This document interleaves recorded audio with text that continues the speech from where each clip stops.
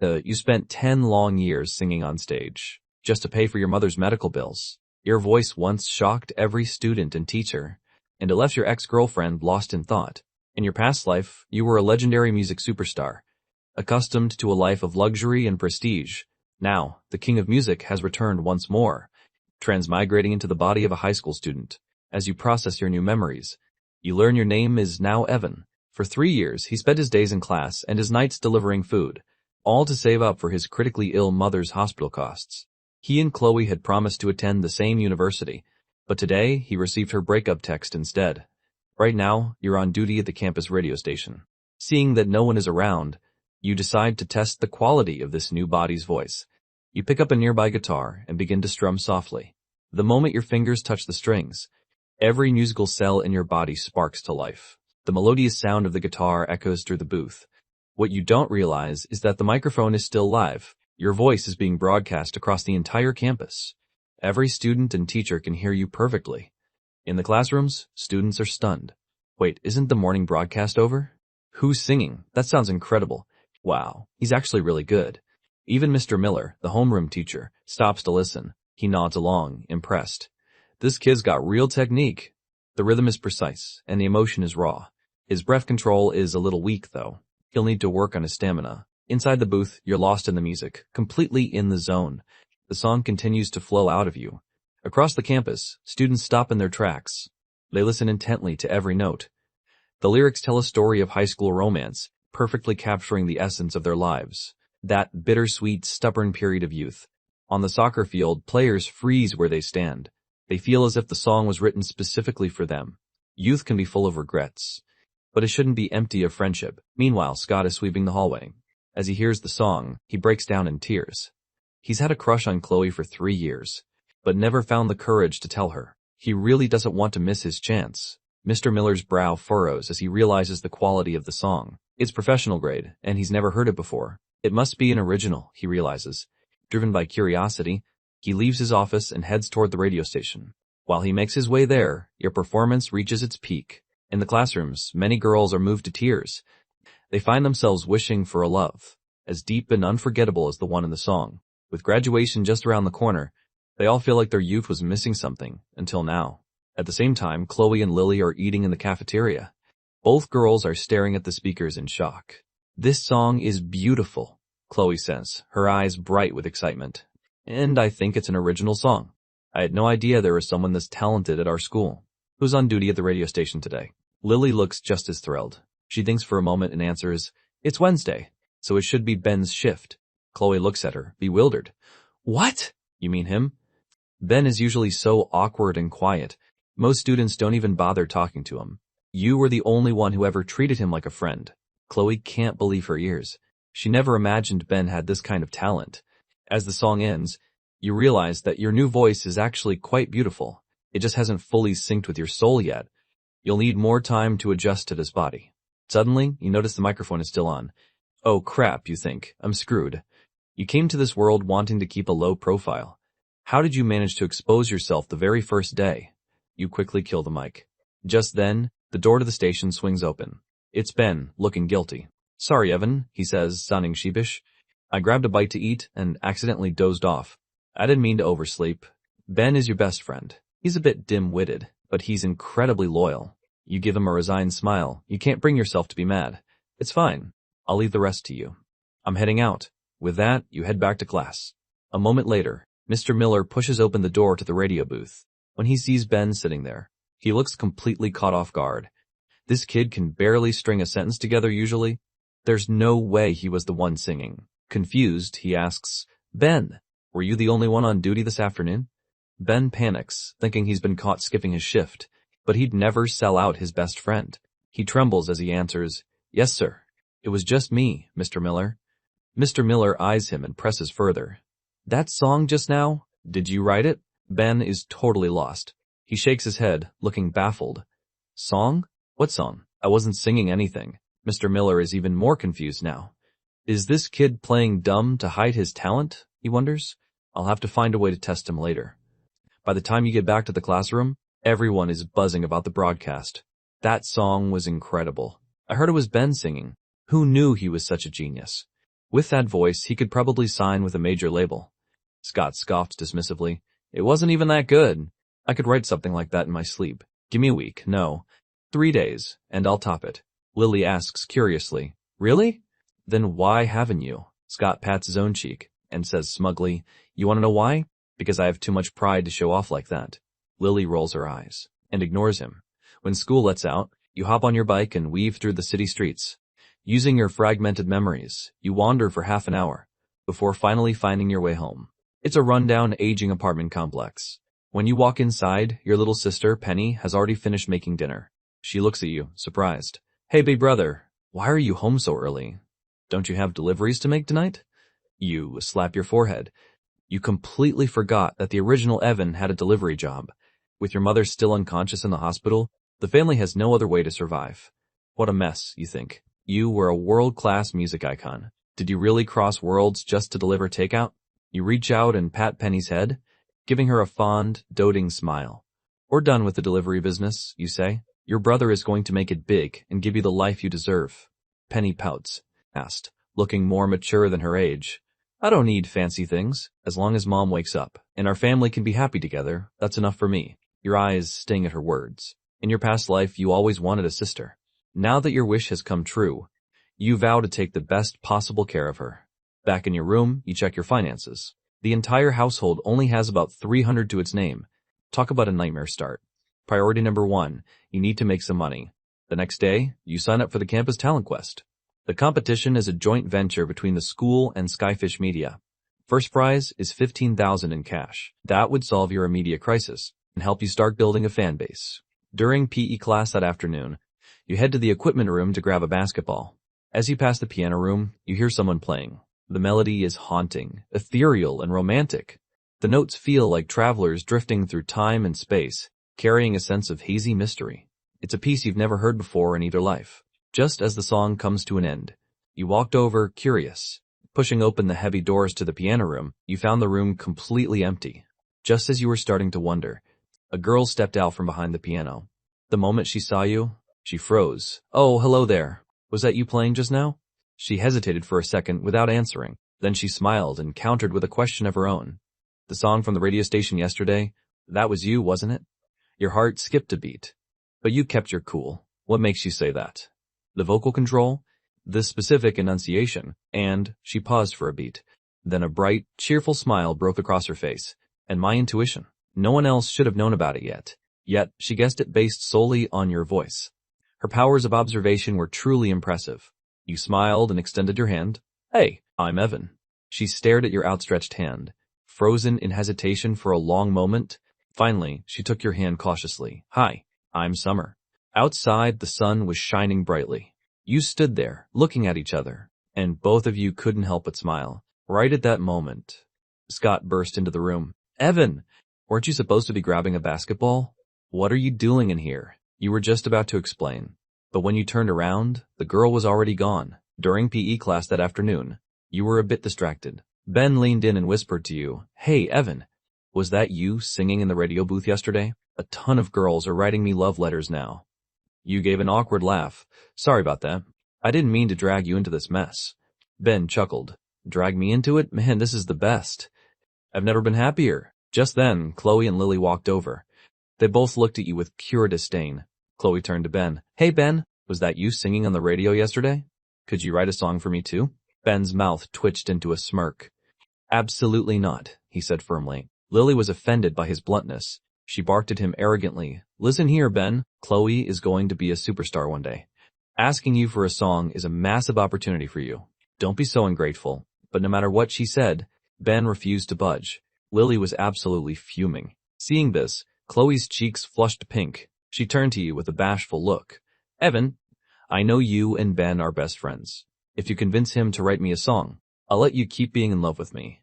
You nearly fainted when you heard that. What kind of delusional logic was that? You gave her a cold, blunt reply. Sorry, not interested. You and Ben walked away immediately. Lily stood there, stunned. Chloe, doesn't it feel like Evan is a completely different person? Chloe let out a sharp huff. He's just playing hard to get, she said dismissively.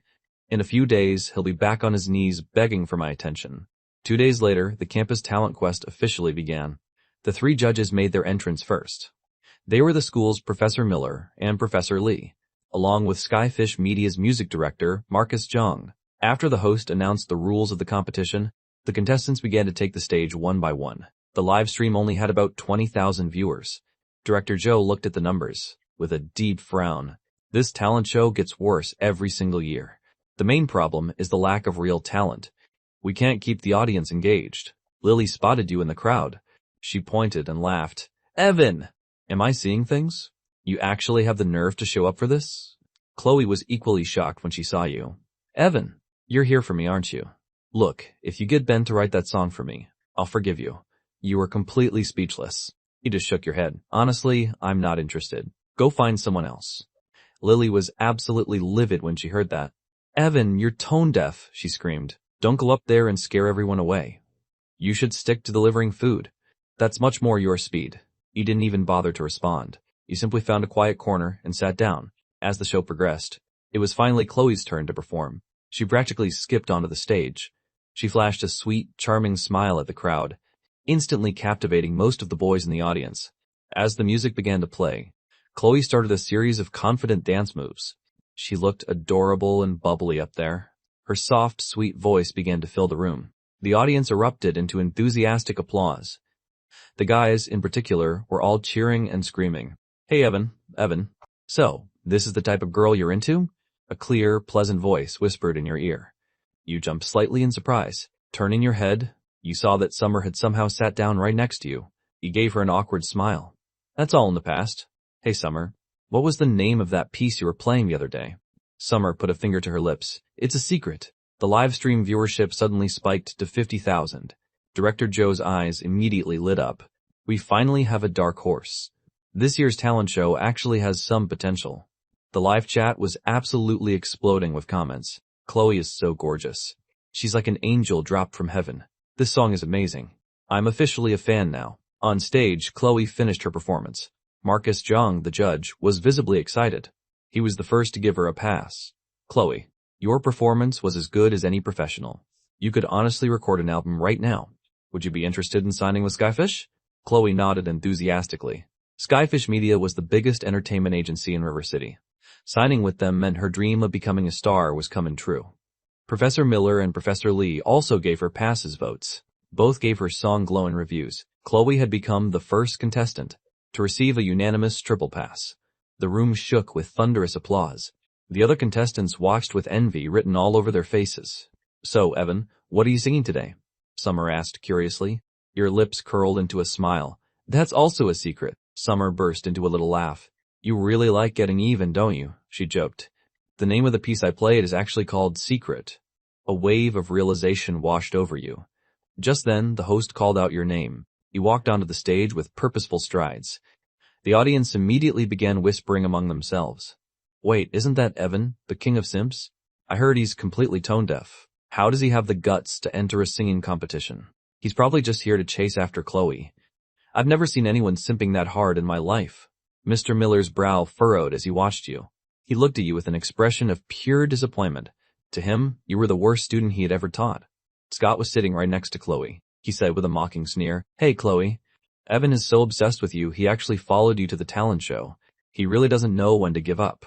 Chloe let out a dismissive snort. If he wants to humiliate himself, she said smugly, then let him. I'm never taking him back. On stage, you walked straight to the piano and sat down slowly. The song information flashed onto the large screen. 10 years, performed by Evan. Lyrics and composition by Evan. The students in the audience were absolutely floored.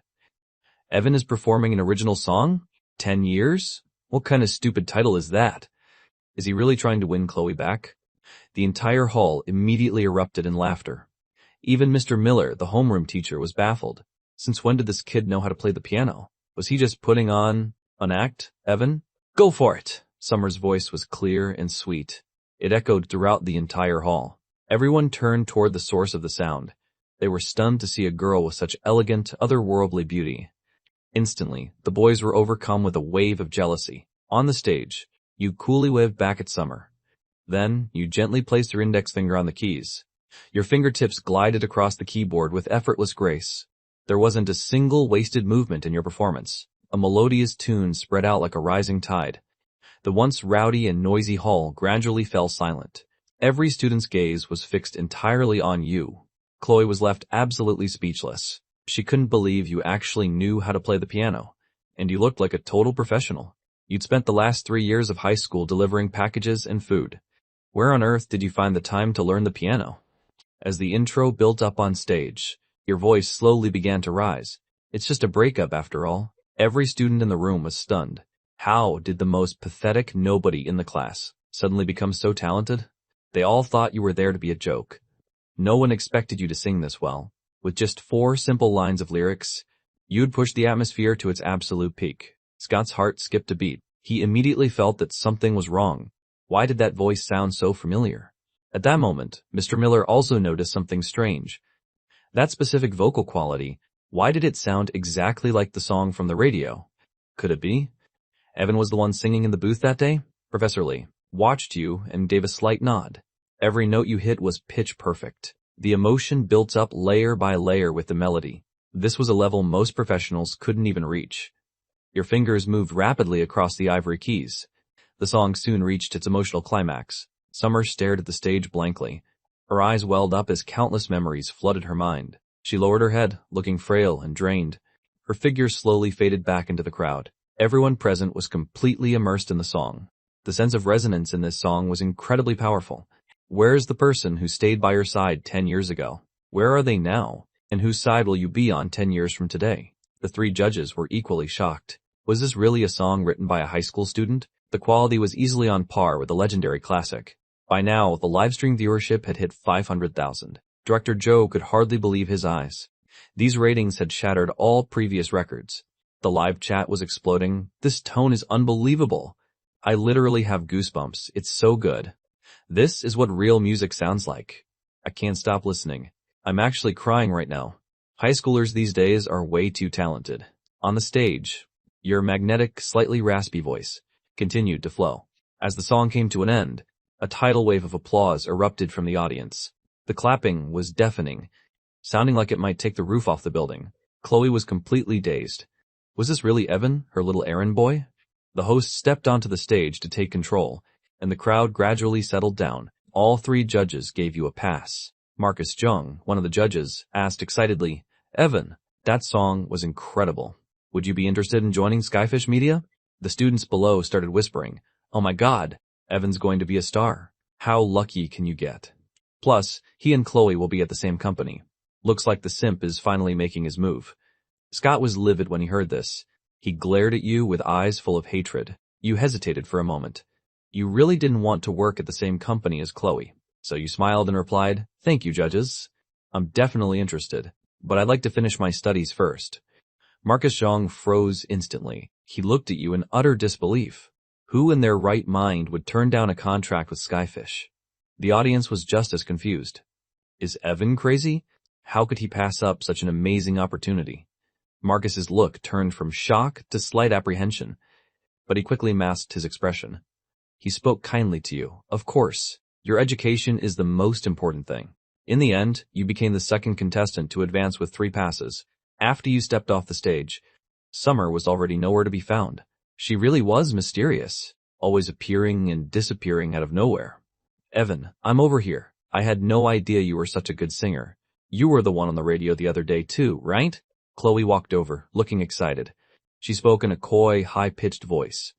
"If you give me a sincere apology and help me write a song, I'll give you another chance." You didn't know whether to laugh or cry. You couldn't understand why the original Evan liked her. A surge of annoyance flared up inside you. "Get lost," you barked at her. Lily and Scott stood there, stunned. Was this actually Evan? When he was around Chloe before, he didn't even dare to raise his voice. That same night, the video of your performance shot to the top of the trending lists. It caused a massive sensation across the internet. Thousands of users were begging for you to release a single. The next morning, the birds outside the window were chirping non-stop. You got up to register the copyrights for your 2 songs. The copyright for A Little Happiness was approved quickly, but the copyright for 10 years actually failed. The system said someone else had already registered it. You were stunned. Who the hell did this? The world is a dangerous place. You realized you'd have to register everything in advance from now on. That afternoon, Ben took you to his uncle's recording studio. You recorded the backing track first. Then you sang A Little Happiness all over again. The staff at the studio were blown away. They said the song was guaranteed to be a massive hit. When you got home, you uploaded the song to Cool Cat Music. After waiting an hour, only a dozen people had listened to it. You felt a bit discouraged. It seemed like you needed to promote the song first. On Monday, Mr. Miller called you into his office. When you walked in, you saw Marcus Jang from Skyfish was there too. Evan, my boy, I had no idea you were such a talented singer. It looks like we're going to have 2 stars in our class. You immediately sensed that the situation was off. This was definitely about signing with Skyfish. So you quickly replied, Mr. Miller, I'm still just a student. How could I possibly become a star? Mr. Miller's expression turned sour instantly. His voice grew stern. Evan, how can you be so stubborn? Look at your grades. You're dead last in the class. What university is going to take you? Signing with Skyfish Media is the best opportunity you'll ever have. You felt a flash of anger. What kind of teacher talks to a student like that? You countered, Mr. Miller. I'm definitely going to university. Worst case, I'll just repeat my senior year. Mr. Miller was fuming at your response. He coughed a few times. You're as stubborn as a mule, he barked. A golden opportunity is right in front of you, and you don't even have the sense to take it. Marcus Jong saw that the atmosphere had turned tense. He quickly stepped in to smooth things over. Evan, at least listen to what we're offering. If you sign with Skyfish, the company will cover all of your mother's medical expenses. We'll also handle your sister's future tuition costs. On top of that, we're looking at an annual salary of $1 million, guaranteed by a 30-year contract. It's total financial security. Seeing you still hesitated, Marcus added one more thing. Your classmate, Chloe, has already signed with me. I hear you two are a couple. We could easily market you as the industry's next power couple. Given your current situation, these terms were undeniably tempting. You narrowed your eyes and asked, I have one question. Since the benefits are so great, what's the catch? Marcus was taken aback. He hadn't expected you to be so sharp. He gave a friendly smile and said, There's no catch, really. You just have to work for the company normally and meet the basic performance evaluations. This guy was clearly treating you like an idiot. Those basic evaluations were usually designed to be impossible to hit. If you failed, you'd be stuck with the bare minimum legal wage. A 30-year contract would essentially lock you away for your entire prime. This wasn't the contract. It was a soul-binding agreement of servitude. In the end, you rejected him without a second thought. Both Mr. Miller and Marcus were furious. Before leaving, Marcus turned to you, his face darkened with anger. Evan! Think this over very carefully. Without the protection of Skyfish Media, you won't last a single day in this industry. His tone was a blatant threat, but it only served to fuel your competitive spirit. You smiled and replied, Well, I guess we won't know until I try. As Marcus watched your stubborn and cold silhouette walk away, he slammed his teacup onto the floor in a rage. Mr. Miller could only shake his head with a sigh. At lunch, you and Ben were eating in the cafeteria. Suddenly, the school's most popular girl, Riley, sat down across from you. Evan, it really is you. You were stunned. Riley, you asked, confused. Is there something I can help you with? Riley raised a perfectly shaped eyebrow and smiled. That song, 10 Years You Sang, was beautiful. Only 10 people advanced in the talent show. The next round is the grand finale, and the rules require every contestant to find a partner. It has to be a male-female duet. Have you found a partner yet? Riley was already a signed singer with Imperial Records and was incredibly popular on campus. If you could get her to perform with you, your chances of winning would skyrocket. You guessed what she was getting at. So you played along. Not yet. I don't suppose I'd have the honor of singing with you? Seeing how quickly you caught on, she gave a radiant smile and agreed. Ben sat beside you, looking incredibly envious. He grabbed your hand and said, Evan, don't forget your best bud when you're famous. After lunch, you didn't head back to class. Instead, you started asking around to find out which class Summer was in. But strangely, no one seemed to know who she was. It was as if she didn't even exist at the school. The whole thing felt incredibly bizarre to you. During PE that afternoon, you let your curiosity lead you back to the piano room. Sure enough, someone was inside playing. Through the window, you saw her. It was Summer. The breeze was gently ruffling her hair, and for a moment, you were completely breathless. Her beauty was easily on par with the school's prom queen. As her fingers danced across the keys, a melodious tune began to flow through the room. She sang softly with her eyes downcast. Her voice was elegant and pure, possessing an almost ethereal, angelic quality. It sounded like a voice from another world. Even you were completely mesmerized. This ordinary high school was clearly more than it seemed, if it was hiding a treasure of a singer like her. She continued her performance, lost in the music. Vocal techniques can be learned, but the ability to create such an atmosphere is pure talent. Summer's talent was off the charts. You couldn't understand why she liked playing piano here, all by herself every time. As the song drew to a close, you gently pushed the door open and stepped inside. Unconsciously, you raised your hands and gave a round of applause, truly impressed. The piano music stopped instantly. Summer jumped in fright, her whole body trembling. She scrambled behind the piano like a startled kitten. You hadn't expected such an exaggerated reaction. Stunned, you quickly apologized. "Summer, I'm so sorry, I didn't mean to scare you. It's just me, Evan." When she heard your voice, she slowly poked her head out. She walked out with a shy, giggling smile. "Evan, it really is you. Why aren't you in class? What are you doing here?" You scratched your head and smiled. "It's PE right now. I thought I'd come by and test my luck. I didn't think you'd actually be here." Summer seemed a little surprised. She asked with a happy glint in her eye. "So, you came here specifically to look for me? Is there something you need?" Being put on the spot like that, you suddenly felt your face heating up. You didn't really have a specific reason. Trying to act cool, you asked, "What class are you in? How come none of the other students know who you are?" Summer didn't answer your question. Instead, she chased after you with a mischievous grin. "Evan, don't try to change the subject. Why were you looking for me anyway?" You wished a hole would open up in the floor and swallow you whole. You were supposed to be a legendary music icon, yet here you were, being teased by a teenage girl.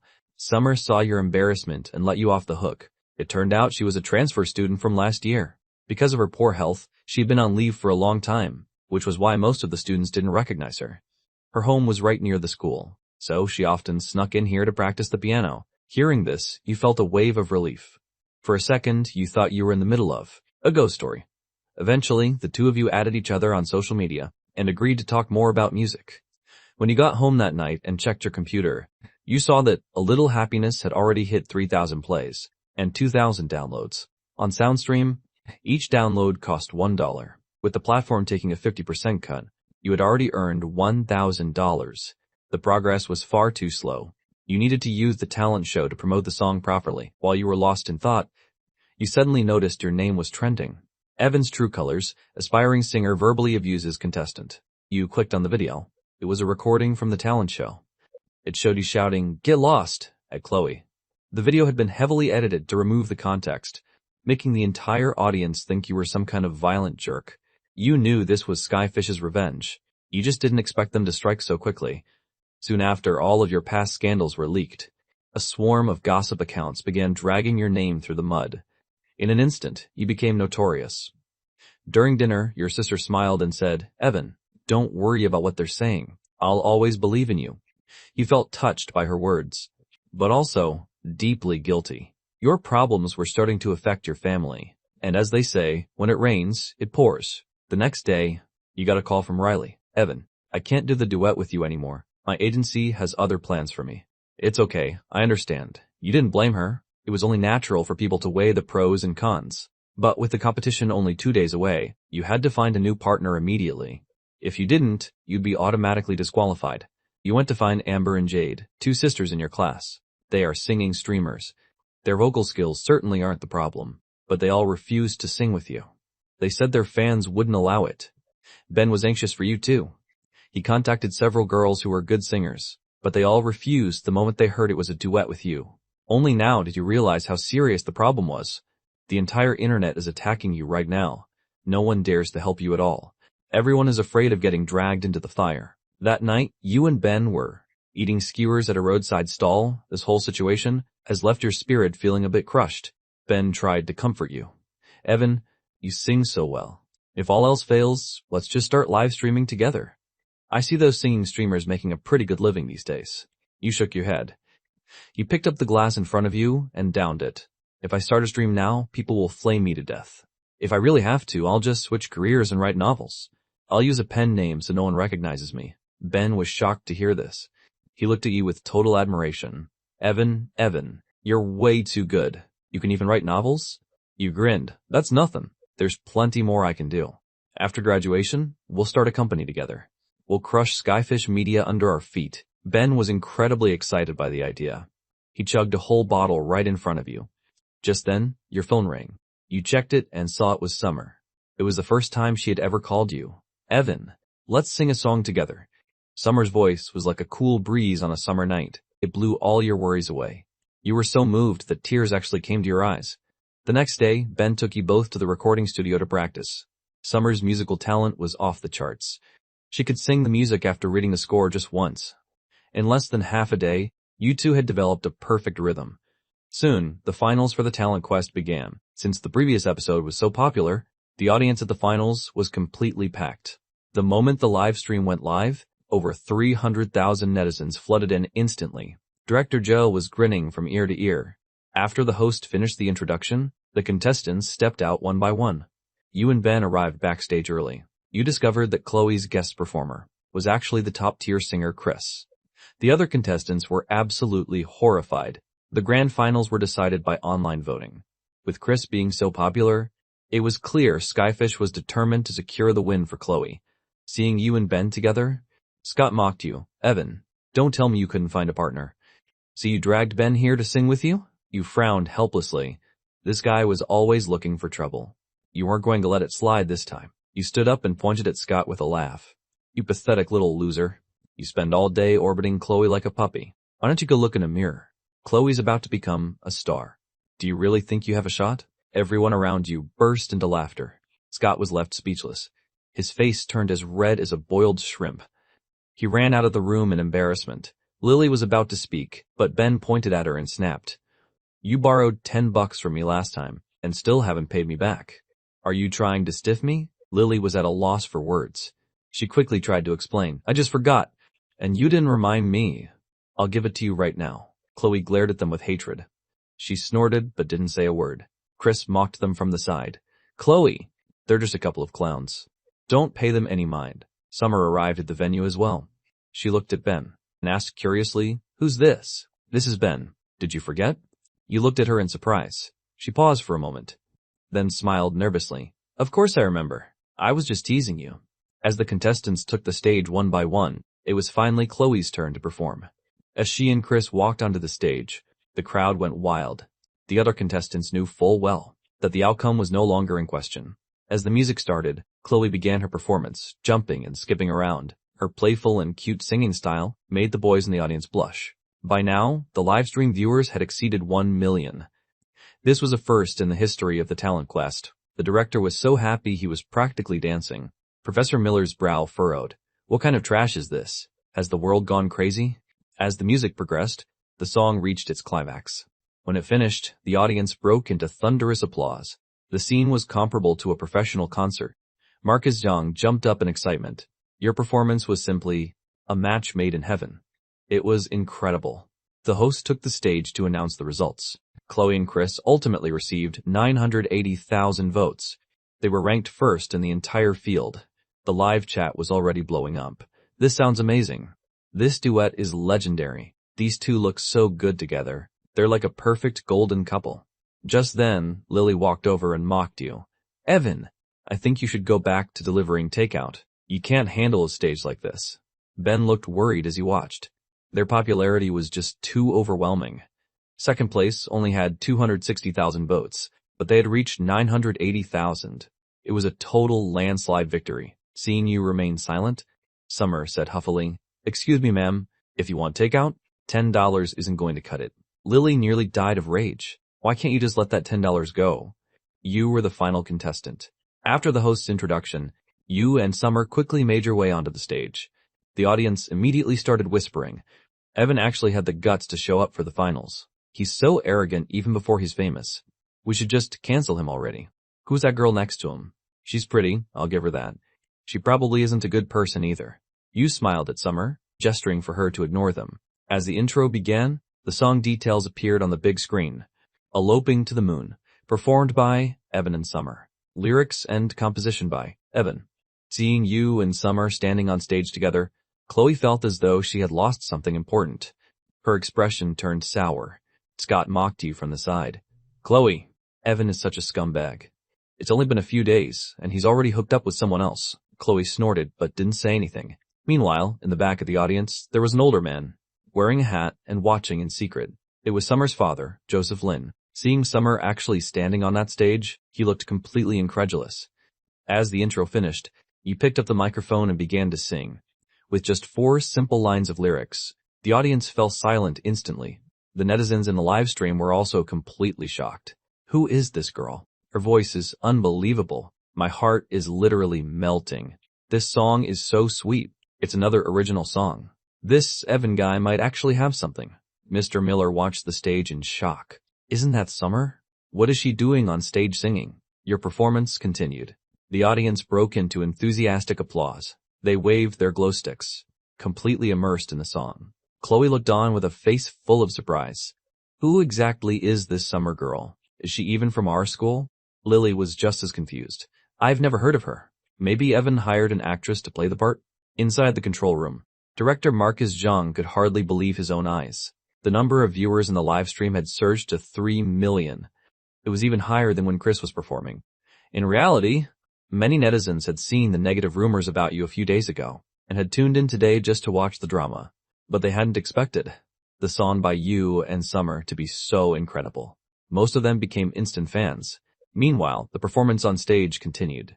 Professor Miller began to clap enthusiastically after listening. Now, this is what music should be. Marcus Zhang shot him a look and muttered under his breath, "You old geezer, do you even want to get paid anymore?" As the song ended, a deafening roar of applause erupted from the audience.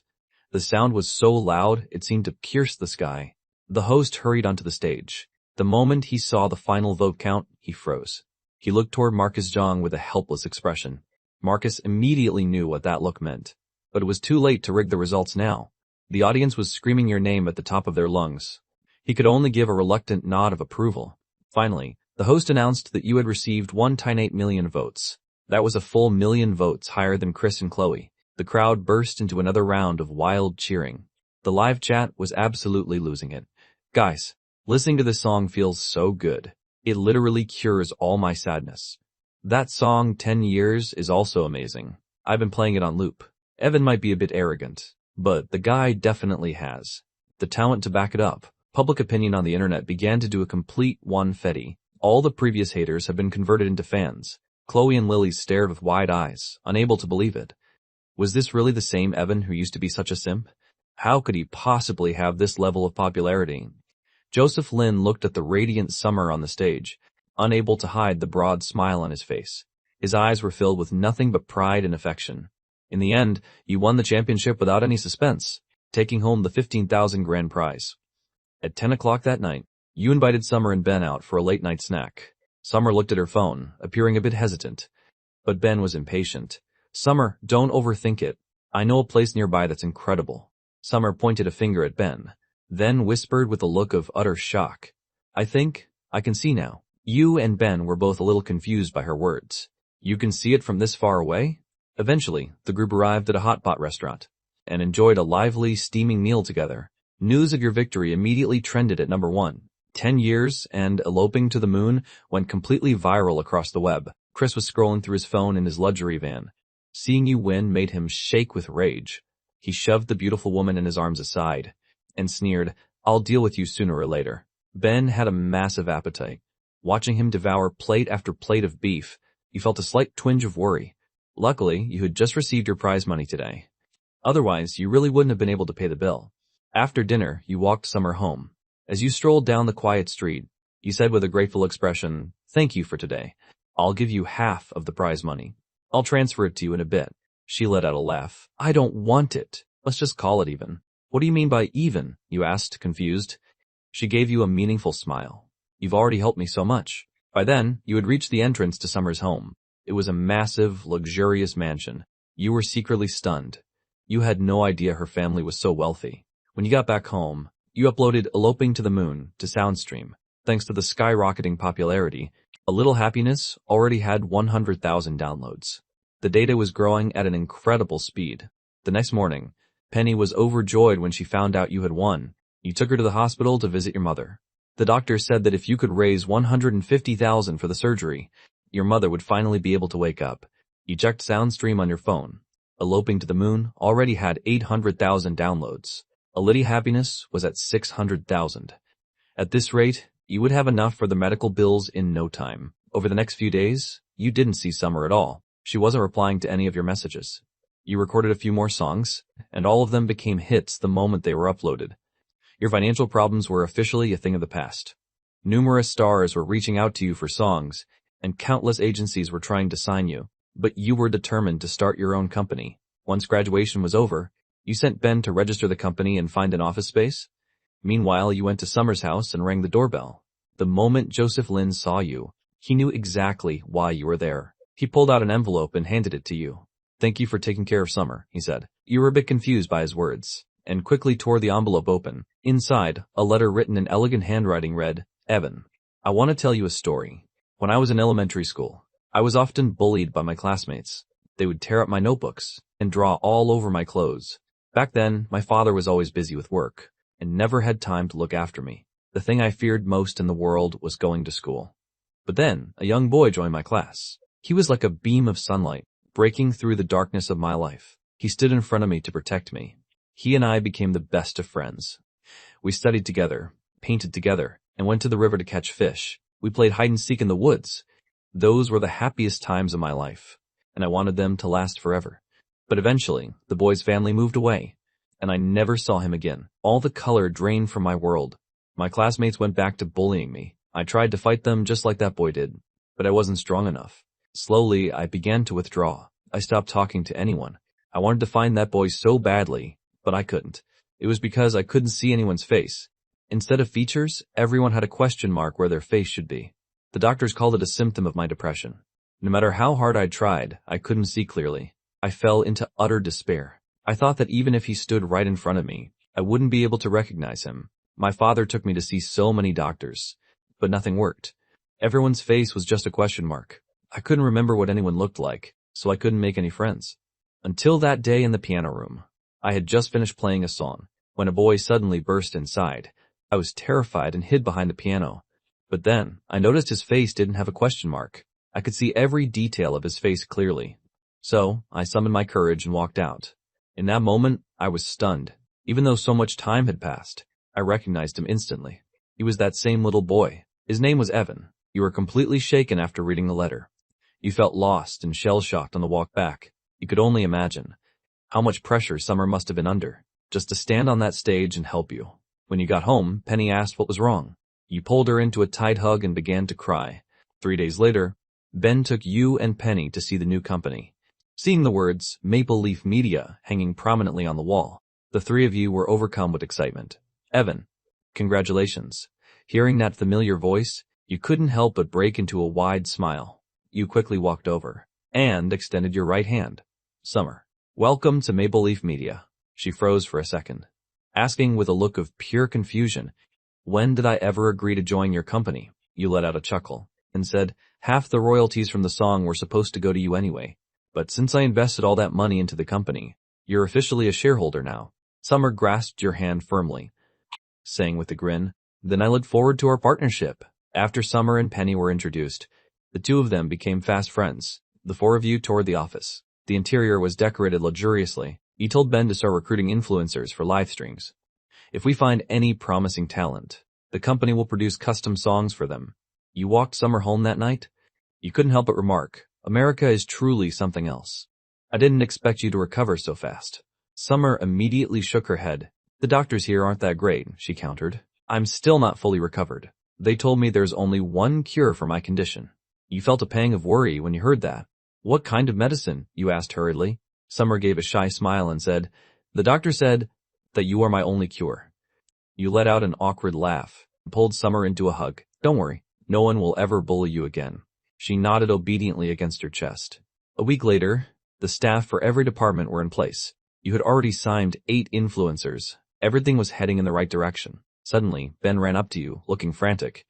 "Eden, Chloe just posted that your song 10 Years is a ripoff. She even uploaded a copyright certificate to prove it." You took the phone from him and looked. "So it's finally happening," you muttered. But you didn't panic one bit. You just left a comment from your own social media account. "I've been waiting for you to pull this. Since you claim you wrote 10 years, let me ask you one thing. What are the 2 specific words in the very first line?" Chloe was completely stumped by your comment. What on earth are those two words, she wondered. Why did Evan have to make everything a riddle? Because you hadn't uploaded 10 years to SoundStream yet, you weren't actually infringing on any copyright. But Skyfish Media hired a massive army of trolls to smear you. Your public image collapsed overnight. Even the company's future began to look bleak. Whenever your influencers went live, the chats were flooded with hate. While you were debating your next move, Director Joe from the Talent Quest gave you a call. Because of your amazing performance in the Talent Quest, I'd like to invite you to be a challenger. On the show, The Ultimate Vocalist. You accepted without a second thought. Chris, Skyfish Media's top talent, was also on the show. If you could take Chris down in a fair fight, the rumors would be exposed as lies. Walking Summer home that night, she noticed you were deep in thought. Don't worry, Evan, she said playfully. You have nothing to fear. If you lose, I'll just take care of you myself. You were caught off guard. Eating soft rice makes my teeth sticky, you joked. I've always preferred the hard way. Summer pouted and laughed. I don't care. You're my medicine, remember? That means I have to look after you. You shook your head with a helpless smile. Soon, filming for The Ultimate Vocalist began. The entire show was broadcast live. You and Ben arrived at the studio early. Chris's eyes widened when he spotted you. Wow, he sneered with a look of disdain. You two hillbillies. Couldn't you at least change into something decent? The other contestants started snickering. Ben was about to snap back at him, but you held him back and found a quiet corner. Evan, Ben asked, clearly frustrated. Why are we letting them talk to us like that? You gave a calm smile and said, we have no status or reputation right now. Nothing you say will change their minds. Don't waste your breath. Let the performance do the talking. Ben nodded, only half convinced. One by one, the contestants took the stage. Soon, it was Chris's turn to perform. He walked out with an air of total confidence. His song was an absolute high-energy track. It had been custom-made for him by a master musician. As the beat intensified, he poured his heart out into the microphone. The atmosphere in the studio reached a fever pitch. His female fans were losing their minds. When the song ended, the audience erupted into a roar of applause. The live stream viewers had already surpassed 10 million. It was a record-breaking night for the show. Director Joe watched the numbers, absolutely thrilled. The reason he had invited you was specifically to create buzz and drama. With the showdown between you and Chris, netizens had flocked to the stream to see the sparks fly. The host took the stage to announce the results. Chris had pulled in 8.69 million votes, taking first place. That meant, if you wanted to win as a challenger, you'd have to outperform him completely. Ben stared at the screen, dumbstruck. There are only 10 million viewers total. How did he get almost all of them to vote for him? The host finally announced your name. You stepped out onto the stage with measured steps. The crowd immediately began to boo and hiss. Aggressive hecklers shouted, "Plagiarism, scumbag!" Get out of the music industry. Summer and Penny watched from the stands, hearts in their throats. Because at that exact moment, the viewership had plummeted to 8 million. That meant, even if every single person watching voted for you, you still wouldn't be able to beat Chris. Many viewers felt the contest was over and started to log off. The numbers were still dropping fast, but standing on the stage, you were oblivious to the numbers. You walked over to the piano and took your seat. Your gaze was steady, your expression calm. Chloe felt a jolt of anxiety watching you. You had that same look when you sang 10 years. She had a very bad feeling about this. As your fingers began to dance across the keys, a beautiful melody filled the air. It was bittersweet, carrying a faint sense of warmth. The song title flashed onto the big screen, Our Dandelion Vow. Performed, written, and composed by Evan. The studio audience fell silent in an instant. The melody was hauntingly beautiful. Seeing that it was yet another original work, many viewers felt their curiosity piqued. As the intro drew to a close, your voice drifted softly into the room. With just 4 simple lines of lyrics, you awakened the dormant memories of youth in everyone watching. The entire audience was captivated. They didn't even dare to breathe too loudly. Listening to the lyrics, Summer remembered her childhood days with you. Her eyes immediately welled with tears. Director Joe watched as the viewership numbers began to climb again. This wasn't the first time you'd done this. He couldn't hide his excitement. Is this guy really about to pull off a miracle? Your performance continued to soar. Chris watched the monitor, his brow furrowed. This song was clearly something special, but he was still extremely confident in his own vote count. In the audience, many people's eyes were already welling up with tears. This song had pulled them right back into their childhood memories. Where were their childhood playmates now? Who still remembered the pinky swear promises they once made? At that moment, the netizens began to share the live stream link with one another. They wanted their own childhood friends to hear this song as well. The word spread from one person to 10, then to hundreds and thousands. The viewership in the live stream began to grow exponentially. Director Joe could hardly believe his own eyes. The number of concurrent viewers soon broke past 20 million. As the song reached its final notes, your voice became even more soulful and tender. When the song ended, the audience was already sobbing uncontrollably. A massive wave of applause swept through the room. The sound was deafening, feeling as if it might lift the entire roof off the building. The netizens behind their screens were also moved to tears. The live chat in the stream exploded instantly. This song is way too beautiful. I cried so hard I ruined my makeup. Evan is amazing. I'm officially a fan for life. With this kind of talent, would he even need to plagiarize? Chloe watched the scene in utter disbelief, her hands starting to clap along unconsciously. In that moment, she actually found herself wishing you would win. Lily, standing beside her, was also completely stunned. Was this really Evan, the invisible nobody from their class? He had actually managed to make even her cry. The host stepped onto the stage to announce the final results. In the end, you received 16.88 million votes, taking first place with an overwhelming landslide victory. Ben jumped for joy the moment he heard the result. He really hadn't expected that against Chris's high numbers. You would still be able to win. Summer and Penny were already crying tears of happiness. When they heard you were in first place, they immediately pulled each other into a joyful hug. In that exact moment, Summer noticed that the question mark on Penny's face had also vanished. That night, you all went out to celebrate with Hot Pot. Summer turned to you with a bright, happy smile. Evan, you were really awesome today. You smirked and gave a small laugh. I know, I'm awesome. Summer playfully mimicked you. Yeah, you're awesome. Ben and Penny burst into laughter after hearing that. They started teasing you too. Yeah, he's awesome. Laughter and joy filled the air of the Hot Pot restaurant. Watching your happy teammates in front of you, you let out a genuine, happy laugh. After leaving the Hot Pot restaurant, Riley complained with a look of pure envy. You big eater. You eat so much every time but never gain any weight. I'm so jealous I could die. Justin just smiled and kept quiet, changing the subject. Want to go for a walk somewhere? He couldn't exactly tell her that he hit the gym in secret every day, pumping iron all by himself. Justin had a specific reason for working out every day, and it was quite purposeful. The first reason was the usual, to stay healthy and fit. The second was because he wanted to emulate. Imagine dragons from his past life, showing off his physique during his concerts. To put it bluntly, he wanted to flex. Yes, that's right. Justin worked out specifically so he could flex, not just at his concerts, but more importantly, when the time was right, he could flex in front of Riley. The reason he didn't tell her was simply because he wanted to surprise her with his physique later. What a simple, humble pursuit. While Justin was lost in his thoughts, Riley hugged his arm, noticing it felt significantly firmer. Let's go walk around campus, she said. Okay, Chapter 92, the song in the studio. At this time of night, the students of Oceanfront International University of the Arts had just finished their evening self-study sessions. Their figures could be seen in every corner of the campus.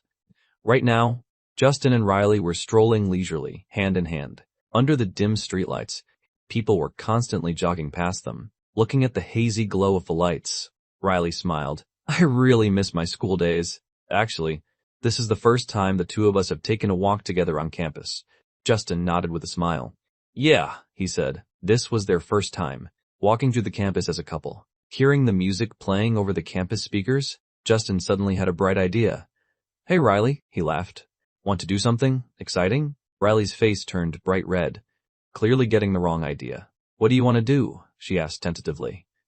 The lighting was too dim for Justin to notice Riley's change in expression. Instead, he looked toward the campus radio station. Let's go into the studio and sing a song, he said. Oh, Riley realized she'd overthought things. She tried to act calm. Okay, sounds good.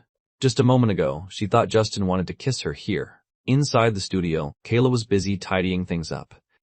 Once this song finished playing, her work for the day would be done. She was getting ready to head back to her dorm. In the past, she used to force Chase to do all this work. But now that Chase wasn't around, she had to do everything by herself. Damn it, Kayla muttered as she packed away the equipment. Every time she thought of Chase's smug, cheeky grin, she just wanted to punch his lights out. Damn it, Chase. 4. Sounds like someone misses him. Riley suddenly appeared behind Kayla and pulled her into a tight hug. Kayla recognized Riley's voice immediately. Riley, she exclaimed in surprise. You're here! The two friends were happy to see each other. Then, Kayla spotted Justin standing behind Riley. Her face turned red instantly. Justin was here too? Did that mean he had just heard everything she said? Normally, it wouldn't matter. If Riley heard those things, the two of them told each other everything, even the most scandalous details. But it was a different story if Justin heard it. Justin was Chase's best friend. What if he went and told Chase everything? Kayla's heart was racing with anxiety. Justin, you are absolutely not allowed to tell Chase what I just said. Do you hear me? Kayla gave Justin a threatening look. Justin gave her a wide, innocent grin. No problem, but in his head he was thinking, don't worry, you miss him, don't you? I'm going to go back tonight and egg him on to come to campus. Man, he really was such a helpful guy. Riley and Kayla spent a few minutes catching up. When Kayla found out why the two of them were there, she immediately insisted on being part of it. Of course, she wasn't going to sing. She insisted that she had to be the one to handle the backing track. She didn't care about anything else. She just wanted to feel involved. As for whether she'd get in trouble for it, Kayla wasn't worried at all. If Principal Miller knew Justin was back and wanted to sing in the campus studio, he'd probably call a press conference on the spot. Justin and Riley stood in front of the microphones. Justin adjusted the equipment with practiced ease. Once everything was set, he looked at Riley. Ready? Riley took a deep breath and nodded. I'm ready. It was strange, but she was actually feeling a little nervous. She hadn't even been this nervous when she performed on stage with Justin on the talent show. Justin smiled and switched on the microphone. He cleared his throat and began, Good evening, everyone. I'm one of your announcers today, Justin. Riley laughed and followed up. Good evening, everyone. I am Justin's partner and girlfriend, Riley. Hearing those two voices, the students across the campus were stunned. What was that sound just now? What's going on? If I heard right, the people on the radio said, they were Justin and Riley, right? Holy crap, for real? The two of them are in the studio? My idol is back at school. Damn, let's go, let's go. Let's head over to the studio and see. The students throughout the academy were buzzing. Justin was a living legend at Oceanfront Arts Academy now. He was the idol of every single student. Now that they had a chance to see their idol in the flesh, how could they not be excited? Even the instructors who were on duty were left dazed when they heard that voice. Justin is back? Is that for real? Let's ask Professor Zhang. Professor Zhang, hey Zhang, was that your student's voice just now? Professor Zhang, sipping his herbal tea, said cheerfully, That's my student, all right. The kid just loves surprising people. See, here's another one for you. The entire office was filled with the sounds of other instructors scoffing. Professor Zhang laughed, thoroughly enjoying the moment. The more the other teachers scoffed, the happier he felt, because he knew it was nothing but pure jealousy. Jealous that he had such a brilliant student. Of course, there was one person in the whole school who, upon hearing Justin's voice, remained completely unfazed. That would be Justin's unnamed roommate. Compared to everyone else, seeing Justin was easy for him. To be honest, he even knew what color underwear Justin used to wear. He didn't see what the big deal about Justin was. A bunch of people who've never seen the world, getting all worked up for nothing. Back in the studio, Justin said with a smile, Unfortunately, we don't have any stories for you today, but we do have a sweet little song. Riley added with a laugh, I hope this song, in these early days of spring, can bring a warm feeling to everyone. A group of students chatted as they walked toward the studio. Are they going to sing? Awesome. A duet. Just then, a voice filled with a fresh, clean quality rang out from the speakers. I've heard this song. It's a little sweet. Someone immediately called out the title, and the voices of Justin and Riley began to ring out right then. Pick an apple and wait for you to pass by the door. I'll hand it to you to quench your thirst. Like a Coke in the summer, like cocoa in the winter. You're the right person at the right time. Listening to their singing, couples sitting on the campus benches leaned in closer to each other. Couples walking hand in hand on the path also tightened their grip on one another. And those in the bamboo groves and bushes, well, the single dogs running around campus felt like they'd been hit by a critical strike 100 times over. But the critical strikes didn't stop there. The lyrics, so sweet they made you want to. Fall in love, continued to echo through the school. It's you who makes my life only need your harmony from now on. Love needs to be carefully carved. And I am Michelangelo, sculpting the happiest style with all my heart. Sculpting the happiest style with all my heart. P.S. A Little Sweet by Silence Wang Feet. BY2. Lyrics composition, Silence Wang. Chapter 93, Guess What? Just as Justin and Riley finished their song, Principal Miller arrived. The moment he saw Justin, "Mayor," flashed his trademark beaming smile. "You two lovebirds came back to school without even giving me a heads up," Justin replied with a smile. "It was just a spur-of-the-moment thing, so I didn't notify you, Principal." Principal Miller also knew the news that Justin was about to challenge for the title of Music God. To be honest, when he first heard that Justin was aiming for the title of Lyricist and Composer God, he was so excited he nearly passed out. Why couldn't Oceanfront International University of the Arts compete with other top-tier schools? It was because none of the students who graduated from there had ever achieved the status of Lyricist or Composer God. If Justin succeeded in becoming a music god, Oceanfront International University of the Arts would surely see its prestige rise accordingly, reaping massive benefits. Unfortunately, Justin was being targeted by a joint offensive from the top 3 entertainment giants. However, even if Justin failed to become a music god this time, it would still be enough to make Principal Miller proud. After all, besides Justin, who else could be targeted by so many music legends and superstar singers all at once? Miller patted Justin's shoulder to encourage him. "Good luck next month. The school will always support you." As soon as he said this, the students peeking in from outside also began to shout their support. "That's right. Good luck, Singer Justin. We'll always support you." So what if they're music gods? Crush them. The peak of Chinese style is invincible. Our senior is a god among men, taking them on 1v9. If people on the outside heard what these students were saying, they'd probably laugh their heads off.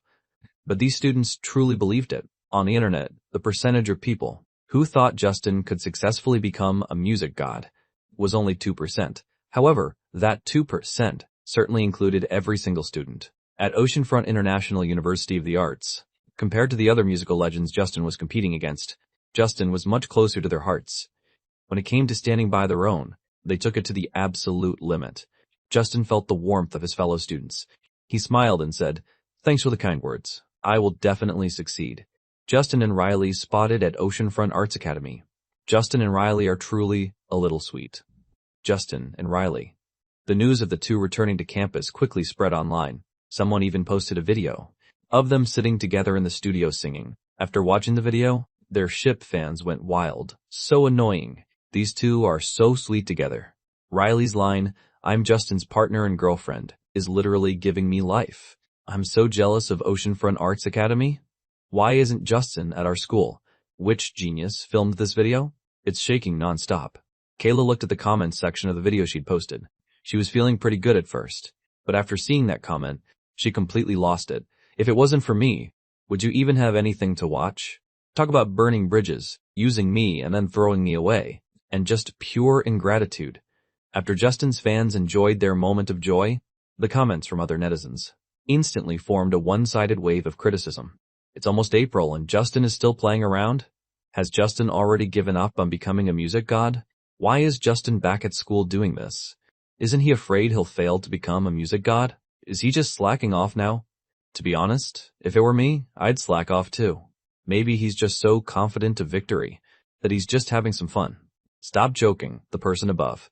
1v9 and confident of victory? You've got to be kidding me. Because of this, netizens grew even more skeptical of Justin. I don't think Justin is slacking off though. Maybe he really is that confident in his victory. Marcus Jang sat on the sofa and took a sip of tea, speaking slowly. "Is that so? Marcus, why do you have so much faith in Justin?" Wu Yuan, the legendary lyricist from Bright Star Media, asked in return. Marcus set down his tea, thinking back to the first time he had been on the show, The Creator, and met Justin for the first time. Back then, he never would have imagined that a trainee could, in just a few short months, grow to such an incredible level. But Justin had indeed achieved it. In his eyes, Justin was a truly miraculous young man. Marcus smiled. Mrs. smiled, not answering Lu Yuan's question directly, but instead speaking with deep meaning. "He is someone who is very good at making miracles happen." Matthew also spoke up then. "That kid really is a bit of a wonder." The debut song of Justin's group, Azure, had been composed by Matthew himself. So, he and Justin had crossed paths before, and he had seen with his own eyes how Justin improved. The work of the dance master, Jing Kaikai, a newcomer who had just debuted, improving the work of a dance master. It was truly unheard of. Wu Yuan couldn't stand hearing the two of them praise Justin so much. He spoke up. "You two are being way too humble. Regardless, I think He definitely won't be able to escape our grasp. Suddenly, a spark of inspiration hit Matthew. He egged Marcus on. Hey Marcus, why don't you ask Justin if he's really that sure of himself? He knew Marcus had Justin's contact info. Once Matthew said that, Wu Yuan also grew interested. Wu Yuan stood beside Marcus, poking him with his finger. Ask him, ask him, ask him. It's not like it'll kill you. Marcus helplessly pulled out his phone, found Justin on social media, and sent a straightforward message. Marcus, Justin, you think you've got what it takes to take down us old fossils?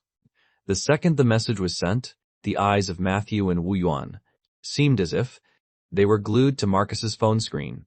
They didn't look away for a single second. Not long after, a reply came. Justin, Marcus, why don't you take a guess? Chapter 94, no lead single. Take a guess? Oh, for the love of this kid, look at my temper flaring. Wu Yuan exploded instantly. He grabbed a chair and moved as if to smash Marcus's phone. The chair was frozen mid-air. Wu Yuan suddenly realized that Marcus and Matthew weren't even trying to stop him. Out of the corner of his eye, he noticed that the two of them were actually looking at him with joyful grins. Marcus, in particular, had a look of pure anticipation. Wu Yuan looked at Marcus's already cracked phone and immediately realized what was going on. The guy wanted a new phone. Wu Yuan let out a dry chuckle, set the chair down, and let out a long breath. I guess that next month, this kid is definitely going to fail. First place is mine. His words were filled with unparalleled confidence. He was confident in his own skills, and he was confident in the skills of his partners. After saying that, Wu Yuan walked away with his hands behind his back. Marcus watched Wu Yuan's receding figure and sighed. What a shame. I really thought I was going to get a new phone. He had literally been waiting for Wu Yuan to smash it. Matthew laughed and said, Wu's been scammed by you too many times. He's finally caught on. Wu Yuan had a very explosive temper. Whenever he got angry, he loved to smash things. Marcus had used this to scam Wu Yuan many times over the years. Whenever he wanted to replace something, he would intentionally or unintentionally provoke Wu Yuan. Then he would place the item he wanted to replace, right where it was easiest for Wu Yuan to reach. Once Wu Yuan broke it, Marcus would naturally demand that Wu Yuan pay for a replacement. Thinking of this, Matthew said, Marcus, you really should be better to yourself. Marcus smiled and waved a hand. Don't try to talk me out of it, he said cheerfully. It's no use. Seeing this, Matthew gave a helpless smile. Fine. When you have time, take me to see those students of yours. Marcus's face brightened with joy. Of course I can, but you can't show up empty-handed. I definitely won't come empty-handed. Matthew gave Marcus a deep look, sighed helplessly, and waved as he also left the room. Could Marcus Zhang, a veteran king of singers, really not afford a new phone? Of course not. It was just that he used every cent of his money on charity work. Replacing a phone was a simple matter for him, but he believed that by skipping a new phone, he could provide one more warm coat for a child. Living in a remote, impoverished area, to him, that made it worth it. As for the phone, as long as it still worked, it was good enough. Time ticked away steadily. April arrived as scheduled. The homepages of the 3 major music platforms were updated with the recommendations for this month's new songs. 4 promotional images rotated in sequence. In terms of securing resources, the 4 top entertainment companies had reached a draw. When the 4 giants clash, it's the small fries who suffer. This month's featured spots only featured recommendations from the big 4. Of course, even if they gave those small companies a feature, they wouldn't be able to get a drop of profit this month anyway. In the eyes of many singers, this month was already being called the War of the Gods.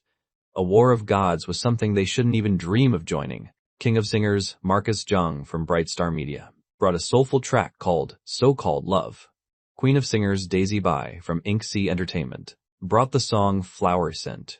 King of Singers Andy Ann from Huawen Entertainment brought an inspirational song called On the Road.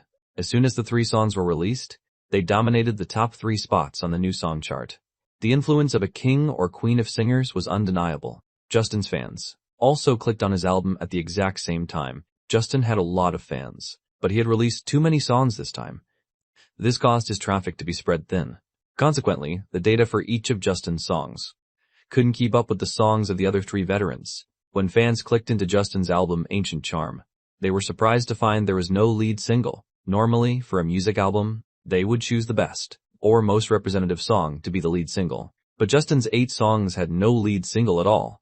Someone asked in the album's comments section, "Hey guys, does anyone know which track is the lead single?" Adding myself to the confused list +1. It seems like there just isn't a lead single. Maybe Justin forgot because he's under too much pressure lately? That shouldn't be the case. Justin's fans continued to discuss it in the comments. At the same time, in the professional industry group chats, people also noticed this issue. Hey, did you guys see this? Justin's album doesn't have a lead single. What? No lead single? Has he been scared out of his mind? He actually forgot the lead single? Surely not. Have you guys considered another possibility? What possibility? No lead single means that every single song is the lead single. P.S. The songs mentioned in the previous chapters were all made up by me. Any resemblance is purely coincidental. Chapter 95. Every song is a lead single. Thinking of that possibility, everyone in the chat group gasped. But the probability was incredibly low. But it's not zero. I mean, maybe, probably not, right? After those words were spoken, they all realized that not a single one of them dared to explicitly deny that possibility. Finally, someone couldn't take it anymore, and spoke up. Wesley, I've watched you guys talk for ages without saying anything of substance. Why don't you just go listen for yourselves and find out? Right. Brilliant idea, my friend. Wait, friend's my foot. Isn't that the legendary songwriter, Wesley? Even a lyricist god has shown up. Holy crap. Go for it, Mr. Wesley. Crush Justin. Let's go. Listen to the big shot. Let who have a listen. The previously buzzing chat group instantly went silent. Wesley finally breathed a sigh of relief. Listening to that group talk was starting to make even him nervous. Every track is a lead single? How could that be possible? As a veteran composer, he didn't believe that Justin, a newcomer, could produce an album where every single song reached the caliber of a lead single. In his eyes, songs of that level were found by chance, not sought by effort. They required pure inspiration plus a massive stroke of luck. Nevertheless, Wesley found himself opening his music app and clicking on Justin's new album. The homepage for Ancient Rhymes listed a total of 8 songs, all sorted alphabetically. There was indeed no designated lead single. The first track, East Wind Breaks. Wesley clicked play. An elegant, traditional melody began to flow. Wesley listened, nodding to himself in secret. This opponent of his was indeed formidable.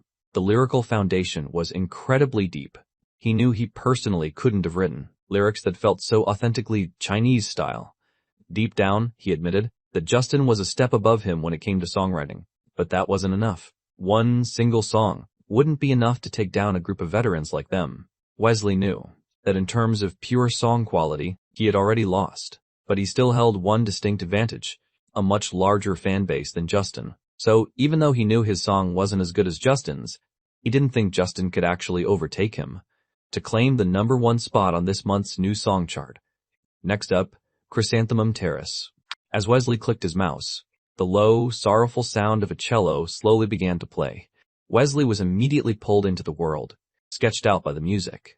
Your tears are fragile, carrying a hint of pain. The pale crescent moon hooks onto the past.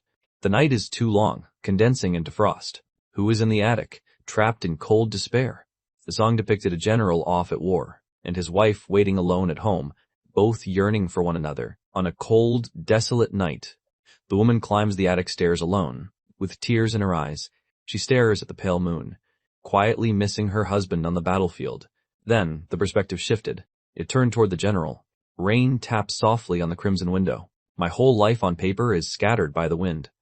Dreams turn into a wisp of fragrance in the distance, carrying the memory of your face away with the breeze. The general's longing for his wife, intertwined with his hopes for personal glory and duty. Wesley was now completely immersed in the singing, feeling as if he were that general far away on the front lines, trapped in an endless internal conflict between his long-missed wife and the pursuit of never-ending fame on the battlefield. How was he supposed to choose?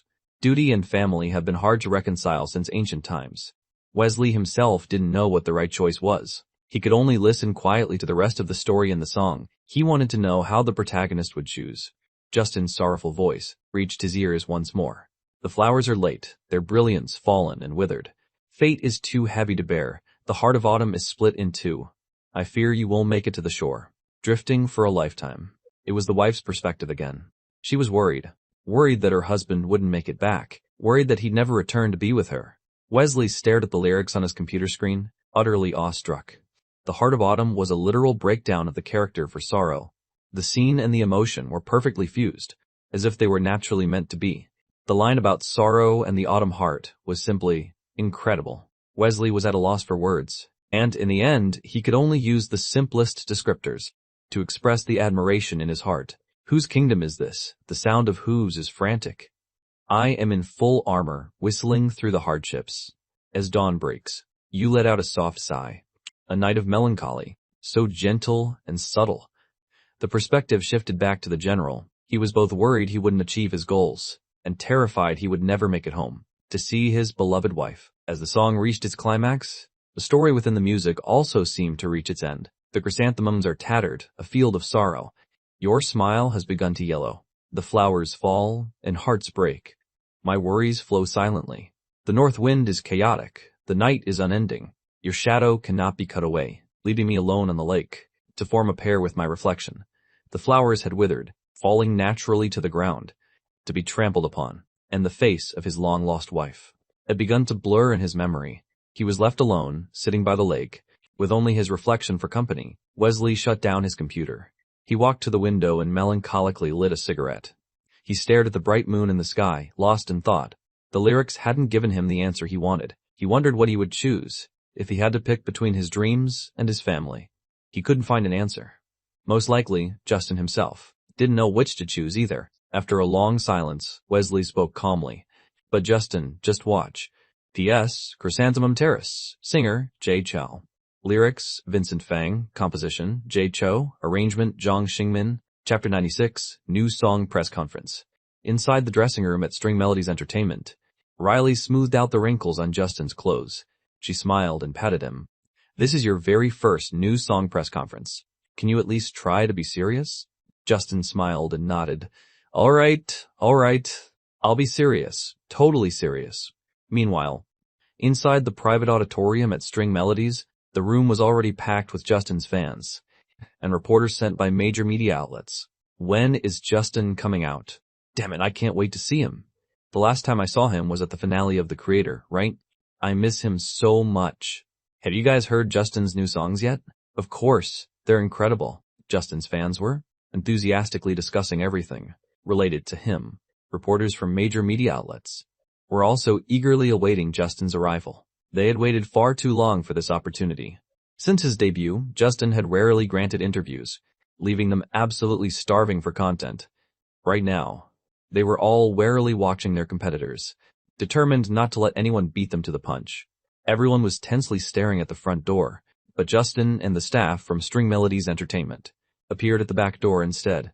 The moment Justin entered, he planned to head straight for the stage, but then he heard two fans in the back row discussing him. Justin's interest was instantly piqued, so he tiptoed up behind them to eavesdrop on their conversation. The two of them were wearing matching outfits, clearly a young couple. The boy asked expectantly, Justin should be out any minute now, right? The girl nodded helplessly and said, Yeah, he'll be out soon. You've already asked me 10 times. The boy scratched his head sheepishly. Well, I've never seen Justin in the flesh before. I'm just curious. The girl let out a long, heavy sigh. Who else could she really blame? After all, she was the one who had led her boyfriend down this path of no return. 3 months ago, she had recommended Justin to him. Who knew that her boyfriend, who had never cared for celebrities, would fall for Justin so quickly? He was actually more obsessed than she was now. Since they shared the same hobby, she should have been happy about it. But she couldn't help but feel that things were getting a bit weird. The girl looked at the fanatical glint in her boyfriend's eyes. After hesitating for a long time, she finally blurted out the ultimate trap question. Who do you choose, me or Justin? The fanatical look in the boy's eyes suddenly flickered. Why are you asking that all of a sudden? Overhearing the question, Justin immediately pricked up his ears. He poked his head over and asked the boy, Yeah, who do you choose? The boy stared at Justin, who had suddenly appeared out of nowhere. He instantly gasped, Justin. The girl was just about to get angry at that answer. When she saw the head sandwiched between them, she took a closer look, then screamed at the top of her lungs. Ah! Justin, I love you. Sensing something was wrong, Justin quickly dodged. The young couple ended up accidentally kissing each other. Justin let out a long breath of relief. Luckily, his reflexes were fast. He almost lost his purity right then and there. With the couple's outburst, the rest of the audience spotted Justin as well. The entire room instantly surged with excitement. Justin's here. Justin, I want to have your babies. Wait, look at that couple. They're actually making out in front of everyone. Being single is annoying enough as it is. Justin, this month's top spot is definitely yours. We'll always support you. Justin made his way through the crowd and onto the stage. He picked up the microphone and said with a smile, "Thank you all for coming to my new song press conference. I am truly honored to have you here. Now, if you have any questions, please feel free to ask." The moment Justin finished speaking, a sea of reporters' microphones shot up toward him. A massive wave of questions poured in all at once. Immediately, the staff from String Melodies Entertainment stepped in to control the scene. "Please, everyone, settle down. One at a time. We have plenty of time for everyone. Now, we will call out the names of your media outlets one by one. Please wait until you are called before asking your question." At those words, several reporters immediately lost their enthusiasm. Their little scheme had been ruined. Some ill-intentioned reporters were hoping to take advantage of Justin's first ever news song press conference. They assumed he wouldn't know the ropes, so they could throw tricky, loaded questions at him to generate clickbait headlines. Who would have guessed that String Melodies wouldn't give them that chance?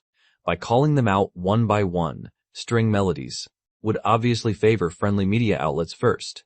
Reporters further down the line might find themselves with no questions left to ask. After all, once the early birds finished, what else would be left to say? A staff member from String Melodies Entertainment looked at the deflated group of reporters and gave a scornful laugh. "You've got to be kidding me. Did you really think you could dig up dirt on our String Melodies treasure? Don't you know our manager song is Justin's biggest fanboy?" Chapter 97. Chinese Style is the GOAT. Under the direction of the String Melodies staff, the Q&A session began in an orderly fashion. A beautiful reporter from Xuanwu.net asked with a smile, "Rumors say that you've already given up on challenging for the Music God title. What is your take on that?"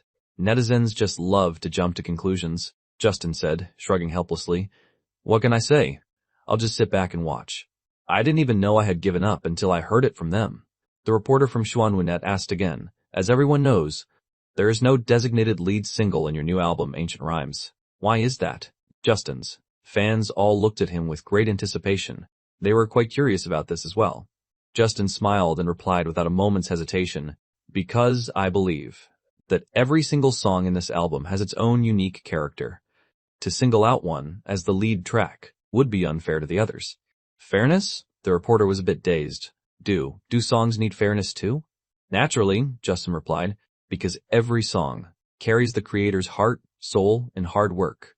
After hearing those words, the reporter's eyes were filled with stars. To be perfectly honest, she was a huge Justin fan herself. Is this how a top-tier creator thinks about his own music? Ideally, a reporter isn't supposed to let their personal emotions show during an interview. But she just couldn't help idolizing Justin. What should she do? Looking for advice. It was urgent. But the other fans in the audience didn't have those kinds of professional reservations. No wonder Justin's songs are so good. It's because they have souls.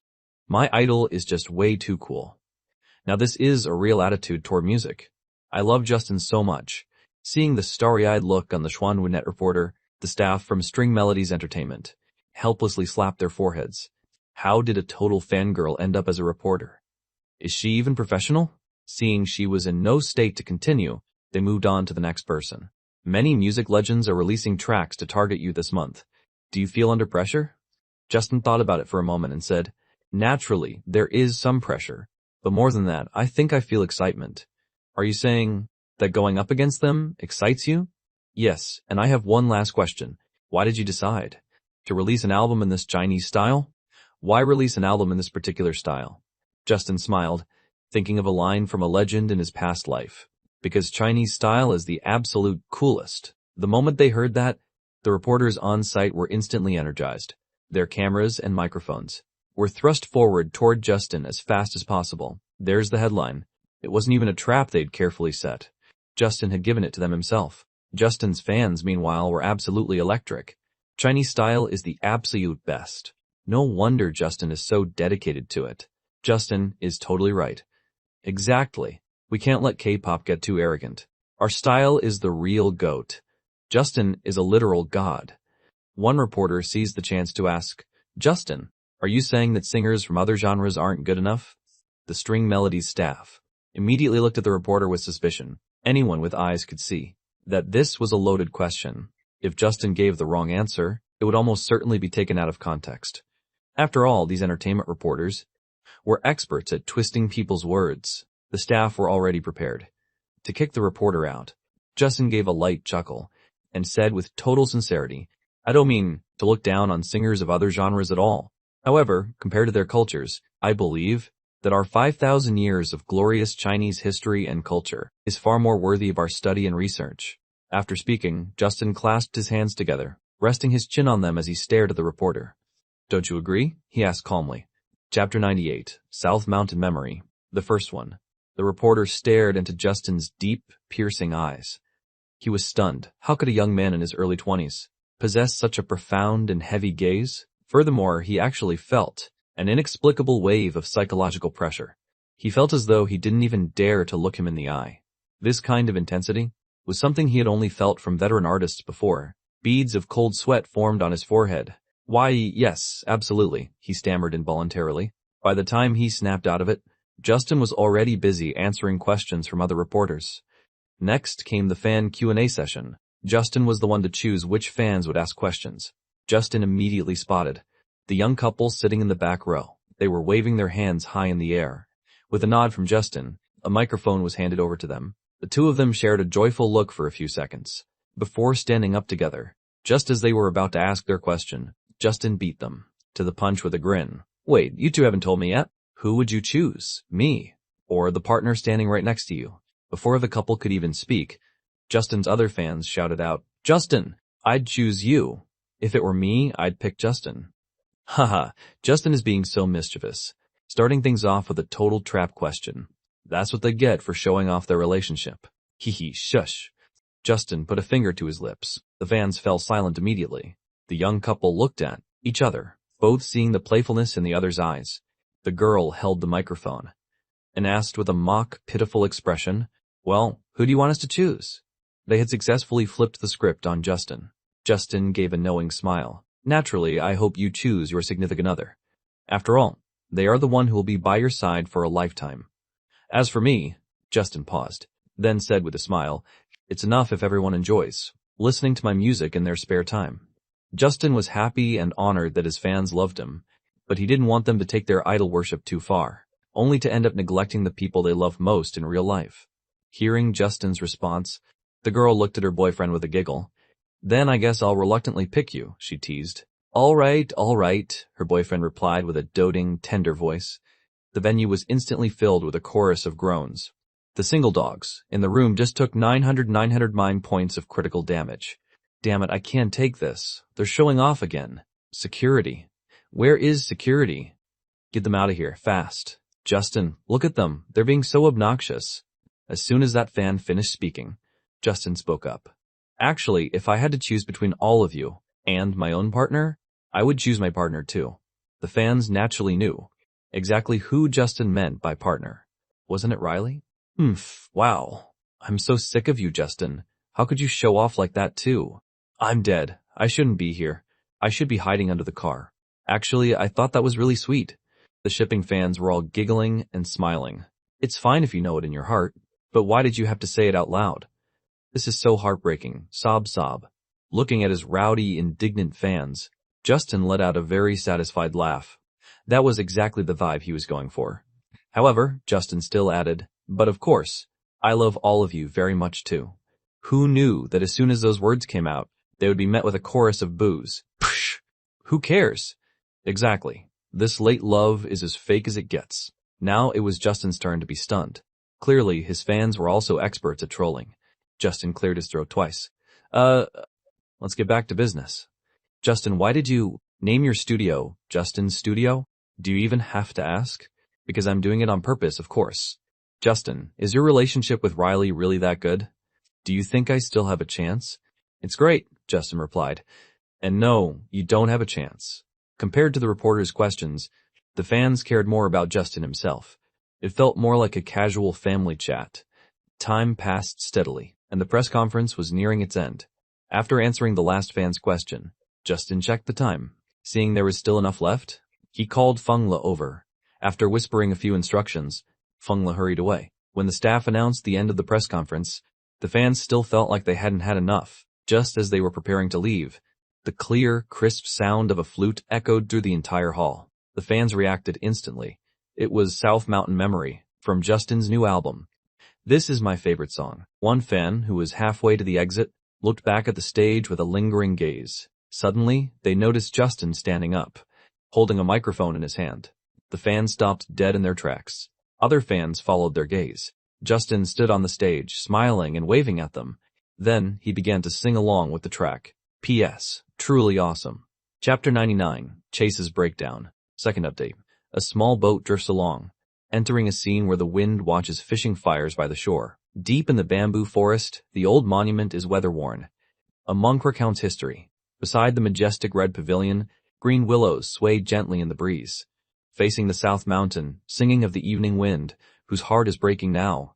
In Justin's past life, South Mountain Memory was a song with lyrics by Vey and music by Lee Yi-jae. It is said that the inspiration for the lyrics came from the 5 Thoughts on Separation by the Tang poet Yuan Zhen. Having seen the vast sea, other waters are not worth mentioning. Beside the clouds of Mount Wu, no others can be called clouds.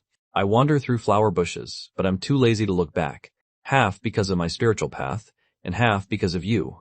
This was a classic Chinese-style song. As Justin sang, the fans who had already left the hall stopped in their tracks. They listened intently to Justin's voice, watching the fireflies under the moon alone, lighting up a page of loneliness, recalling those words you said about loving me. Flowers bloom and then they fall. Even through reincarnation, there is no result. Let the snow on the stage tell me that you never returned. Some say the theme of this song is about living as a hermit, while others say it's a song of mourning. But Justin felt the song was more like a fusion of both. After his most beloved person passed away, he no longer had any heart for anything else. He became indifferent to life, and retired to the mountains to face the South Mountain alone. In truth, a song of mourning is also a love song. Thinking back to years ago, fireworks filled the sky as you held me quietly. The sound of silk and bamboo instruments lingered, making one forget all worries. Like a fleeting dream, the stars shone through clearly. There are no heroes. The restless mind is now locked away. But after you left this world, I never smiled again. The slightly melancholic melody, combined with Justin's soft and warm vocals, allowed a subtle sense of emotion to spread through the hearts of the fans. It caused their originally restless hearts to gradually calm down. It allowed them to truly feel the sorrowful emotion within the lyrics. Some fans began to sing along softly to the music, recalling those words you said about loving me. Because several fans had started to sing along, the rest of the audience found their courage, and they all began singing with Justin. The venue no longer felt like a new song press conference. It felt more like Justin's own personal concert. In the backstage area, Sam watched the scene on the monitor, completely stunned. He had been worried that Justin's lack of experience would cause him to mess up the conference today. Who knew Justin would be even more professional than he was? Turning a press conference into a full-blown concert, not bad at all. Justin, you're the GOAT. On stage, Justin watched his fans as they enthusiastically joined him in the chorus, and his smile widened. This was what true happiness felt like to him. Justin gripped the microphone tighter, raising his other hand with a grin. Everyone together now. Flowers bloom and then they fall. Even through reincarnation, there is no result. Let the snow on the stage tell me that you never returned. As the song came to an end, before the fans could even clap, Justin was the first to start the applause. You guys sounded amazing. It's a good thing I debuted early. Otherwise, I'd be in real trouble. At Justin's joke, the fans erupted into laughter. A joyful energy filled the entire hall. To them, Justin didn't feel like some distant idol. He felt like a close friend. Then you better keep writing great songs, Justin. Keep singing your heart out. And don't forget where you started, or else we'll debut just to take you down. See ya, Justin. I'm heading out. Bye, Justin. Don't you dare slack off like Jay Chu. See ya. You better keep grinding. Justin nodded with a smile. He waved his hand. Goodbye, everyone. Once all the fans had left, Justin finally walked out of the auditorium. Riley was already outside waiting for him. The moment she spotted him, Riley stepped forward and grabbed Justin's hand. She tilted her head, looking at him, with a smile. I'm gonna be like you. She had clearly been backstage, watching the entire press conference from start to finish. Justin gave her a cheerful nod. All right, you show off. Oh, give me a break. Chase had just walked up to them. He was about to congratulate Justin on a successful launch, but then he overheard their conversation. He muttered irritably, Ugh, I've had a bad enough day as it is, and seeing you two show off your relationship makes it even worse. Justin teased him on purpose. What's wrong? Is our love guru in a bad mood today? Chase rolled his eyes. If it weren't for the sake of Justin's happiness, there was no way he would have let himself be saddled with that love guru nickname. But that wasn't even the worst part. The worst part was that it seemed like the nickname was starting to stick. Chase let out a long sigh. Do you guys know where Leo went? Where? Justin and Riley asked in unison. He went back to Austin, Chase said loudly. Then he realized that Justin and Riley were looking at him like he was a total idiot. Justin patted Chase on the shoulder. I know you're stressed, but take a breath. First of all, what does Leo going back to Austin have to do with you? Why are you so worked up? Chase's eyes were bloodshot. As he glared at them, he went back to Austin and found a girlfriend. Your friend? Yeah. Isn't that a good thing? Justin asked, confused. No. Chase clutched his head in agony. The problem is, he used the techniques I taught him. Is that move even humanly possible to use? How did he actually succeed with it? P.S. South Mountain Memory. Singer, Vey. Lyrics, Vey. Music, Lee Yijie. Chapter 100, The Legendary Soulful Stare. Third update. Riley remained perfectly calm upon hearing this shocking news. This was exactly what she expected from Chase's personality, but Justin was genuinely shocked. After all, he knew what Chase was really like. Justin cautiously pulled Chase aside and whispered, Holy crap. I had no idea you actually had that kind of talent, man. Chase shrugged and said helplessly, I don't even know how he did it. The method I taught him isn't something a normal person would ever do. Justin grew curious. What method? He was genuinely interested. How did his friend, who had been single since birth, manage to teach Leo a trick that landed him a girlfriend so quickly? Chase looked at Justin with a soul-weary expression. Are you sure you want to know? Positive. Summer had somehow appeared next to them without them noticing. Chase looked at Justin, then looked at Riley. Then he pointed to his own eyes, the soulful stare. What's that supposed to mean? Neither Justin nor Riley quite understood. Right then, Kayla's voice called out from the distance. What are you guys talking about? Chase looked at Kayla, then asked the other two. You want to see what it means? Justin and Riley nodded. In perfect, synchronized unison, Chase let out a sigh and began walking toward Kayla. Watch closely, he said as he walked. I'm only demonstrating this once. Watching Chase's determined silhouette, Justin nodded like a proud father. I'm so proud of my boy, he thought. Hey Chase, I'm talking to you. What are you guys discussing? Kayla looked at Chase, but Chase didn't say a word. He just stared intently into Kayla's eyes. Kayla wasn't about to back down and glared right back at him. However, her body began to lean back involuntarily. With a soft thud, Kayla's back hit the wall. She was trapped, Kayla whispered tentatively. Chase, what are you doing? Hey, beautiful. Will you be my girlfriend? Watching the scene unfold, Justin's mind was screaming, holy crap!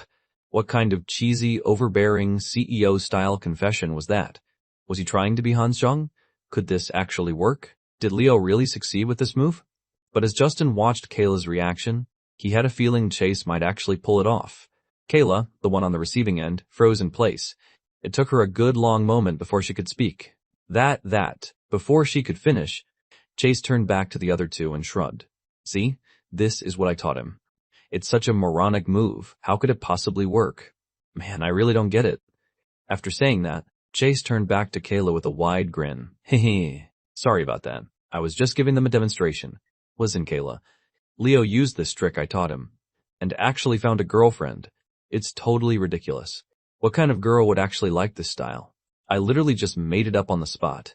Chase continued to rant to Kayla about his profound theories, totally failing to notice that the look in Kayla's eyes was shifting. The blush on her face was rapidly being replaced by fury. She was radiating a murderous intent that practically reached the sky. Chase, go to hell? A stomp to the foot, followed by a straight right to the gut. The combo was executed with fluid, deadly precision.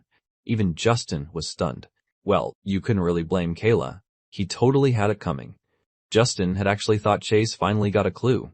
Who knew he was still as hopeless as ever? He really needed to sit Chase down and fix that blockhead of his. 10 minutes later, Justin dragged a limping Chase back to the studio. Riley stayed behind to comfort the absolutely fuming Kayla as they headed back. Everyone else had already been sent home by Justin. The busy day was finally over. Justin and Chase were the only two left in the studio. Chase was sprawled across the sofa, letting out a series of pained groans. Ow, that Kayla girl hits way too hard. With a temper like that, how is she ever going to get married? Justin gave a dry chuckle. You totally had it coming. What the hell, Justin? Are we even friends?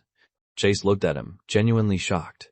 He couldn't believe Justin wasn't taking his side. Justin slapped his own forehead. Let me spell it out for you. Kayla likes you, man. Chase was stunned once again. His face was a total map of confusion. Justin let out a sigh. Believe me or not, but if you hadn't turned away and started talking nonsense, she would have said yes to you right then and there. No way. Chase still looked skeptical. Justin continued, who knew you'd pull a stunt like that? How is that any different from playing with someone's feelings? Peesh. Emotions aren't something you should use to test people, and they're definitely not something to joke about. Now, tell me the truth. Do you actually like Kayla or not? Yeah, I like her. Then go get her. Chase left. He left as fast as his legs could carry him. Justin suddenly felt like a proud father watching his son grow up. I'm actually quite proud of myself, he thought. Now, Justin was truly the only one left in the studio. He went back into his office and opened Spotify. He turned his attention toward the new song chart. P.S. Damn it, I failed. Haha. Could you give me another chance? 3 updates today was the absolute limit. Handsome guys and beautiful ladies. Chapter 101, the new song chart. E1 on the new song chart, So-Called Love, by Marcus Jang. 1522 million hype points. 2 on the new song chart, On the Road, by Andy Ann. 11 million hype points. 3 on the new song chart, Flower Scent, by Daisy Bai. 10.87 million hype points.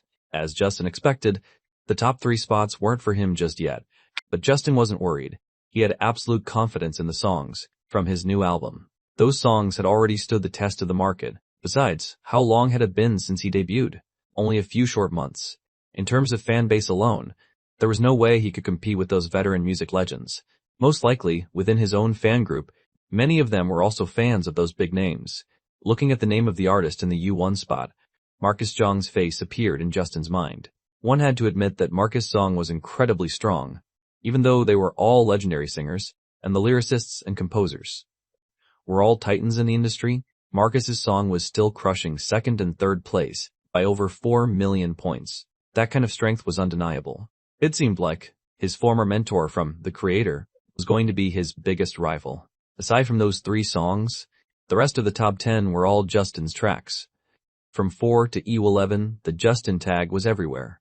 Wait, looking at the list, Justin said in surprise, why is this song's hype so high?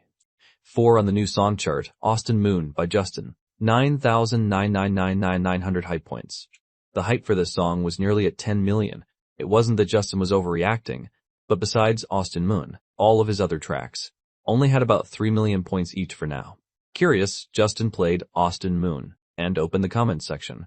Whose light was stolen away so early? A simple robe, unrefined, remembering 10 years of study in the cold, now reading leisurely under the lamp, a companion by my side. A lifetime of empty fame is nothing but an illusion. As the music played, the fans' comments appeared before Justin's eyes. I grew up in Austin. Listening to this makes me so homesick. Did Justin live in Austin for a while? How does he know our city so well? This is beautifully written. Austin, yes, yes, yes. This is exactly how you promote my city. Did the people in Austin pay Justin? I can't believe he wrote such a song for them. This makes me want to take a trip to Austin right now. Austin welcomes you with open arms. Go check Twitter, everyone. The Austin Tourism Bureau is already inviting Justin to come visit. They invited me? Why didn't I know about this? Justin opened Twitter to check, and sure enough, he saw the Austin Tourism Bureau had tagged him. Furthermore, he also discovered a trending topic, Justin's Austin Moon, showing you exactly how beautiful Austin is. Seeing that trending title, everything clicked for Justin. No wonder Austin Moon had so much more hype. So, that was it. Meanwhile, inside the Austin Tourism Bureau, the music was echoing through the halls. Austin moonbeams spilling over the heart. Under the moon, you still look like you did back then. Too many scars, hard to speak from the soul, sighing that it felt like an ordinary day at the time. Austin moonbeams, cool as a pear blossom rain. Whose side are you on today? Hometown moonbeams, etched deep in my heart, but the tears from back then will no longer fall. Victor Vance was already over 60 years old, and his hair had turned white. He'd been serving as the director of the Austin Tourism Bureau for 19 years now. For the past 19 years, he had dedicated himself to promoting Austin's tourism industry. He had achieved quite a bit of success, but he still wasn't satisfied. He always felt that Austin's current tourism traffic didn't match the fame it deserved. That was until recently, when he suddenly noticed a massive spike in tourism. It far exceeded his expectations. Initially, he thought his latest campaign had finally paid off, but after some investigation, he found the truth. It was all because of a young singer who had released a song called Austin Moon. According to the tourists who had arrived, the vast majority of them had listened to the song and developed a sudden longing for the city. Victor didn't believe it at first. After all, he had checked Justin's background and found that Justin was a local from River City through and through. How could someone from River City understand Austin so well? But once Victor actually listened to Austin Moon, he began to doubt if he was even from Austin himself. Somehow, Justin understood the city better than he did. It was truly unbelievable. What he didn't know was that Justin might not understand Austin, but the legend from Justin's past life certainly did. In Justin's previous world, the song Austin Moon was originally created by a local, Vay. After Victor Vance listened to the song one more time, he couldn't help but marvel. I could never get tired of this. Looking at the comments section of the song, filled with netizens saying they wanted to visit Austin, Victor opened up the promotional videos he had filmed for the city in the past. Previously, he felt that the videos he had made were flawless, but now he felt like they were missing something. After thinking about it, he realized what they were missing was a song like Austin Moon. Once he realized this, Victor immediately called his assistant. Go contact Justin. We must secure the partial rights to Austin Moon at any cost. Money is no object. I'm going to use it to promote our city. P.S. Austin Moon. Singer, Vay. Lyrics composition, Vay. I've got writer's block. Can we skip the update count again? Chapter 102. I'm just nervous, okay? Later that evening, at Justin's house. Justin's mom, Sarah. Sarah was repeatedly refreshing the new song charts on her phone. She was mumbling to herself while she scrolled. Just who do these people think they are? They're so old, yet all they do is bully my son. Don't you agree? Arthur? Sarah turned around. She saw her husband, Arthur. He was typing away frantically on his keyboard. Standing beside him was a little helper, Sophie. That's it, Dad. Get him. He's a hater. That one, and that ID over there. He insulted Big Brother too. And more. There's even more. Sarah looked at the computer screen. She found Arthur. He was logged into Sophie's Twitter account. He was in a heated argument with a crowd of netizens. Sarah couldn't help but roll her eyes. She didn't even have to guess. Sophie couldn't win the argument on her own, so she ran to her dad for backup. As for Arthur, just looking at his hands, typing fast enough to leave after images, you could tell he was no ordinary man. She just didn't know what the fuss was about this time. Usually, when Sophie asked Arthur for help scolding people, Arthur would refuse. He might even give Sophie a lecture. Why was he so fired up today? Sarah narrowed her eyes slightly. The blurry text finally came into focus for her. User happy-go-lucky. Justin is really washed up. It's been 2 days already. Not a single song has cracked the top 3. He's definitely going to fail his challenge to become a music god. User, the walker, exactly. He's totally mediocre. I don't know where he gets the nerve to be so arrogant. User Muggle Planet. I think Justin's lyrics are just generic fluff. Completely meaningless. Sweat emoji? Sarah finally understood her husband.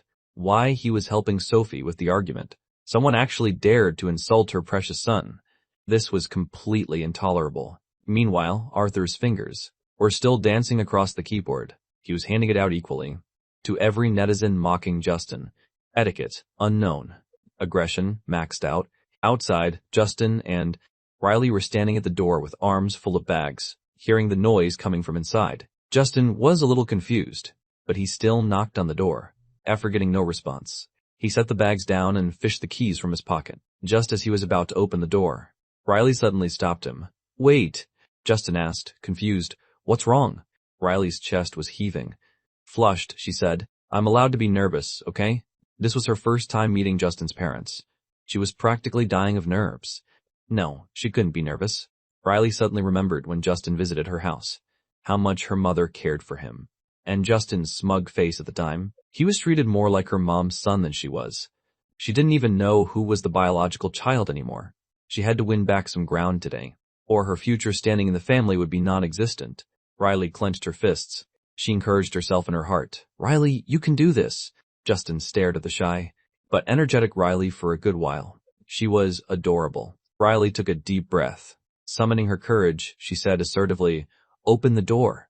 Yes, sir, Justin replied playfully.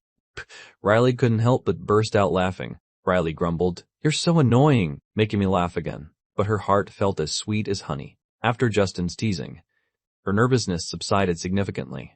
"But I'm still not letting you off the hook. Today, I, Riley, must win a round in front of your parents." Whoa.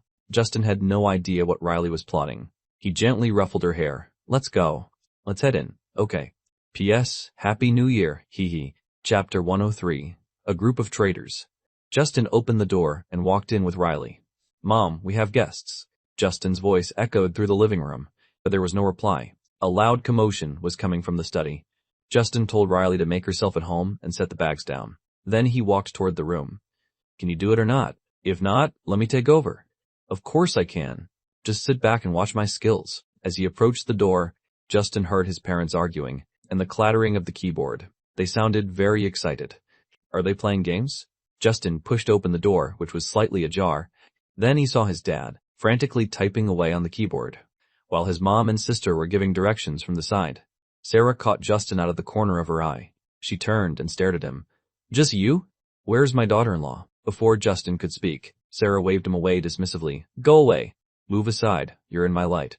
Ever since Justin and Riley went public, Sarah nagged about meeting her every day. Every time Justin came home alone, Sarah would show him her complete disdain. Justin smiled and walked over to Sarah. He gently rested his hand on her shoulder. "Mom, get your hand off me. I hate sons who don't respect boundaries." Sarah swatted Justin's hand away. She even brushed off her sleeve dismissively. Then Arthur also turned around. He looked Justin up and down, and agreed wholeheartedly. "I also hate sons who don't respect boundaries. You'd better keep your distance from us." Justin tried to say something, but Arthur cut him off. "Don't bother. Your dad isn't listening." Justin was speechless. What is wrong with this family? Just then, a head peeked in from the doorway. Riley blinked her eyes, looking curiously at the family of four, and at that very moment, Sarah noticed. "Ah!" Riley, who had just appeared at the door. Sarah rubbed her eyes. She suspected she was seeing things. Sarah nudged Arthur with her elbow. "Hey, old man, look at the door. Who is that?" "Am I hallucinating?" Arthur followed her gaze toward the door. Riley saw Justin's parents looking at her, so she stepped into the room with confidence. She waved and smiled. "Hello, Mr. and Mrs. Gu. I'm Justin's girlfriend, Riley." "Son, come here for a second," Sarah said. Justin walked over, confused. Her left hand immediately pinched the soft flesh of his waist, hearing Justin's cry of pain. Sarah confirmed this wasn't a dream. Riley really was here. Sarah immediately got up and grabbed Riley's hand. She said warmly, "Oh, Riley, why didn't you tell us you were coming? I haven't prepared anything at all." Then Sarah suddenly turned around in a flash. She glared at Justin. "Why didn't you tell me in advance, you brat?" Justin clutched his waist. Shrugging helplessly, he said, "You didn't ask, always giving me lip." After scolding Justin, Sarah went back to fussing over Riley. "Riley, does Justin treat you well? If he's ever mean to you, just let me know. I'll stand up for you if he does. I'll make sure he pays for it." As Riley listened to Sarah's motherly fussing, she shot a triumphant look at Justin and stuck out her tongue, making a playful face at him. Justin lowered his head and muttered to himself, "It's over. The game just started, and my own mother has already turned traitor." Heh. Arthur gave Justin a heavy pat on the shoulder and said, "Your dad has turned traitor too.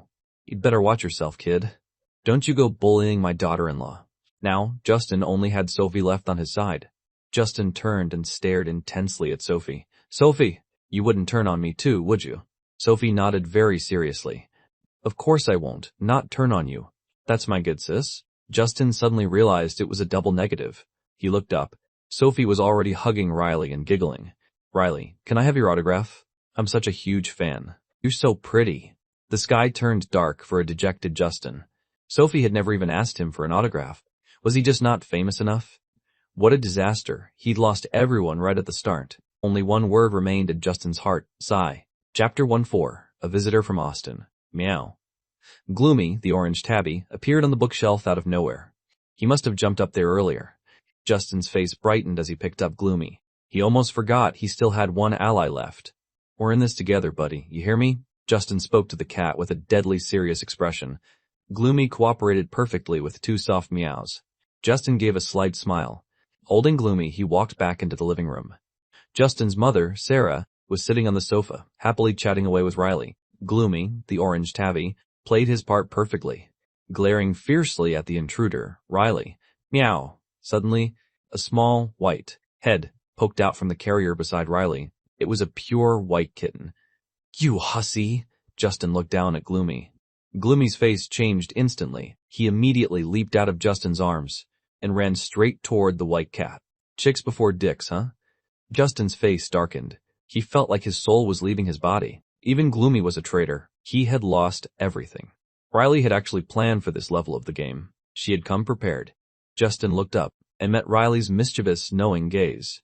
Justin shrugged helplessly, signaling his defeat. Sarah followed Riley's gaze back to Justin. The second she saw him, she put on her full motherly authority and said, "What are you just standing there for? Go get Riley some fruit right now." Justin nodded. All right. I'll go get the fruit for your real daughter." The next morning, Justin was still sprawled out asleep on the living room sofa. Riley was crouching beside the sofa, resting her chin in her hands as she watched him quietly. She loved watching Justin sleep. Riley whispered softly, "Wow, his eyelashes are so long." Hearing Riley's voice, Justin opened his eyes. Seeing him awake, Riley smiled and said, "Time to get up, sleepyhead. We have to get to work." Justin gave Riley's cheek a playful pinch. "Got it." With that, Justin rolled off the sofa and headed to the bathroom to wash up. A short while later, Justin was ready. The two shared breakfast and headed out together. Justin's home wasn't far from String Melodies. It was only a 20-minute walk. Justin and Riley walked hand in hand down the street. On the street side billboards, promotional posters for Justin's new album were already on display. Hushed commuters rushing to their jobs occasionally shot a curious glance at the pair. They felt like they'd seen them somewhere before, that they looked familiar. But their tight schedules didn't allow them the time to think. So they just kept moving. The two had just reached the entrance of String Melodies when Justin's assistant, Felix, came running toward them at a jog. "Boss, someone's here to see you." "Who is it?" Justin asked. "Why didn't you just call me?" Felix scratched his head sheepishly. "Well, I was afraid I'd be interrupting." He'd heard Justin say yesterday that he was taking Riley home to meet the parents. That's why he hadn't notified Justin until today. After all, in his eyes, his boss's romantic future was far more important than the old man who showed up today. Justin and Riley shared a helpless smile. They knew Felix meant well, but that kind of kindness could sometimes backfire. Justin shook his head, gave Felix a playful pat on the shoulder, and said, "Next time, remember to notify me first." "Got it?" Felix nodded. "Got it." He already sensed he might have messed something up. Justin asked again, "Where is he?" Felix replied, "In the reception room. It's the director of the Austin Culture and Tourism Bureau, a man named Victor Vance. He's pretty old. He said he wants to buy the partial rights to Austin Moon. Apparently, it's to promote Austin. Manager Sam is hosting him right now. He's using the tea from your office." Justin headed toward the reception room, listening to Felix fill him in. He had a basic idea of who the visitor was. As for the tea in his office, Justin automatically ignored that part. He'd already grown used to Sam's daily mooching. If he ran out, he'd just ask his father-in-law for more. "P.S. My parents forced me to go on a blind date. They're complaining that my job isn't stable enough. I'm only 20. What is this matchmaking nonsense? Damn it. 5 updates tomorrow. If I don't, I'm your son." Chapter 105, a $30 million licensing fee. In the reception room, Sam pushed a freshly brewed cup of tea toward Victor Vance. He smiled. "Have a taste, Director Vance." Victor took one sniff and knew Sam wasn't exaggerating. It truly was excellent tea. The stuff managers at big companies drank was indeed on another level. Sam said Justin should be here any minute. Victor Vance nodded with a stoic expression. "I see." Just then, the two heard footsteps outside. They turned and saw Justin arriving at the door. Sam gave a little chuckle. "See, speak of the devil. Manager Sam." Justin gave Sam a slight nod as a greeting. Then he turned toward Victor Vance. "You must be Director Vance. Please excuse my late arrival. I hope you can forgive the delay." After Justin politely expressed his apologies, he reached out to shake Victor Vance's hand. Victor was a bit surprised as he stood up to take the handshake. Justin was completely different from what he had imagined. He'd heard a lot about young celebrities, acting like divas, he'd assumed. Justin would have at least a bit of that attitude.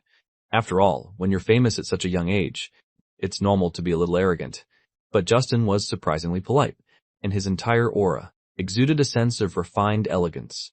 He gave off a very warm, welcoming vibe. But then Victor reconsidered.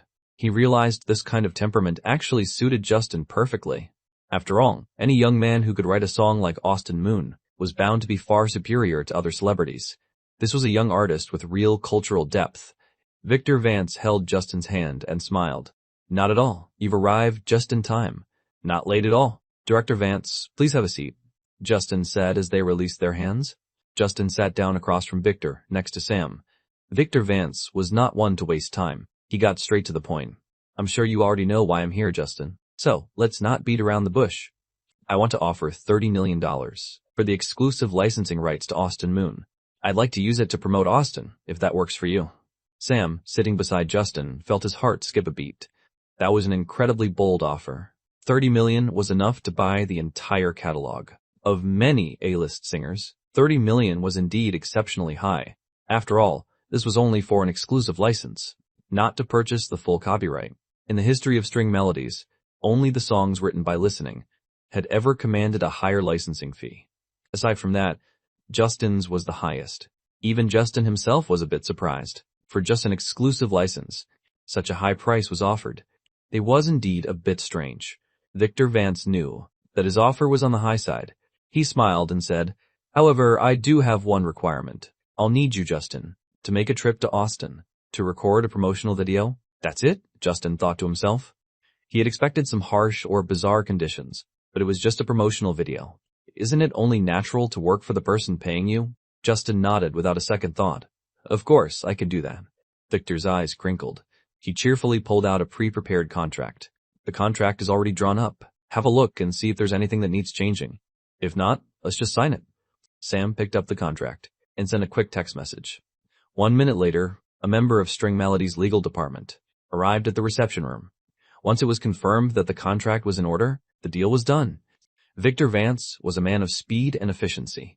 As soon as the contract was signed, he declined String Melody's invitation to stay longer. He rushed back to Austin to start preparing the campaign. As for Justin, he would head to Austin in a few days. Little did he know, just as Victor Vance walked out, someone else walked into String Melodies. P.S. Well, guys, I'm at my limit keeping this daily update streak going. Chapter 106, The Fox. Justin, long time no see. He had just seen Victor Vance off. Justin was about to head back inside when he suddenly heard a familiar voice. Justin turned around, and a smile immediately broke across his face. Arthur, long time no see. What wind blew you all the way here? Arthur Miller, with his thick eyebrows and big eyes, stepped forward with a grin. He took a cautious look around the area. After confirming no one was eavesdropping, he leaned in and whispered in Justin's ear. It's about the Masked Vocalist show, of course. Justin realized what was happening and made a please gesture. Let's talk inside. For a show like that, secrecy was paramount. Arthur nodded mysteriously and followed Justin back into the studio. Once they were inside Justin's office, Arthur finally breathed a sigh of relief. Damn it, those NDAs are a nightmare. They're driving me crazy. Arthur had a bit of a big mouth. Sometimes he couldn't keep a secret when he got excited. His good friend Bob, who was the director of Masked Vocalist, forced him to sign an NDA with a $10 million penalty to prevent him from blabbing about the contestants. It left him with no choice but to be incredibly careful. Justin set a cup of freshly brewed tea in front of Arthur. So, what's up? Just tell me. There are no outsiders here, Arthur. Filming for Masked Vocalist starts in about a month, and we still haven't signed the contract. I won't beat around the bush with you. Here's the contract, the NDA and everything. Take a look. With that, Arthur handed the contract to Justin. Masked Vocalist was scheduled to start filming in June. It was already April. It really was about time. Justin picked up the contract and looked it over. $1.5 million for one episode. The price was quite reasonable. The copyrights for all the songs he would perform on the show would remain his own. Finding no issues, Justin signed it immediately. After signing the contract, Arthur pulled out his phone. For Masked Vocalist, you'll need a mask, obviously. I have some mask designs here. See if there are any you like. Justin took Arthur's phone and began to scroll through the images. The further he scrolled, the deeper his frown became. Why are these all so aggressive looking? It didn't match the identity he wanted to portray. Arthur noticed Justin's expression. Nothing you like? Tell me your requirements, and I'll have the designers drop a new one when I get back. Justin smiled and shook his head. Arthur, do you happen to have any masks that are a bit more feminine? Feminine? Arthur suddenly had a terrifying thought. You aren't planning on cross-dressing, are you? Bingo. Justin said this in a girl's voice. Holy crap. Arthur was floored. He was completely stunned. He had no idea Justin had this kind of talent. Thinking of Justin singing in drag, Arthur understood. He completely understood. This was a golden opportunity for show ratings. Why did this kid always have such a knack for TV? He was a natural for variety shows. Damn it, 1.5 million is too low. I'm going to make Bob increase the pay. He has to increase it. Feminine masks? We definitely have those. Arthur immediately pulled up the masks used for female singers. With just one look, Justin was sold on the very first mask. Let's go with this one. It was a rather alluring fox face. Ha! He was planning to play a sophisticated lady. Besides, with his height, a sophisticated woman was the only female role he could pull off. Choice made. Now, pick a stage name for yourself, Arthur said. Justin replied without a thought. Let's call me the Fox. Great. Arthur had a feeling. That masked vocalist was going to be a massive hit. A few minutes later, Arthur left. He left with a literal skip in his step. Just imagine it. A middle-aged man in his 40s, skipping along like a little kid. Justin shuddered just thinking about it. P.S. This chapter is from yesterday. There will be at least 2 more today. Chapter 107, Heaven and Earth. April 5th was Tomb Sweeping Day, a traditional festival of the Chinese nation. Since ancient times, the Chinese have honored their ancestors and remembered their roots. Thus, the tradition of spring outings and ancestor worship was formed over time. Justin was no exception. He truly enjoyed these traditional holidays. It was these cultural traditions that gave the Chinese civilization its unique identity. So, today, Justin returned to his hometown with his parents to sweep the graves of the family ancestors. Arthur, a man who had been strong his whole life, knelt before Justin's grandfather's grave. He couldn't help but speak almost like a child. However, when he mentioned Justin, his voice was full of pride. He continued to talk to his father who was up in heaven. His father joked, "See? The son I raised is much better than the one you raised. He's a huge star now. He has tens of millions of fans. That's more people than you ever saw in your entire life." Justin didn't know if his grandfather up in heaven could hear those words, but he knew that this was the only place where Arthur Gu could truly cry like a child. As he watched, Justin's mind filled with the kind face of his grandfather. No matter how busy he was, he would always perform a little magic trick when he got home, pulling out snacks to give to him. Those were the memories of the old Justin, but he felt those memories belonged to both the Justin and to himself. He had no family in his past life, so he felt incredibly lucky to have such precious memories in this one. "Grandpa, I hope you're doing well in heaven." On the other side of the world, beneath a gloomy sky, a cold drizzle blew with the breeze, tapping against a pitch-black umbrella. A woman stood beneath that umbrella. In her hand, she held a bouquet of white roses. The other people who had come to sweep the graves had all left. Only she remained, staring blankly at the headstone. At some point, Summer Ning slowly knelt down. She placed the white roses beside the grave. The cold rain splashed against her feet, but she didn't seem to feel a thing. Summer Ning forced a smile, but she couldn't suppress the overwhelming grief in her eyes. Fighting back a sob, she whispered softly, "You said you didn't like chrysanthemums. You said you liked roses better. So I brought the roses you wanted. I'm keeping my promise, see?" The rain had long since washed the dust from the headstone, yet Summer kept wiping it anyway. The way she looked at the grave was the way one looks at a long-lost lover. 10 years ago, she fell in love. She met the boy who captured her heart for a lifetime. 9 years ago, they became a couple. 5 years ago, they broke up. Summer never knew why. She only knew that his attitude back then had been absolute. For the 3 years that followed, she never stopped looking for him. 2 years ago, she finally found him, but it was in a hospital's intensive care unit. It turned out he had a terminal illness. He hadn't wanted to be a burden to her. When she saw his gaunt, wasted face, she cried until her heart felt like it was breaking. Perhaps it was because of her tears, or perhaps it was a miracle of life. But his surgery, which had only a 10% success rate, was a success. Even the lead surgeon called it a miracle. But even with the success, he still only had 1 year left to live. He still didn't want to hold her back. But after she threatened to die with him, he finally agreed to marry her. That year was the most precious time of their lives. She pushed his wheelchair, taking him to every place they had ever wanted to go. Back then, he had joked from his wheelchair, "Don't bring me chrysanthemums after I die. I don't like them. Let's be romantic. I want roses." Last year, he passed away, but she had never forgotten his words. So today, she came, and she would continue to come, She had vowed that her life belonged only to him. For some reason, as she thought about this, Summer suddenly laughed through her tears. She patted the headstone and said, "You're so annoying. You bothered me every day when you were alive. And even now that you're gone, you won't give me any peace. I really got the short end of the stick here." The more Summer thought about it, the more annoyed she got. She stood up and said huffily, "Fine. I have to go. You stay put over on that side. Don't go running around since your health is poor. If I find out you are, you're in trouble. And if you miss me, just come find me in my dreams. I'll come see you again when I have time. I'll bring you something good to eat then." With that, Summer Ning left. She walked slowly, looking back every few steps, but the familiar voice from her memories still didn't ring out. No one called for her to wait. Walking along the path, Summer heard a song drifting from the distance. "Rain soaks my eyes. I wait for your return in glory year after year, fearing most that before I know it, tears are streaming down. I wander through this world, unable to find your heaven. Vases to the east, mirrors to the west, wishing I could forget as the Qingming rain falls again, sending a chrysanthemum to your side, to softly sing the song you love most. P.S. Song Qingming Rain, performed by Vei. Music lyrics, Vei." Didn't see that coming, did you? Chapter 108, Qingming Rain, goes viral. Above the rain is heaven. Below the rain is the world of men. And Summer Ning is one of those people wandering in that world. But he didn't like chrysanthemums. He liked roses better. Summer muttered to herself as she heard the song. She followed the sound of the singing. A quaint, old-fashioned tea house came into view. It didn't seem to have any customers.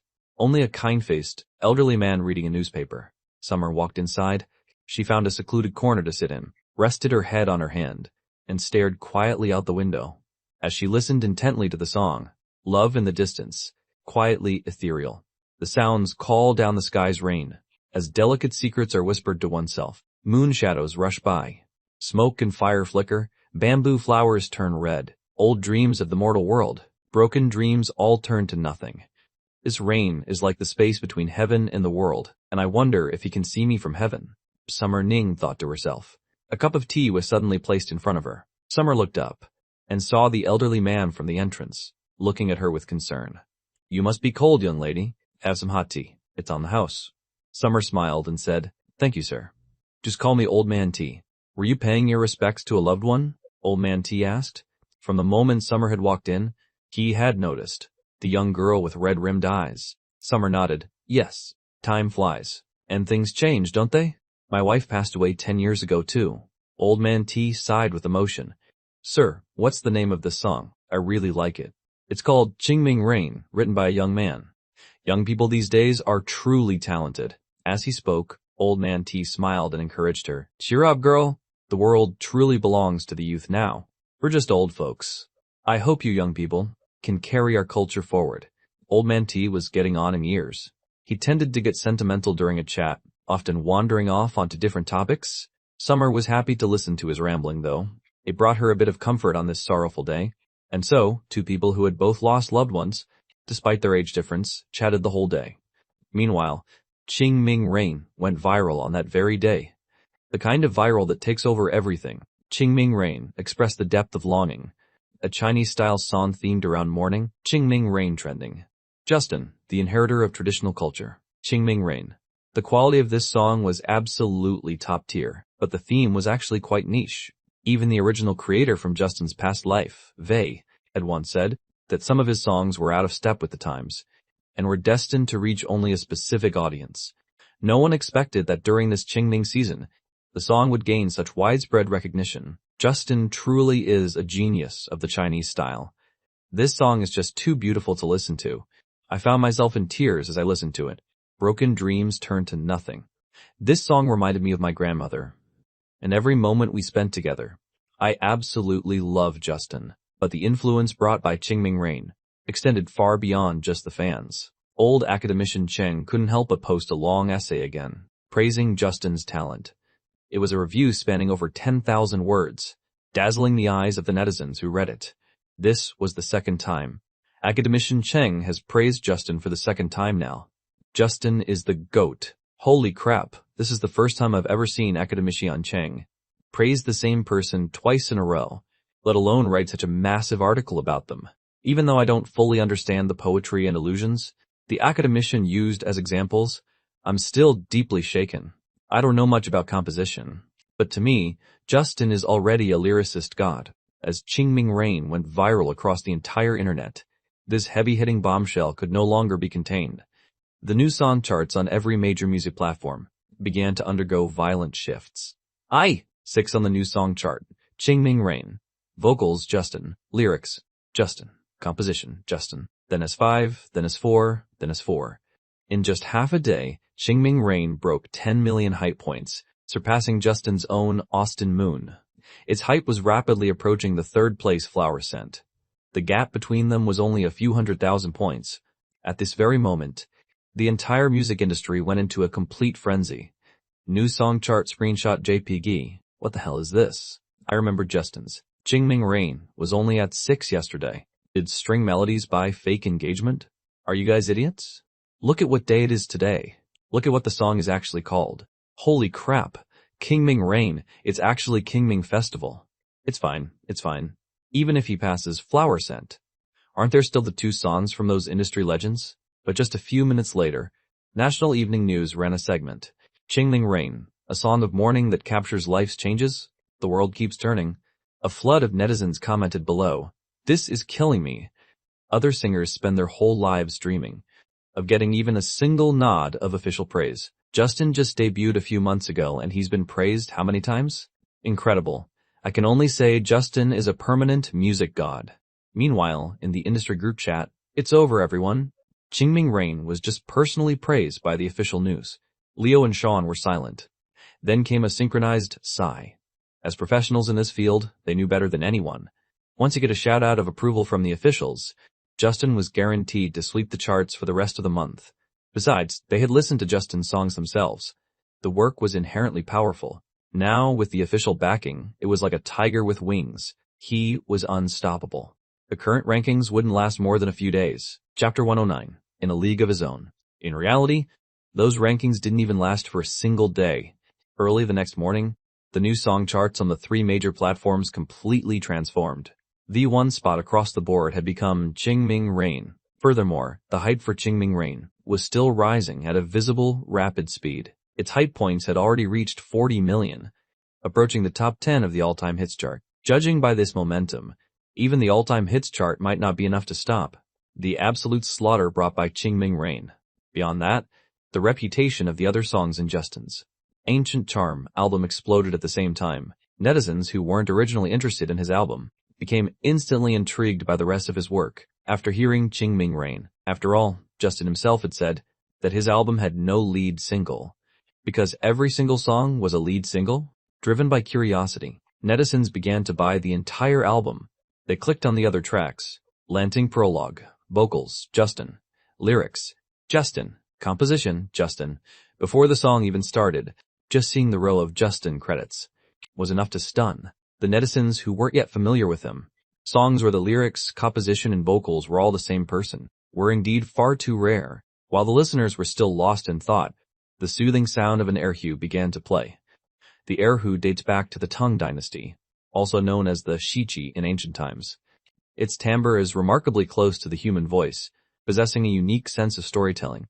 It is a traditional instrument with over 1,000 years of history. Whenever the erhu sounds, it feels as though someone is whispering the story of the music directly into your ear. It effortlessly immerses the listener into the world of the song. Lanting calligraphy, copying the script like drifting clouds. Beneath the moon, pushing the door, footsteps as delicate as yours. 1,000 years of sorrow, hard to capture your beauty. If the original is lost, to whom can I give my heart? A bamboo flute plays, wine and side dishes on the table. The sunset glow is like your drunken, shy face. Rubbings are easily made, yet the scent of ink remains. Lingering with you, who is missing from this crimson seal? In Justin's previous life, Lanting Prologue was a song performed by Jay Cho, with music by Jay Cho, lyrics by Vincent Fang, and arrangement by Zhongxing Min. According to the lyricist, Vincent Fang, the inspiration for this song was the legendary calligraphy masterpiece by Wang Shiji from the Eastern Jin dynasty. The Lanting Prologue, beautiful lyrics combined with a beautiful melody, formed a uniquely aesthetic atmosphere. As the netizens listened, they became completely entranced. Justin's lyrics are unrivaled in this world. Newbie here, first time hearing a Justin song. Has he always been this good at writing lyrics? Blanting prologue.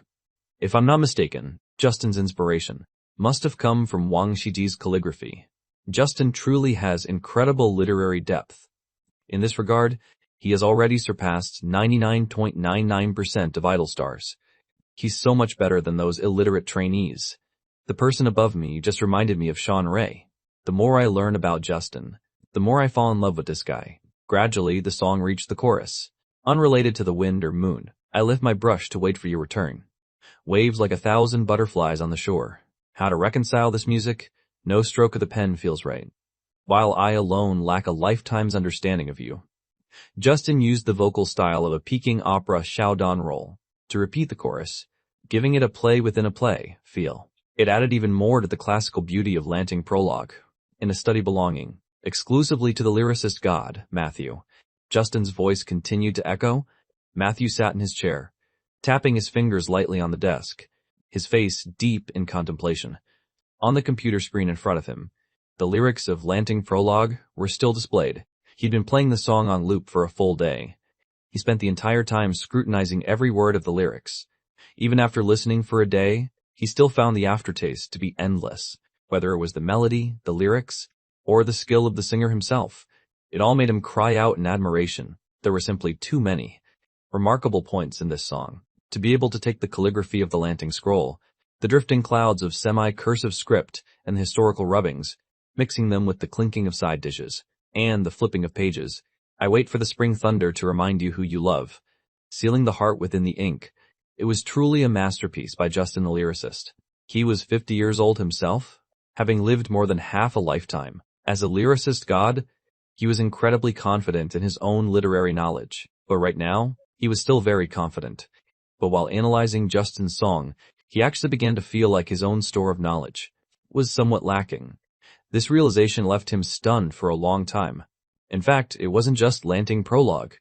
Every single song in Justin's entire album left him feeling shocked. He could only imagine just how much effort Justin had poured into creating this album. As time slips away like a flick of the finger, beauty fades in an instant, and smoke vanishes over the bluestone streets. You look back with a graceful smile. Do you feel the regret? You shake your head with a soft sigh. Who made you knit your brows in that deep boudoir, leaving only the scent of rouge behind?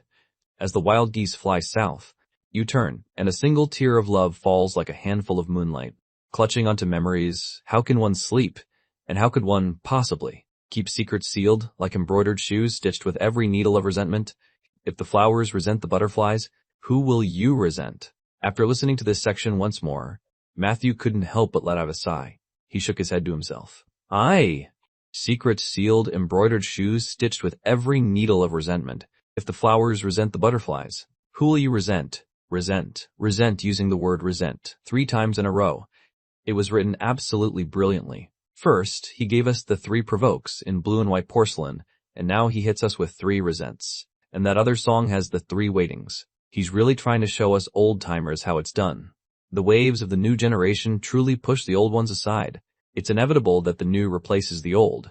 At this moment, Matthew realized deep down that he still had much to learn. Otherwise, he would truly be made a laughingstock by a young man like Justin. Hey Matt, I'm coming in. Wesley called out as a courtesy, but he actually just pushed the door open and walked right in. Matthew didn't even bother to look up at him. Wesley didn't mind. Making himself right at home, he walked naturally over to Matthew's computer and switched the song. Seeing the contemplative look on Matthew's face, Wesley joked, "What's up with you? Getting discouraged by a kid? Feeling like your skills aren't up to snuff anymore?" Matthew looked at Wesley and slowly nodded. "Holy crap! You're serious?" Wesley was incredulous. Wesley was a composer god and had known Matthew for over 20 years. Technically, Matthew had been in the industry a few years longer than him. This was the first time he had ever seen Matthew admit that his skills were lacking. Even back in the day, when he and Matthew had teamed up only to be crushed by Lin Tian, Matthew hadn't acted like this. At most, he would just complain that Wesley's composition wasn't good enough. He never said he himself was the problem. Matthew gave a slight, resigned smile. "You're never too old to learn, right? By the way, what do you think of him?" Wesley scratched his head, looking a bit embarrassed. Truth be told, he was the one who looked down on Justin the most at the start, thinking Justin couldn't possibly beat them. But now, The top spot on every major music platform's new song chart had been taken over by Justin's tracks, and after listening to Justin's music himself, he realized just how powerful the kid was. Whether physically or spiritually, he was completely sold. In terms of lyrics, even you're impressed, so I have no say. But his composition style, I can only say it's in a league of its own in the music industry. P.S. Lanting Prologue. Singer, Jay Cho. Lyrics, Vincent Feng. Music, Jay Cho. Arrangement, Zhong Xingmin. Didn't expect that, did you? Hee, another update. There will be another chapter in a bit. Chapter 110, I agree. Allow me to wait for history to turn around.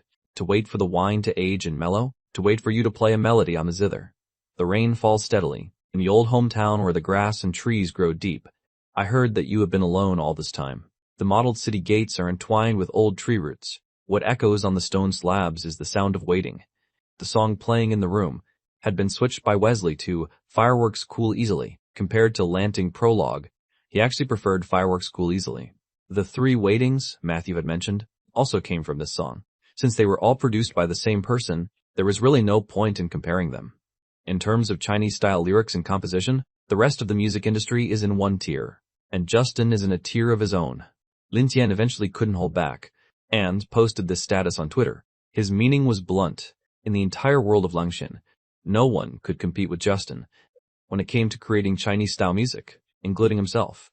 Lin Tian rarely posted on social media, and because he hadn't been active in the industry for years, his follower count didn't quite match his legendary status. However, many of his songs could still easily climb back onto the monthly hit charts. So even though he was no longer active, his influence remained. Less than a few seconds after he posted this update, the fan comments came pouring in. Oh my God! What's happening? Is the sun rising from the west today? After several years, Boss Lin actually posted something. Tiska. Let me see what he wrote.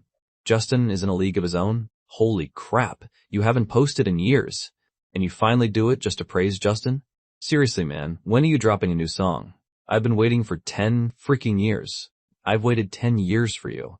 My kid is already 8 years old and you still haven't released a new track. Let me check out this Justin guy. Is a 20-something rookie from a talent show really worth this kind of praise from you? Boss Lin, tell me the truth. Did String Melodies pay you to say this? Lin Tian's fans loved calling him Boss Lin because he hadn't been active lately. Most of his followers were from that same group 10 years ago. The kids from back then had grown into adults. Some had already started families and had children of their own. It was perfectly normal that they didn't know Justin. After all, they were from different generations. As random netizens saw Lin Tian's post, voices of doubt quickly emerged. Justin in a league of his own? String Melodies must have spent a fortune to drag even Lin Tian out of retirement to hype Justin. There's really no need for this. Do the other lyricist and composer gods agree with this statement? Isn't that a bit of an exaggeration? Are you guys upstairs just plain stupid? Do you even know who Lin Tian is? Stop talking nonsense. Lin Tian almost burst out laughing when he saw these comments. He tagged one of the netizens. You tell me, who doesn't agree? I'll challenge them to a duel next month. A netizen named Better Late Than Never really wanted to test his luck, and tagged a whole bunch of lyricist and composer gods. Lin Tian didn't waste any more words. Afraid that the people tagged by the netizen wouldn't see it, he personally posted a new update, tagging every single lyricist and composer god that the netizen had mentioned. He added the caption, which of you is coming out to play with me next month? Let's have a little exchange. 1 minute, 10 minutes, an hour passed. Not a single lyricist or composer god responded. 3 hours later, someone finally spoke up. It was the lyricist god from Huawen Entertainment, Summer. Summer, Senior Lin, please stop joking. None of us have the strength to exchange with you. As soon as this post appeared, that netizen was left completely dumbfounded. Better late than never. The gods are this cowardly? Tagging better late than never. Man, you're hilarious. Damn it, why didn't anyone accept the challenge? That way, wouldn't Boss Lin be able to release a song next month? Damn, don't back down. 10 years later, Boss Lin still has that same temper. Haha. In the current music scene, there really aren't many who would dare to go toe-to-toe with Lin Tian. Lin Tian's status in the industry is at the absolute peak of the pyramid. In the entire world of music, only a handful of people can actually stand on the same stage as him. Furthermore, those few individuals capable of rivaling him wouldn't lift a finger over such a trivial matter. At their level, they don't want to release a song. only to run into an opponent of the same caliber. Isn't it better to just dominate the rookies? Why go out of your way to find trouble? That's why Lin Tian can speak with such absolute confidence. Damn, no one's coming. Then next month is going to be pretty boring for me. Lin Tian stood by the window and spoke with a sigh. Wait, no. Justin is challenging for the title of Music God. He'll definitely be releasing a song next month. But if I crush him now, won't his journey to become a music god come to a premature end? Lin Tian fell into a state of deep conflict. He'd recently written a Chinese-style song and intended to release it next month. Then he remembered Justin was still in the middle of his Music God challenge. He really admired Justin, and he was afraid he might accidentally ruin the kid's future. However, he was naturally impatient. If he wrote a song and didn't release it, it would drive him crazy. While he admitted his Chinese-style song wasn't as good as Justin's, his massive influence was still a major factor. If he released a track, Justin might not actually be able to beat him, unless Justin dropped another album as good as Ancient Charm. To hell with it. When in doubt, ask the man himself. Lin Tian didn't want to overthink it anymore. He went straight to Twitter and posted a status, tagging Justin in the post. Justin, kid, are you interested in a battle with me next month? Holy crap, he's actually challenging Justin. All those music gods just turned him down. Does Justin even have the guts? Since Justin is challenging for the music god title, even if he doesn't have the guts, he has to do it. I was wrong. I thought earlier that Lin Tian was paid by String Melodies just to praise Justin. This doesn't look like praise at all now. It looks like he's trying to bury Justin alive. Netizens were happily enjoying the drama. But Sam, the general manager of String Melodies, was fuming. What the hell is he doing? Lin Tian is signed with String Melodies, right? Why is he targeting one of our own? Has Lin Tian turned traitor? Sam immediately dialed Lin Tian's number. Lin, what are you doing? Justin is at a critical stage right now. You can't do this to him. For crying out loud. Lin Tian chuckled at Sam's frantic tone. Don't worry, Justin hasn't agreed yet, has he? As long as he doesn't agree, I won't release the song. Sam hung up immediately after hearing that. He turned around and called Justin. Justin! Lin Tian is going to invite you to a duel. Do not agree. What invitation? Justin hit post and closed Twitter. He leaned back in his chair and said with a grin, the invitation to battle Lin Tian on the charts next month. He said, as long as you don't agree, he won't release the song. Oh, you mean that, Manager Sam? You're a bit too late. I've already agreed. Take it back. Take it back right now. Sam knew Lin Tian's historical dominance in the music industry far too well. The status is already posted on Twitter. I can't take it back. Delete it. Delete it now. I'll have the PR team find a temp worker to take the blame for it. Justin laughed at this. He said seriously, all right, Manager Sam, I'm done teasing you. I'm being serious. I agreed.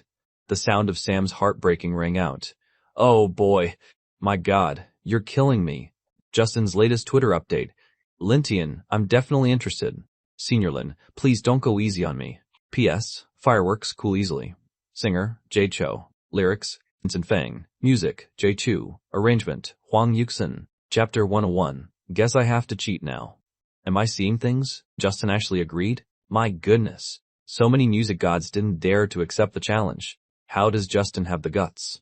Who exactly gave Justin this much courage? I also want to know who gave him that kind of courage. Netizens were discussing the matter feverishly, compared to the fact that the music gods refused to battle Lin Tian. The netizens felt that Justin agreeing to fight him was far more shocking. After all, Lin Tian's reputation was legendary. It was understandable why other music gods wouldn't want to play. But what gave you the right to say yes, Justin? Even Justin's own fans were in a state of disbelief right now. Before this, they were already celebrating Justin securing the #1 spot on this month's new song chart. Who knew that Justin would turn around and pick an even more powerful opponent? Their happiness vanished in the blink of an eye. The fans' hearts were like a roller coaster, up, then down, down, down. Regardless, they were all supporting Justin now. Go, Justin. We believe in you. Even though your decision was a bit hasty, I still support you. Who told you to be so handsome? Hee hee. Go for it. Lin Tian's fans were mostly older. After reading the comments from Justin's fans, most of them just gave a knowing smile. The few who spoke were quite tactful about it. Young people, you really have no idea about Lin Tian's past glory. It's good to have drive, but I hope you won't be too disappointed next month. It's time for these youngsters to realize that the veterans are still in a league of their own. Justin isn't your average young person. Then let's see. Who's stronger, your young idol or the star of our generation. Bring it on. Justin and Lin Tian had no personal conflict, and they both belonged to the same company. Plus, since both Justin and Lin Tian were singers with talent, looks, and class, the conduct of their respective fan bases was much higher than that of other celebrities. Even when the fans argued until they were red in the face, no one stepped out of line. And as the conversation went on, the whole vibe shifted. It evolved from a simple contest between Justin and Lin Tian into a generational war between the youth and the veterans. Just like that, the entirety of Twitter was dominated by both sides. And it wasn't just Twitter. TikTok, and every major music platform were flooded with trending topics about the upcoming battle between Justin and Lin Tian. However, most of the trending topics were about Lin Tian's comeback. Lin Tian, who hadn't released a song in 10 years, would be dropping a new track in May. After 10 long years, do you still remember him? Boss Lin tags a group of music gods, and not a single one dares to accept. Lin Tian's fans are ecstatic. Below that was the trending topic about Justin and Lin Tian's battle in May. Boss Lin publicly invites Justin to a duel. Justin actually agreed? Shocking. He dares to do what the music gods didn't. He's got guts. Who exactly is this guy? The May battle, String Melody's new god versus old god. And beneath that was the news of Justin surpassing other music gods to secure the S1 spot on the new song chart. From this, it was clear exactly how terrifying Lin Tian's influence in the music industry truly was. Just the news of his comeback and the new song was enough to completely dominate the trending charts. And that's not even considering when the song actually drops. This was going to be a true trial by fire for Justin. Even Lin Tian's own fans, seeing the trending list, filled with nothing but his name, couldn't help but feel a little worried for Justin. They were starting to wonder if this was a case of a giant bullying a toddler. It really did feel a bit cruel. As for the man at the center of the storm, Justin already had his song ready. Justin pulled his hands away from the keyboard and stretched his stiff muscles, a mysterious, subtle smile playing on his lips. He had just finished writing the song. He intended to release in May, just one song. But in the month of May, this song would be invincible. It wouldn't matter who the competition was. Senior Lin, your popularity is honestly terrifying. So, I'm forced to use a bit of a cheat code. Don't blame me. P.S. I'm not feeling great today. Only one update. I'll do 3 tomorrow to make up for it. Happy New Year's Eve, everyone. Chapter 1-2, please, no. Inside a chat room on a certain popular messaging app, 2 men and 1 woman were staring at their screens in disbelief. These 3 individuals were Fred, the general manager of Inc. C Entertainment, Shirley, the vice chair of Brightstar Media, and Casper, the newly appointed general manager of Huawen Entertainment. As for the former manager of Huawen, Charles, he was likely busy working a sewing machine in prison right about now. The 3 had gathered here for one purpose, to figure out a way to mess with String Melody's entertainment. As for why, the reason was simple. They were all part of the big 4 entertainment companies. Why was String Melody's making so much money lately? It was only natural. If any one company started showing signs of dominating the market, String Melody's would have teamed up with the other 2 to suppress them as well. Justin was challenging for the title of music god right after his debut, and the other 3 companies certainly didn't want to see String Melody's produce such a young and powerful talent. That's why the lyricist and composer gods from all 3 companies teamed up to sabotage Justin in April. This was all fair play within the industry rules. Nothing to hold a grudge over. The 3 of them had already accepted their defeat in April. But while they were discussing what to do in May, they suddenly received word that Lin Tian and Justin would be battling on the charts. It was a total bombshell. This news had instantly left all 3 of them speechless. Their brains had short-circuited. What kind of game was String Melody's playing? At this moment, they could each see the contemplation in the other's eyes. Casper, the new GM of Huawen, looked completely flabbergasted. He thought about it for a long time, but he simply couldn't figure out what String Melody's angle was. Casper was the first to break the silence. Do any of you have a clue what String Melody's is doing? Fred and Shirley snapped out of it. They shared a look through their screens and shook their heads in unison. Casper wasn't surprised by the answer.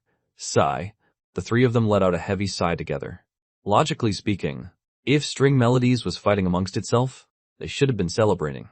But it just felt off, because Sam, the general manager of String Melody's, had always been a sneaky snake. Don't let Sam's friendly face and thick eyebrows fool you, or the way he was always smiling. He was full of dirty tricks. Take the whole incident of Justin not signing after the creator. At the time, they all thought Sam was on their side, planning to suppress Justin just like they were. Who knew that Justin had signed with String Melodies the second he debuted? Later, word got out that Justin and String Melodies had an agreement before the show even started. After all that, Sam had been laughing at them the whole time. In the end, their 3 companies ended up looking like clowns, and they wasted a fortune on social media trolls for nothing. It was a total loss. All 3 of them had been chewed out by their bosses. Well, 2 of them. The other one was still working a sewing machine. Fred thought about Sam's cunning reputation, and suddenly a thought clicked in his mind. He said, sounding almost incredulous, "Wait, Sam wouldn't actually have Lin Tian take a dive for Justin, would he?" Point. Shirley and Casper both sucked in a breath of cold air. They didn't really want to believe that theory. After all, they knew Sam's position. He didn't have the authority to order the company's music gods around, but the possibility couldn't be ruled out. What if Lin Tian was annoyed with their 3 companies and just wanted to mess with them? That's exactly the kind of thing Lin Tian would have done in his younger days. Even if String Melodies really did that, there was nothing they could do about it. Even though their companies had legends who could rival Lin Tian, they couldn't actually mobilize them for something like this. They could only wait for May and see the results. But it was only early April. Time is moving so slowly, Chase said with a sigh as he sat on the studio sofa.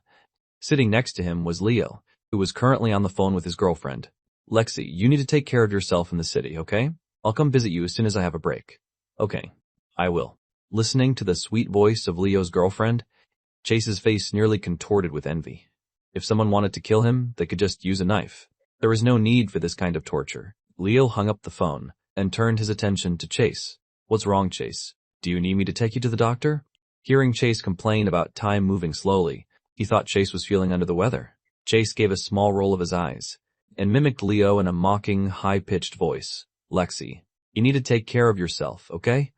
Leo scratched his head sheepishly. "So you heard that, Chase?" Chase looked at Leo in pure shock. "You're literally calling her on speakerphone right in front of me. Do you really think I'm deaf?" Chase was starting to see Leo in a new light. Leo's honest, simple-minded exterior was definitely a mask. This kid was turning into a real heartbreaker. Chase felt like crying. He had just been chewed out by Kayla a few days ago, and he was already miserable enough. Seeing how happy Leo was just made it worse. Chase screamed in his heart, "Leo, you're the worst!" "I really have to thank you, Chase. It's all thanks to you. Otherwise, I really wouldn't have known what to do." Leo spoke to Chase with total sincerity. "Thanks?" His confession technique had been taught to him by Chase. Psh, it was nothing. "Your buddy Chase has always been this good. Standard operating procedure. If you have any more relationship problems, just come ask me." Chase's narcissistic side was coming out again. Leo nodded with an expression of pure admiration. Suddenly, a quiet voice rang out in Chase's ear. "You should really stop teaching Leo that nonsense. Don't go ruining the guy's love life." Justin had appeared beside Chase out of nowhere. In Justin's view, Leo was finally beginning to change for the better. If Chase continued to feed him these ridiculous CEO-style tropes, it was only a matter of time before Leo's relationship fell apart. "What? Ruin it?" Chase snorted in disagreement. "The stuff Chase teaches is just plain inhuman." Luckily, that girl really liked Leo as well. Otherwise, Leo would have definitely failed. Chase said dismissively, "Wasn't it all just to take the heat for some people?" Hee. Justin's skill at changing the subject had reached absolute perfection. "How are things going with Kayla?" Chase shrugged helplessly, looking like he'd been completely drained. Justin patted Chase on the shoulder and said, "Take it slow. I've got high hopes for you." Chase's face remained expressionless. Then, a sheet of music and lyrics appeared right in front of him. Justin said with a smile, "Prepare yourself. This is your new song for May." A smile Chase couldn't hide broke across his face. "Oh man, you shouldn't have." Justin made a move to pull it back jokingly. "You want it or not? If not, I'll sing it myself." Chase immediately snatched it. "Of course I want it." As for the words, "thank you," he didn't bother saying them. If he did, Justin might even think their friendship had grown distant. A few minutes later, while Chase was happily looking over the lyrics, he suddenly realized something. He said with a delayed reaction, "Wait, you aren't planning to have me go up against Senior Lin Tian, are you?" Justin snapped his fingers, then gave Chase a big thumbs up. "As expected, you know me best." "Holy crap, please no. P.S. Keep enjoying the holidays, brothers." Hey, Chapter 113, They Are Stars. Chase looked at Justin with a face full of terror. He admitted that when he realized Justin wanted him to battle Lin Tian on the charts, he panicked. Justin smiled and patted Chase on the shoulder. I believe in you. No, seriously, Justin, are you for real? Chase felt like he was about to fall apart. Right then, Riley's voice called out from the distance. Justin! Are you ready yet? We have to go. Justin looked at Chase firmly. I'm putting my trust in you, okay? With that, Justin ignored whatever expression Chase had on his face, met up with Riley, and walked out of the studio.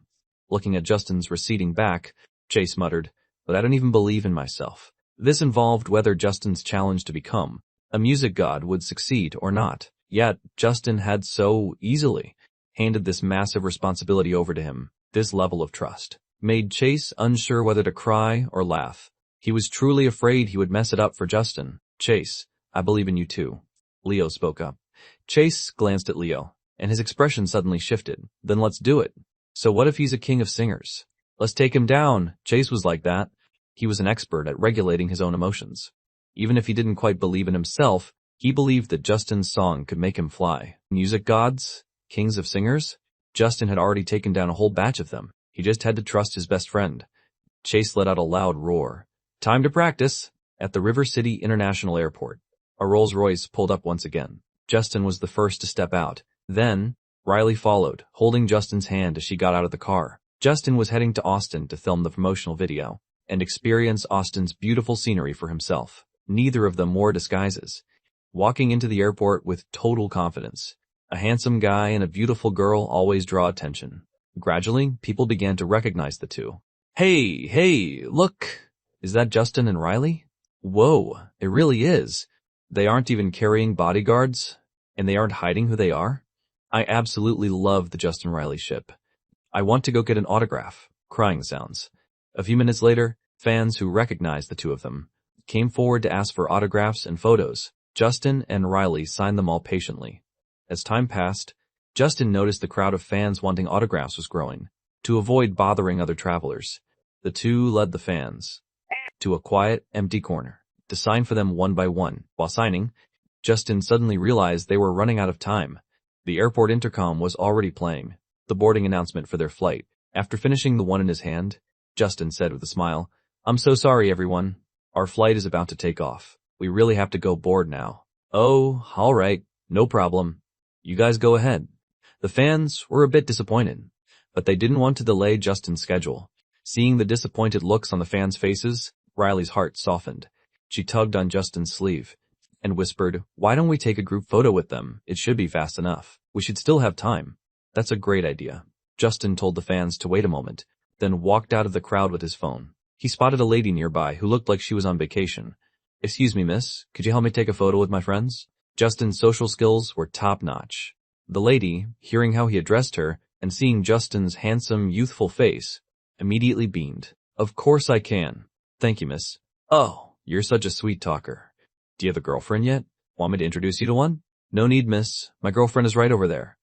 Oh, then I guess I spoke too soon. Let me take that photo for you. Justin and Riley stood in the middle, with the fans flanking them on both sides. Okay, everyone ready? Alrighty. Say cheese. The lady's photography skills were actually quite good. The photo turned out great. After Justin thanked the lady and took his phone back, he and Riley hurried off to board the plane. The lady watched Justin and Riley's receding backs, sighing with envy. To be young again. To be young again. Even after Justin and Riley had left, the fans were still lingering. Justin is seriously so nice. He actually went and found someone to take a group photo with us. I love him so much. Riley is so gorgeous too. They look even better in person than they do on screen. After their praise, the fans all went up to the lady to thank her. Miss, thank you so much. You're so pretty, miss. Miss, how old are you? Your skin is amazing. You look so young. Can you teach me your secret? All these people calling her sister made the lady absolutely ecstatic. Her face was flushed with joy. She couldn't help but feel secretly delighted. Young people these days really are so well-mannered. Then she asked curiously, that handsome young man and the beautiful girl, are they your classmates? Classmates? Oh no, haha. The fans all shook their heads, because Justin and his fans all looked very young. And Justin had said they were taking a photo with friends. The lady had assumed they were all classmates.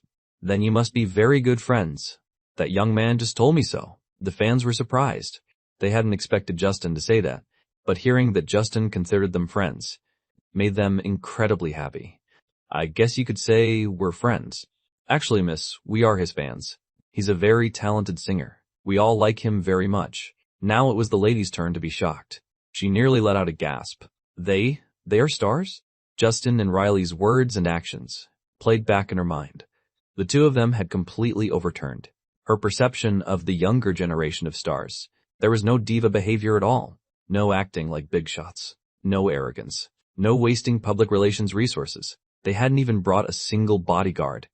Instead, they were humble and gentle with everyone.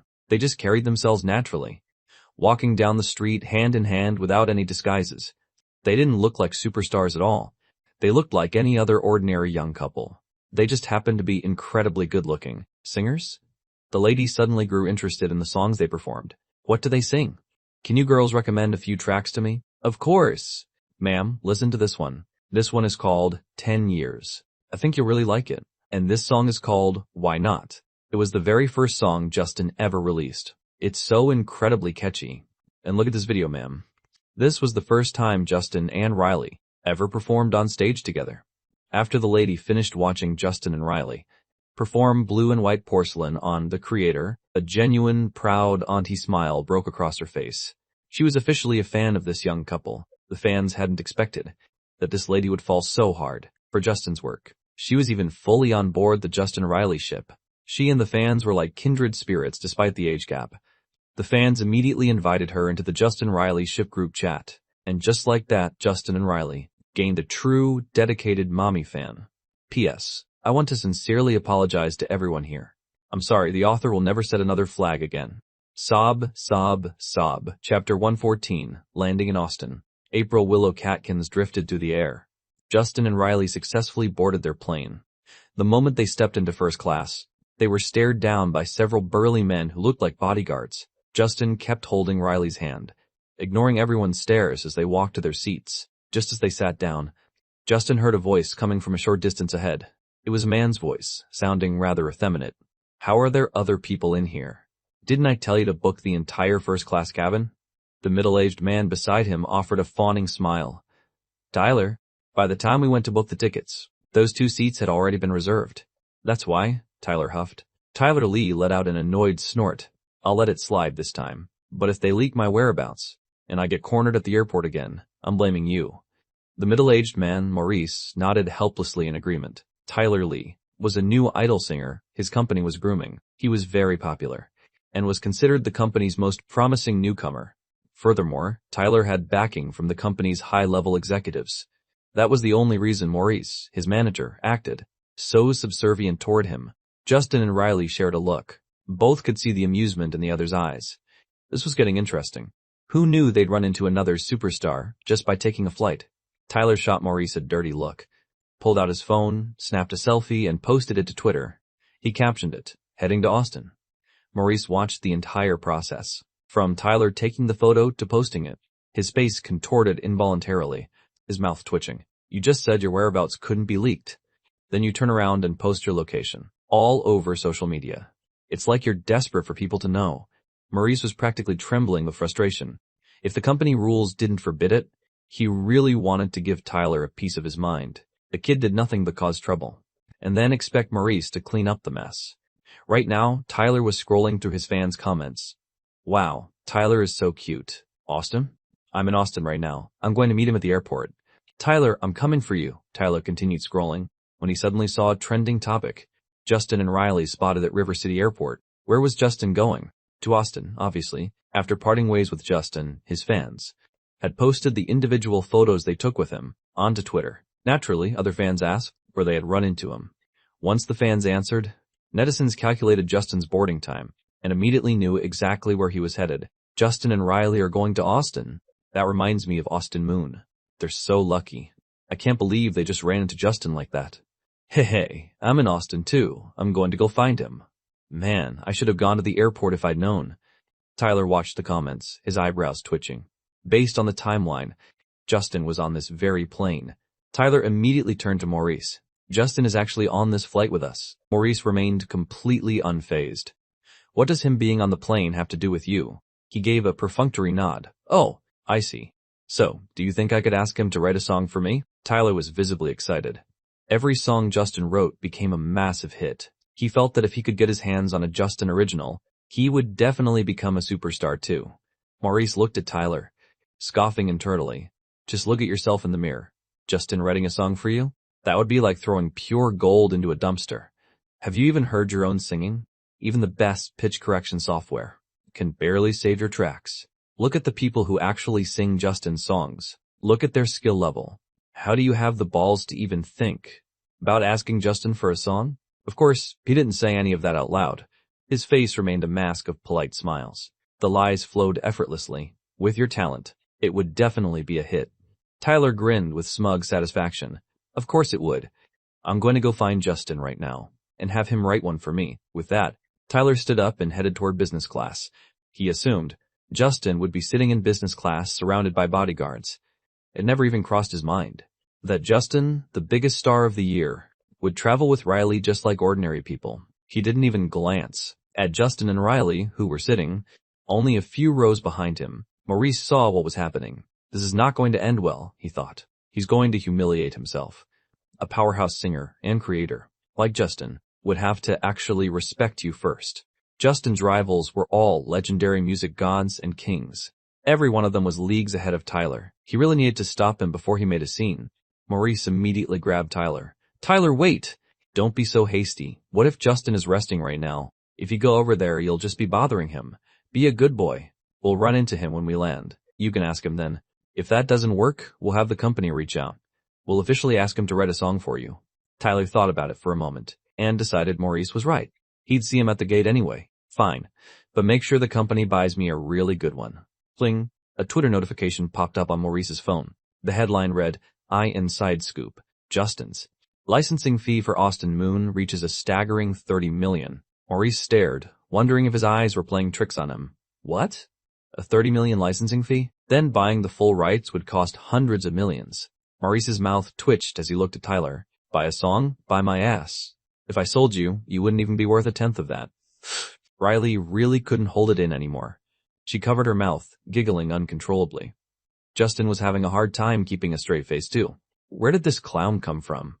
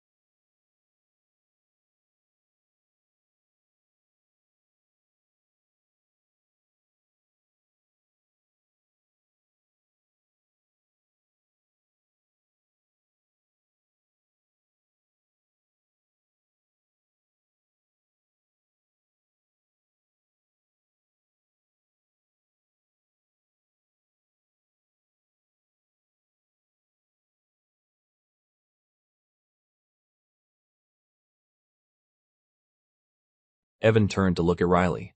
What's wrong? Why are you so happy all of a sudden? Did you think of something funny? Riley gave Evan a playful little glare, but then she said with a giggle, yeah, I'm just happy whenever I'm with you. Inside the cabin, Tyler Lee's bodyguards looked at the couple with knowing smiles. They had already determined that these two certainly weren't any kind of threat. They were just an ordinary young couple, though they did look somewhat familiar. And honestly, this young man was a lot easier on the eyes than Tyler Lee. He looked like a real man. As professionals, one look at Evan's physique told them that he was hiding some serious muscle under those clothes. Listening to the laughter and chatter between Evan and Riley, Tyler Lee grew increasingly impatient. What a piece of junk plane. It's so slow. Can't this thing fly any faster? In reality, the flight was actually quite fast. A few minutes later, the plane touched down at the Austin airport once the aircraft came to a full stop. And the announcement was made that passengers could disembark. Evan and Riley stood up together. Tyler Lee stood up at the same time and finally got a good look at the two of them. Tyler Lee rubbed his eyes. His pupils constricted instantly, and he let out a sharp gasp. Ah, you're Evan. Evan gave a non-committal smile. Then, with a neutral expression, he patted Tyler on the shoulder. He said, I hope you can try to be a bit more of a man from now on. With that, Evan took Riley's hand and stepped out of the cabin. Evan had lived 2 lives now. With the experience of 2 lifetimes, he had no interest in bickering with someone like this. In fact, he genuinely hoped the guy would actually take his advice to heart. The pretty boy act was a dead end. Tyler Lee stared at their receding backs, lost in thought. Recalling the things he had said inside the cabin, he felt a sudden surge of intense regret. If he had known Evan was sitting right behind him, he never would have opened his mouth. Strangely, Evan hadn't even been angry. Evan didn't feel like someone his own age. He felt more like an elder. Was that advice from a senior? Even from a distance, Evan could see the fans, holding up light boards with his and Riley's names on them. The current situation could only be described as a literal sea of people. Although the fans had left a path open, Evan could tell that the flow of traffic was severely strained. Before the fans could spot them, Evan pulled Riley back around the corner. He found the nearest airport staff member and explained the situation. After understanding what was happening, the airport staff looked at Evan like he was their savior. Evan's fans were generally well behaved, but their sheer numbers were disrupting airport operations. Since Evan was willing to cooperate with them, they were naturally overjoyed. Girls, I just checked the flight status. Evan's plane has landed. He should be coming out any second. Awesome. I can't wait to see Evan and Riley together.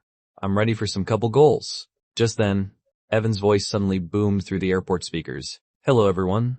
It's Evan. Where is he? The fans started looking around frantically. Please, everyone, stay calm. I'm truly grateful to all of you for coming out today. But because Riley and I are here, it has started to interfere with the airport's normal operations. So, could I please ask everyone to leave the airport in an orderly fashion? Riley also spoke into the mic with a smile. We're going to be in Austin for the next few days. There's a good chance you'll run into Evan and me at any time or place. So, let's not make things difficult for the police officers and security guards who are trying to keep us safe, okay? After a brief moment of silence, Evan's fans shouted back, Okay, we'll listen to the boss's lady. Everyone, let's head out in an orderly way. Don't cause any more trouble for others. Evan is seriously the best. He actually took all the responsibility himself. So sweet, so sweet. He said it was because of him and Riley. As the fans filed out, they were engaged in a heated discussion about the couple. Some of them had followed many different celebrities before. While the industry loves to say fans act, idols pay the price. Stars like Evan, who take the initiative to shoulder the blame without ever faulting their fans, are truly rare. This gesture left them with a warm feeling in their hearts. In that moment, Evan didn't feel like a distant idol. He felt like a friendly senior from their own school, one who was patient and protective of them. Tyler Lee listened to the broadcast of Evan and Riley's voices and watched the fans leave in such an organized manner. He suddenly seemed to understand something. Evan's fan base was many times larger than his, and his fame was vastly superior. Yet Evan, he was different. Tyler Lee silently reached into Maurice's bag, pulled out a mask and a hat, and followed Evan's fans out of the airport. Maybe it was time for him to make some changes.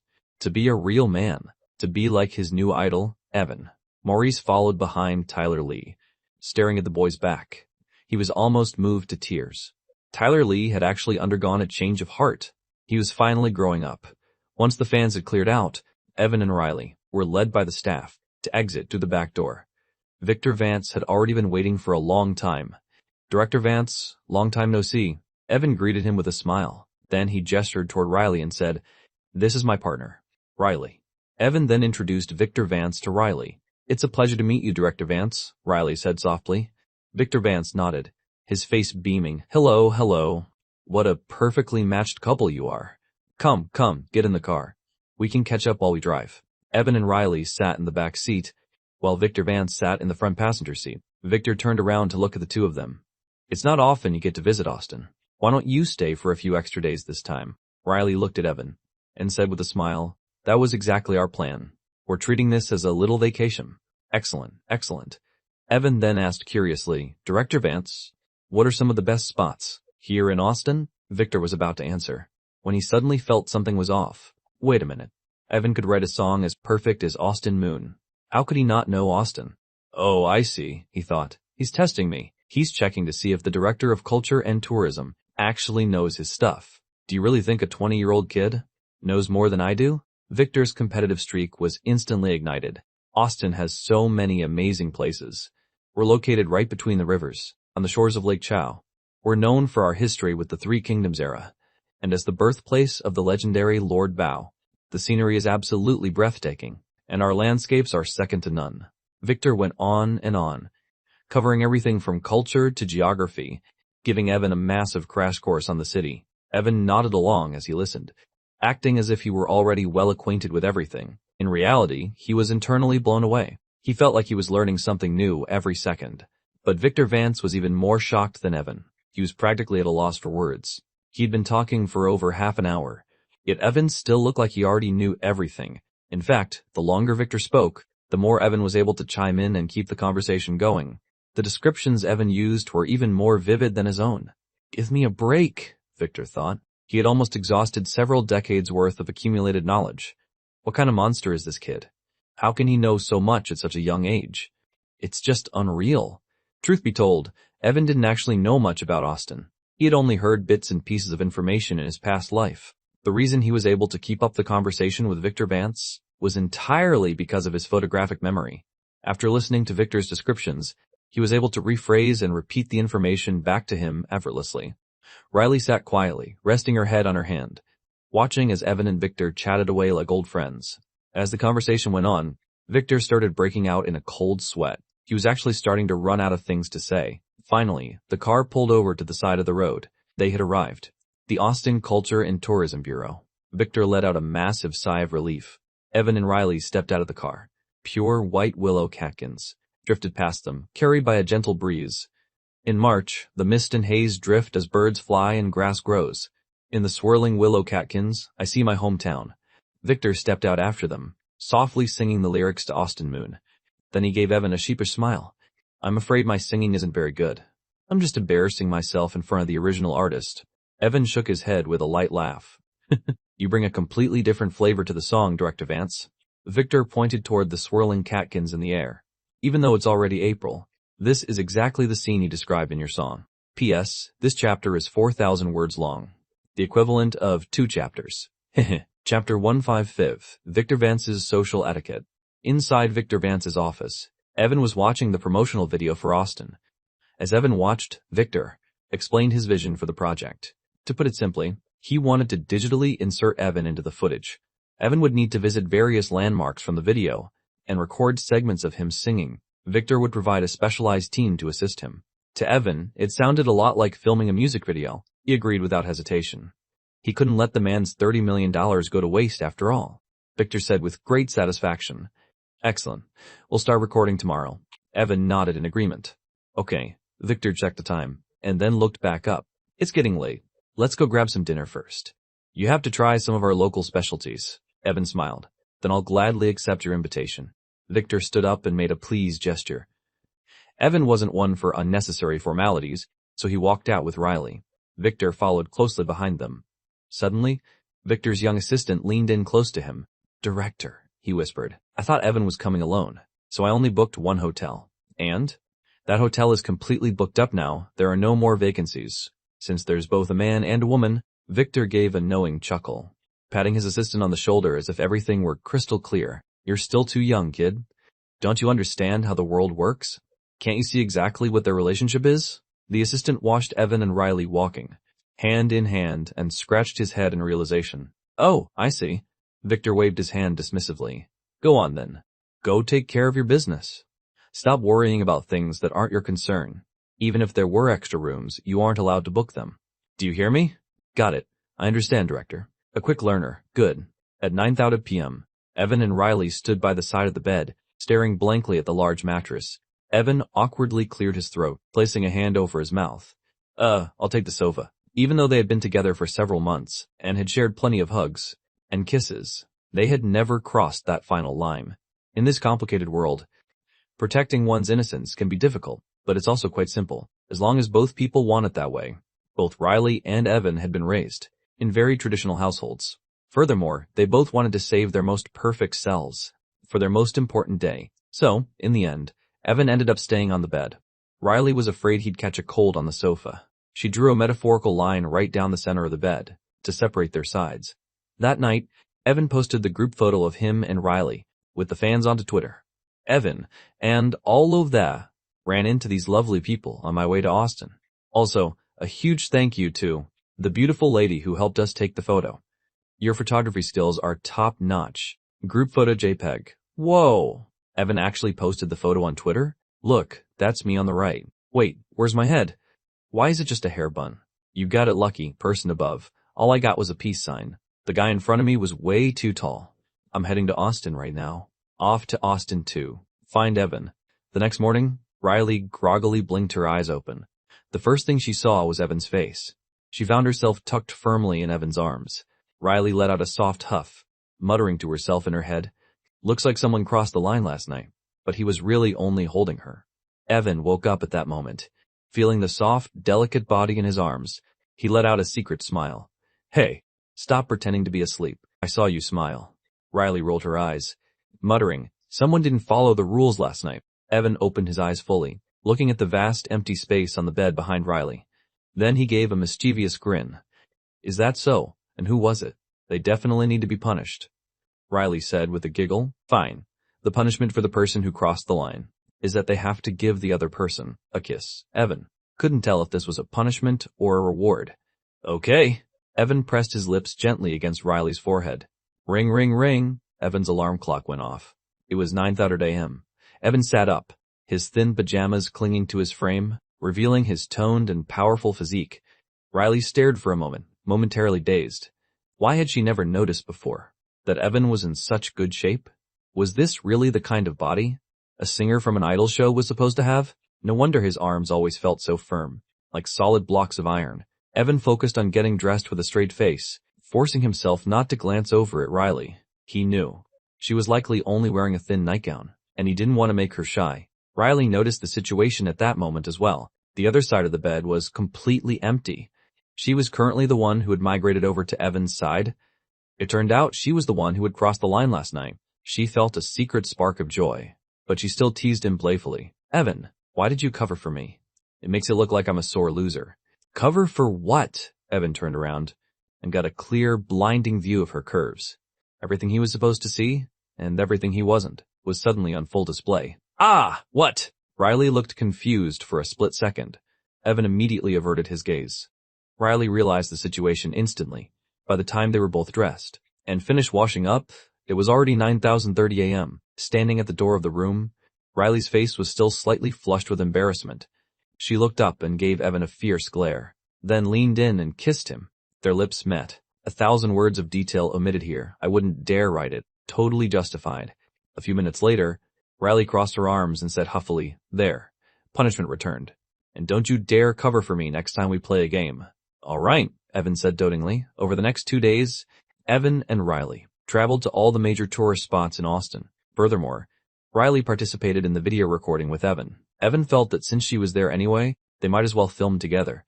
Plus, having a female lead suited the song much better. Victor Vance naturally had no objections. He didn't have to pay her an appearance fee after all. He would have been happy if Evan brought even more people. Besides, he thought Evan's suggestion was excellent. Just like the lovers on the bridge, passing by in pairs. Beside the bridge, the red flowers peer out. The night is far too long. Over the past 2 days, fans had spotted Evan and Riley at various tourist attractions throughout Austin. However, they all kept their distance, refraining from rushing in and interfering with Evan's work. Evan and Riley suspected to be filming an MV in Austin. If you have time, you absolutely have to check out the city. From the song Austin Moon, I'm already in Austin. I ran into Evan and Riley twice today. I must be the chosen one. Haha, Austin in April is truly breathtaking. I love it here, highly recommended. P.S. I really wanted to write this part in more detail, but I'm afraid of being too loud. I've had books banned on other platforms for writing steamy scenes, so I don't dare push the envelope anymore. Chapter 116. Amidst the swirling willow catkins, she saw him. Another morning arrived. Evan and Riley stood at the entrance of the hotel. Victor Vance didn't come to pick them up today. The video recording was already complete. Once Victor's team finished the editing, it would be released on Twitter and TikTok. There was nothing left for the two of them to do. They could finally take the time to properly explore Austin. Evan looked up at the sky. The horizon ahead was a bit dark and gloomy. Dark clouds had already begun to obscure the sun. The wind chased the clouds, blowing steadily toward the couple. It looks like it might rain, Evan said softly, as the breeze brushed past. A wisp of willow catkin drifted before Riley's eyes. Riley reached out to catch it. As the catkin settled into her palm, she gave it a gentle puff. The catkin took flight once more, soaring higher into the air. A single crystalline raindrop fell, hitting the catkin as it danced in the sky. Perhaps even the willow catkins had their own troubles. An umbrella appeared perfectly over Riley's head. The catkin had no one to protect it, but she did. Riley looked up at Evan with a sweet smile. Let's go. Let's go for a real walk. Evan nodded. Oh, okay. Evan, I want to eat that. Evan, I can't finish this. Evan, wait a second. I need to buy something. I'm back. Look, I bought these roses for you. Here. That evening, on a park bench, Riley fell asleep leaning against Evan's shoulder. After a long day of excitement, she was finally exhausted. Evan looked up at the stars and the moon. The soft moonlight washed over his face. A faint scent of jasmine drifted from Riley, carried by the breeze into his heart. Jasmine was her signature scent. Evan, it would be nice if we could be like this forever. Riley's soft mumble reached Evan's ears. A stray willow catkin drifted by. Landing on Riley's beautiful hair, Evan gently brushed it away, giving a quiet smile. He looked at the moon and whispered, "We will." The two stayed in Austin for a few more days, before returning to River City in mid-April. Victor Vance's promotional video had already been online for several days. The online reception for the video was exceptionally positive. The professional team Victor hired was top-notch. Netizens commented that it felt just like a high-end music video. Evan didn't know the exact impact on tourism, but judging by the joyful tone in Victor's voice, whenever he called, he could guess the results. Most likely, the number of people visiting Austin had seen a massive spike. Evan was sitting in his office with nothing to do, so he decided to go check on how Chase's practice was coming along. Walking through the main hall, Evan didn't see Chase or Leo anywhere. Leo was likely out at a commercial performance. Chase, however, was probably in the recording studio. The moment Evan pushed the door open, he saw the worried faces of the engineers, Darren and Wayne. The two of them rushed over to Evan as soon as they saw him. "Boss, you have to talk some sense into Chase. He's going absolutely mental. He's been practicing like this for days, going at it for over 10 hours a day." Darren's words poured out in a rush of concern. Wayne nodded fervently beside him. "Exactly. He's going to permanently damage his health at this rate." Evan's expression shifted immediately upon hearing that. He immediately ordered Darren and Wayne to cut Chase's microphone and kill the backing track. What Chase was doing was incredibly dangerous. He was literally gambling with his entire professional career. Only professionals like them truly understood how much high-intensity singing could destroy a voice. If Chase kept practicing like this for much longer, his career would likely be over before it even started. That voice was his livelihood. He couldn't be allowed to throw it away. While Chase was wondering if the power had gone out, Evan burst into the booth. He grabbed Chase by the neck and gave him a vigorous shake. "You brat, do you ever want to sing again? How can you be so reckless with your own voice? Damn it, do you have a death wish?" Even Evan, who usually had good manners, couldn't help but curse. Chase was nearly choked by Evan's grip. After a desperate struggle, he managed to break free. He looked at Evan resentfully. "Geez, Evan, I was almost killed by you before I could sing myself to death." Evan curled his lip dismissively. "You had it coming." However, Evan knew deep down that Chase was doing this because he lacked confidence for next month.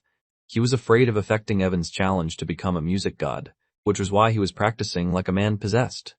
Evan sighed and said, "Don't worry so much. You and I are both young.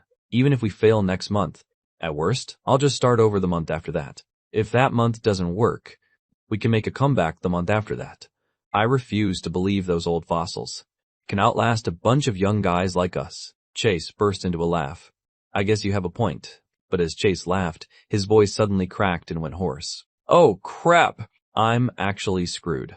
A horribly gravelly sound came out of Chase's mouth. Evan was dumbfounded. "No way. Chase, are you for real?" Inside a private clinic in River City, the doctor, whose name was Yu, switched off the examination light. "It's just extreme vocal strain from overusing your voice," he said. "I'll prescribe you 2 rounds of medication. Go home and rest for a few days, and you'll be fine." Evan smiled and said, "Thank you, Dr. Yu." Dr. Yu shook his head. "It's no trouble. Your voice is your career, after all. You can't go around abusing it like this." With the intensity he was going at, even a legendary set of vocal cords wouldn't hold up. "You have to think about your future." Dr. Yu had a partnership with String Melodies Entertainment. Whenever the company's artists had issues with their voices, they would come here for treatment. So he knew exactly what Evan and Chase did for a living, and he offered his advice with patience. Chase nodded, using his now terrible voice to say, "Thank you, Dr. Yu. You're literally my savior." Evan smacked Chase on the back of the head. "I told you to stop talking," he said with a look of disdain. "Your voice sounds absolutely hideous right now." Chase had a look of mock despair. The baby is suffering, but the baby isn't allowed to speak. After leaving the clinic, Chase suddenly let out a few dry, croaky chuckles. "See, I told you I was fine. Still invincible. Haha, in a few days I'll be back to normal. My high notes are the highest in the world, hee." And then, he saw the look of pure contempt in Evan's eyes, and a fist that was about to connect with his face. "Damn it, I told you to shut up." A few mornings later, Evan was sitting at his computer, picking out places he wanted to visit. "Evan! Evan! Where are you? Hear that? Your boy is back in action. Am I the GOAT or what?" Before Chase even arrived, his voice had already pierced through the building and reached Evan's ears. Chase threw open the door to Evan's office and shouted, "Evan, didn't you say you were going to take me to record that song? Let's go. I'm all healed up. Look, I'll perform the highest high note in the world for you." Justin looked at Chase impatiently and said one word, "Cool." Chase's reaction? What the hell was that? Chase was completely flabbergasted. His world was ending. He'd finally fully recovered from his illness and had run over to share his joy with his best friend. And his best friend just points and says, "Cool. Damn, Justin, you're the worst." Didn't he know that if he posted on Twitter, countless handsome guys and beautiful ladies would be showering him with concern? And yet, Justin just gives that reaction. P.S. To all the legends out there and the beauties, good night. Chapter 117. Wesley's Extreme Shock. Let's go with this school. Justin let go of his mouse and stretched his arms. Chase poked his head over and read the school's name aloud. Green Mountain Hope Primary School. "Yeah," Justin nodded, with a smile. "We'll go find the kids there to record the song. Those children's voices for the intro. They're exactly what youth sounds like." Plus, Justin also wanted to sponsor these schools hidden deep in the mountains. This would be the perfect chance for a site visit. Chase nodded after hearing the plan. A song about youth definitely needs young voices to sound right. I'll have the company contact their principal. Justin was talking to himself when he suddenly froze. His mouse stopped on the principal's name. Marcus? Justin was a bit dazed. Was this Marcus? The same Marcus he knew? Were they the same person? Chase also noticed and blurted out in surprise, "Wait, what? That couldn't be Professor Marcus, could it?" Justin didn't bother guessing. He went straight to Google. You never know until you look, and that search gave Justin and Chase quite a shock. On the computer screen, a long list of charity school names appeared, and every single one of them listed Marcus as the principal, and that Marcus was exactly who Justin and Chase suspected. The king of singers, Marcus. There were 9 charity schools in total. Among them, the oldest school had actually been built over 20 years ago. Marcus was currently in his 40s, meaning he had spent half his life doing charity work. Justin and Chase shared a look. In a single glance, both could see the shock and admiration in the other's eyes. Justin picked up his phone and dialed Marcus's number. Marcus had just returned to his office, only to find that Matthew and Wesley were already there, poking around here and touching things there. Marcus cleared his throat and said, everything in this office is an antique. They're worth millions. If you break them, you're paying for it." "Whoa, that vase you just touched? $3 million. Wesley curled his lip in annoyance. Stop your lying. $300 is more like it. I saw you order that on Temu myself. You still trying to scam me? Marcus gave an awkward laugh. You still remember that? Heh, I've been scammed by you too many times. Wesley's face was as dark as coal. He would never forget the tea set Marcus made him pay for. It was clearly a $69.99 item with free shipping from Temu, yet Marcus insisted it was some rare antique. He ended up charging him $128,623. The part that bothered him most was that 43 cents. Are you really that hard up for 43 cents, Marcus? He didn't knock off a single penny. Matthew stepped in to smooth things over. Come on now, we're all friends here. Marcus, the two of us just wanted to go see your schools. Right, Wes? Wesley gave a haughty nod. Marcus's expression changed instantly. His eyes narrowed into happy slits. Really, Brother Wesley? Wesley crossed his arms and nodded slowly. Yeah. Oh, well then, feel free to touch anything. You can even smash them right now. It's fine. If that's not enough, I'll buy 2 more for you to break. Marcus took the vase Wesley had just touched and placed it right into Wesley's hands. Wesley's whole face twitched. Why aren't you saying it's an antique this time? Not even 3 million? Nevertheless, he put the vase back where it belonged. He couldn't tell if Marcus was messing with him or not. Marcus gave a mischievous grin. You two aren't planning to go empty-handed, are you? Wesley said dismissively. Obviously not. I am a composer god, after all. Just then, Marcus's phone rang. He checked the screen, and a smile spread across his face. Guess who's calling? Who, Justin? Wesley was a bit surprised and slightly annoyed. Holy crap. He wouldn't be calling. Just to mock us old-timers, would he? He hadn't been able to beat Justin this month, and he was already frustrated enough. Now for Justin himself to actually call. His teammate's phone? It was even more annoying. Marcus shook his head with a laugh. Impossible. Justin isn't that kind of person. With that, he answered the call. Wesley quietly leaned in close to Marcus. Aye! He pricked up his ears, almost pressing them against Marcus's phone. He was simply too curious. Hey Marcus, it's Justin. Congratulations, you've secured first place this month. Oh, please. Is it because you guys went easy on me? Before Marcus could even speak, Wesley nodded with a satisfied look. The kid was certainly respectful. Marcus continued. Anyway, what can I do for you? Don't tell me you just called because you missed me and wanted to chat. Marcus, you're the principal of Green Mountain Hope Primary School, right? Marcus was a bit puzzled, not knowing why Justin would bring that up, but he answered, Yeah, I am. What's up? I'd like to visit your school and ask some of the kids for a favor. I want to record a song. Eavesdropping from the side, Wesley's heart skipped a beat. He was truly shocked. Holy crap, this kid is either releasing a song or is on the way to releasing one. He's literally breaking the market. Marcus said, Of course you can. I'll go with you. I happen to miss those kids myself. Oh, great, Marcus. I'll contact you tomorrow. And we can head out together. Sounds good. A few minutes later, Marcus hung up the phone. Wesley, who had been holding back for a long time, finally blurted out, Is that kid really going to record a song for his chart battle with Lin Tian next month? Matthew analyzed the situation logically. It's highly likely. Hearing this, Wesley's interest was piqued. He immediately stated, Marcus, I'm going with you tomorrow. I want to see for myself exactly what that kid has to challenge Lin Tian. 10 years ago, he was crushed into the ground by Lin Tian every day. He really wanted to see if this young man, Justin, actually had what it took to challenge Lin Tian. Marcus gave Wesley a deep look and said earnestly, I just hope you don't regret it later. Push. What could possibly scare me? You'll see once you get there. The next day, Justin and Chase left the company with a crew from String Melodies. They met up with Marcus and his group on the outskirts of the city. After introductions and greetings, the group drove toward the mountain range. Eventually, the vehicle stopped at the foot of a deep mountain. Only then did Wesley realize why Marcus had told him not to regret it. The cars couldn't go any further. There were over 10 miles of road left. The group would have to go on foot. Wesley turned to Marcus with a blank stare. Is it too late for me to leave now? Marcus didn't give him a straight answer. He just offered a meaningful sigh.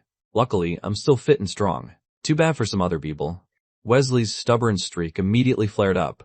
Who are you calling old and washed up? Just then, Justin and Chase walked up, carrying several large bags. Marcus, let's head out. The things in their hands were all clothes and books they had bought for the children. Wesley's eyes widened in surprise. Are you too sure about walking mountain roads while carrying all that? Why not let your company staff carry it for you? Evan smiled and flexed his arm. His biceps instantly bulged against his sleeves. We're young and fit. It's fine. Wesley felt called out for no reason. He felt like he was being targeted. Who are you calling old and weak? I'll help you carry some. Wesley reached out and took a pile of things from Evan's left hand. The weight of several dozen pounds made his body tilt instantly. The weight of books really was no joke. Damn it, he really was old. In the end, Evan had to carry the things himself. The long distance already made Wesley regret his choice. The group walked for over 2 hours. Half an hour of that was spent waiting for Wesley. When they reached the school gate, Wesley couldn't take it anymore. He sat right down on the ground, panting heavily. He looked at Evan and Chase, who seemed perfectly relaxed. He sighed and said, I really can't keep up with you young people. Evan and the others entered the school with Marcus Jang. The students looked on in wonder at this group of strangers who had suddenly arrived. Evan keenly noticed that the students were all wearing school uniforms. Though they looked a bit dirty, they were very warm. Marcus Jang had always been good to these students. Every expense in the school was free for the students. There were only a few teachers at the school. After Marcus Jang explained their purpose, Evan picked out a few students. He taught them personally. What the students needed to learn wasn't much, just reciting a few lines. A few hours later, Evan stood at the school gate, quietly looking at the mountain scenery. Meanwhile, Chase was practicing with his young teammates. The string melody staff assisted them. Once they had practiced enough, Evan would take these children back to String Melody's professional studio to record. Wesley walked to the other side of the gate. He took out a cigarette and offered it to Evan. Try one? Evan waved his hand to refuse. The one at home doesn't let me smoke. Wesley put the cigarette in his mouth and lit it. Disappointed, he said. Whipped at such a young age? That's a bad sign. Evan followed Wesley's lead and asked, Senior Wesley, are you whipped at your age too? Wesley said dismissively, Do I look like it? In my house, I call the shots. Evan gave a non-committal smile. It seemed Wesley's mouth was remarkably stubborn. Wesley knew Evan didn't believe him, so he switched the topic to his most curious question. Evan, tell me honestly, do you have confidence for next month? Evan didn't speak. He turned his head to look inside the school. The sound of youthful singing came from within. If the youth are wise, the country is wise. If the youth are wealthy, the country is wealthy. If the youth are strong, the country is strong. If the youth are free, the country is free.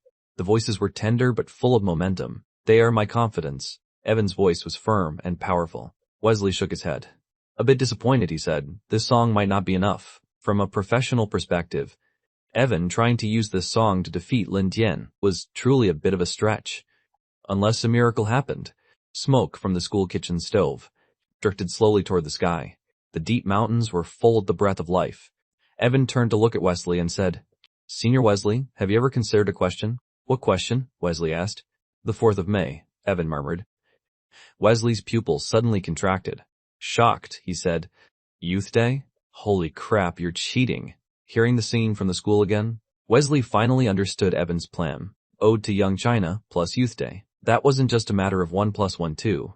When those two things came together, it would basically be a massacre. This month, forget Lin Tian. No one could win. Just then, a little girl walked up to them. Seeing her, Wesley immediately threw his cigarette away. He stepped on it to put it out. The little girl pulled on Evan's clothes. In a clear voice, she said, Big brother, can you play a game with us? Evan looked up. He saw a group of children looking at him expectantly. A teacher noticed at this moment that the girl was pulling Evan with her dirty hands. The teacher immediately walked over. Knowing Evan and the others were celebrities, she feared the girl would get his clothes dirty. She also feared Evan would lose his temper and scare her. But before she could take 2 steps, Evan slowly knelt down. He took the girl's hand and said gently, Sure thing, little sister. What game do you want to play? Evan had a sister at home himself, though that one was a bit more mischievous. The little girl's brow furrowed slightly. Her bright eyes darted left and right, as if thinking about what to play. Evan made a suggestion. How about we play Drop the Handkerchief? The little girl asked curiously, What's Drop the Handkerchiefs? Evan was momentarily speechless. He almost forgot that this wasn't his former world. In this world, even Drop the Handkerchief, a children's game every kid back home knew, didn't exist. Wesley leaned in. He hadn't heard of Drop the Handkerchief either. The girl saw Wesley and politely said, Hello, Uncle. Wesley pretended to be angry. Why is he big brothers? And I'm Uncle? The little girl looked at Evan with a bit of hesitation, then looked at Wesley. After comparing them, she said without hesitation, You're old. Wesley was left speechless. Children don't lie. It turned out he really was old. Senior Wesley, out of the mouths of babes. Don't take it to heart. Evan wore a smile on his face. Wesley naturally wouldn't hold a grudge against a child. Stop laughing, you kid. Just hurry up and tell me how exactly to play this drop the handkerchief game. Evan took the little girl's hand and walked into the group of children with Wesley. Evan explained the rules in detail. Everyone remember, if you get caught, you have to perform a show. The children agreed excitedly. The teacher watched with a smile. Evan and Wesley were blending right in with the students, as expected of Principal Marcus's friends. They're completely different from other stars. It's starting. Everyone remember to sing along. Evan shouted. Okay, drop the handkerchief, quietly place it behind a friend. Nobody tell them. Hurry up, catch them. Hurry up, catch them. Wesley squatted between two children, singing along with them. The shock in his heart had not yet dissipated. Before meeting Evan, he had never heard of Drop the Handkerchief anywhere before. Not the game, nor this nursery rhyme melody. That meant this song was highly likely something Evan came up with on the spot. Nursery rhymes were easy to write. The melody and lyrics were simple, but making kids actually like them was difficult. And Evan's lyrics and melody were written in just a few short minutes. What kind of talent was this? He's a monster. Listening to the children's laughter around him, Wesley didn't know what to say anymore. If Evan didn't become a composer god, then a lot of current composer gods should lose their jobs. They weren't fit to be ranked above Evan. Evan, catch me. While Wesley was lost in thought, Evan sneakily dropped a handkerchief behind Wesley's back. The sneak attack was a success. Wesley realized too late. Evan, you sneaky troll. P.S. This is another 4,000-word chapter, which counts as 2. To be honest, I don't know if everyone likes this kind of slice-of-life plot. If you don't, I'll adjust things later on. Chapter 118, Bamboo Dragonfly. Evan and the others stayed at the school for a few days, eating and living alongside the teachers. During this time, he also got a taste of what it felt like to be a teacher. Compared to schools in the city, the environment here was certainly much harsher. As they were about to leave, Evan asked for Marcus Jong's bank account number and transferred $11 million into it. Evan said with a smile at the time, Marcus, this is a small token of appreciation from Ben and me. The kids are adorable and hardworking, and the teachers are very dedicated. This $11 million isn't much, but it can help improve the living environment for the children and teachers. Matthew followed suit and donated $10 million to Marcus Jang's charity schools. Wesley's prideful nature made him unwilling to give less than Evan, so he generously donated $20 million. The various staff members from String Melodies, who had accompanied Evan, also donated according to their own financial situations. Marcus Jong said nothing at the time. He simply gave everyone a deep, silent bow. As they left, the little girl who had asked Evan to play Drop the Handkerchief gave Evan a bamboo dragonfly toy. Big brother, you have to come back and play with us again. Evan patted the little girl's head and said gently, all right, little Willow needs to be like the bamboo dragonfly, flying higher and higher, okay? Little Willow nodded seriously. Evan waved goodbye, holding the bamboo dragonfly. See you later. Goodbye, big brother. The bamboo dragonfly was very exquisitely made. It even had a small bamboo base. Evan placed the bamboo dragonfly next to his computer. Ben pushed the door open and walked in. The song is recorded. Their performance was absolutely perfect. Ben placed a USB drive next to Evan's computer and laughed. Have a listen. Evan plugged the drive into the computer and opened the raw audio file. 3 minutes and 21 seconds later, Evan said in surprise, Not bad, Ben. Your skill actually improved after your voice went hoarse, Ben said smugly. Of course. You know who you're talking to? Those days of practice really weren't for nothing. However, he only wanted to go through that once. He didn't dare push himself like that again. Evan suddenly didn't want to talk to Ben anymore. The moment he gave a compliment, Ben's ego immediately went through the roof. Seeing that Evan was silent, Ben's eyes darted around and spotted the bamboo dragonfly on Evan's desk. Oh, a bamboo dragonfly? I haven't played with one of these in years. Ben reached out to grab it, but Evan swatted his hand away. Don't touch that, brat. If you break it, I'll make you pay, Ben said sourly. Is our friendship really worth less than a bamboo dragonfly? Has the love finally vanished? Evan couldn't help but roll his eyes. Just then, Riley's pleasant voice came from outside the office. Evan, are you back? Yeah, Evan called out in response. Riley pushed the door open with her left hand, keeping her right hand behind her back as she tiptoed over to Evan's desk. Ta-da! Your favorite strawberry pudding. In an instant, a bag of strawberry pudding appeared in front of Evan. Oh, thank you, Miss Riley, Evan said with a smile. At that moment, a hand appeared out of nowhere, stealthily reaching for the strawberry pudding. Evan's eyes sharpened, and he slammed a fist down directly on it. Ow! Ben immediately put on a mask of pain, and then he saw the murderous look in Evan's eyes. Buy your own if you want to eat. What, you don't have a few bucks? Ben then looked pitifully at Riley and said, Riley, look at him. Riley had a smile on her face, but then she calmly uttered two words, no way. Ben still hadn't resolved his issues with Kayla. Riley wouldn't give him anything even if she had to throw it away. Is that a bamboo dragonfly? After turning Ben down, Riley noticed the new decoration on Evan's desk. Did you buy this, Evan? Evan shook his head with a smile. No, a little girl at Marcus's school gave it to me. Riley wasn't about to be jealous of a little girl. She picked up the bamboo dragonfly, took it off its base, and gave it a gentle spin. The bamboo dragonfly soared high, hitting the ceiling before falling back down. Riley picked it up and wiped it clean. She put it back in its place with a hint of envy, then said with a smile, next time you go there, remember to take me with you. I want a bamboo dragonfly like that too.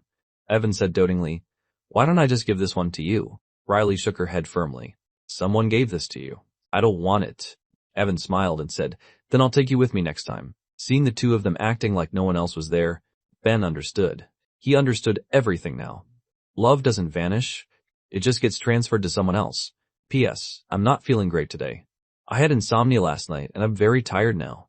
I'm sorry, there's only this one chapter. Also, regarding the song Why Not earlier, I've already changed that part, so please stop scolding me. The author is being scolded into a daze. Chapter 119, Filming A, Music Video, Exclusive Sent. Ben didn't want to stay there for another second. He grumbled as he left the company to go buy pudding for himself.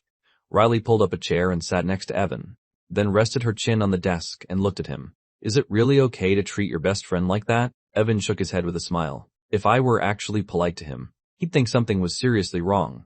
Riley thought about it for a moment, realizing that male friendships really were quite different from female friendships. Evan turned the computer screen toward Riley, and then asked a question.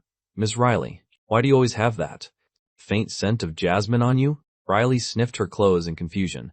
Do I? I can't smell it myself. Evan didn't answer. Instead, he shifted his gaze to the computer and signaled for Riley to look as well. Look, what do you think of our duet? Riley turned her head slightly and looked at the screen with curiosity. Exclusive Scent, Riley murmured the song title. Combined with what Evan had just said to her, she suddenly realized that this song was highly likely written by Evan specifically for her. Riley's pre-face couldn't help but blush slightly. Evan rested his head on his hand and looked at Riley, asking knowingly, guess who the inspiration for this song came from? Riley glared at Evan, and then stuck out her tongue and made a face. I don't want to guess, and I don't want to know. She already had the answer in her heart, but she didn't want to say it out loud. She was afraid Evan would get smug. Evan chuckled. You really don't want to know? It came from a very adorable girl. Riley let out a soft huff. Then you should go find that girl and sing it with her. All right. Evan grabbed Riley's hand and started walking toward the door. What are you doing? Riley asked. Evan looked back and said with a smile, I'm taking this adorable girl to go practice our song. Riley's eyes crinkled with joy, and a smile tugged at the corners of her mouth. Then I'll reluctantly agree. In a recording studio, the melodious, romantic vocals rang out once more. Evan wants to share a hug with you, feeling your heartbeat. Riley, you have a unique scent. The two of them looked at each other, singing in unison, hearts leaning close together. Whoa! Darren's eyes were wide. It was just way too sweet. He heard the boss wrote this specifically for his lady. I'm literally dying from the sweetness. Wayne looked like he was about to turn into a giant heart. Darren gave an auntie smile and said, no joke, if I were a girl, I'd definitely be a rival for the boss's lady. Riley winked at Evan. Meeting you? I realized how much you mean to me. Evan responded with a smile. No one can feel your sweetest smile, and I'll never have to look for anyone else again. Riley had already found her person. Sweet, it was so freaking sweet. The sugar content was through the roof. Wayne was already reaching his limit. Darren felt he could still handle it. It was only a little bit sweeter than him and his wife. Hadn't he and his wife sung together at home before? It's just that he hadn't written the song himself. This one was still a masterpiece by Evan. Riley thought about the next line of lyrics. Her smile deepened further. These lyrics perfectly captured what was in her heart. Riley sang again. Our fate is just right.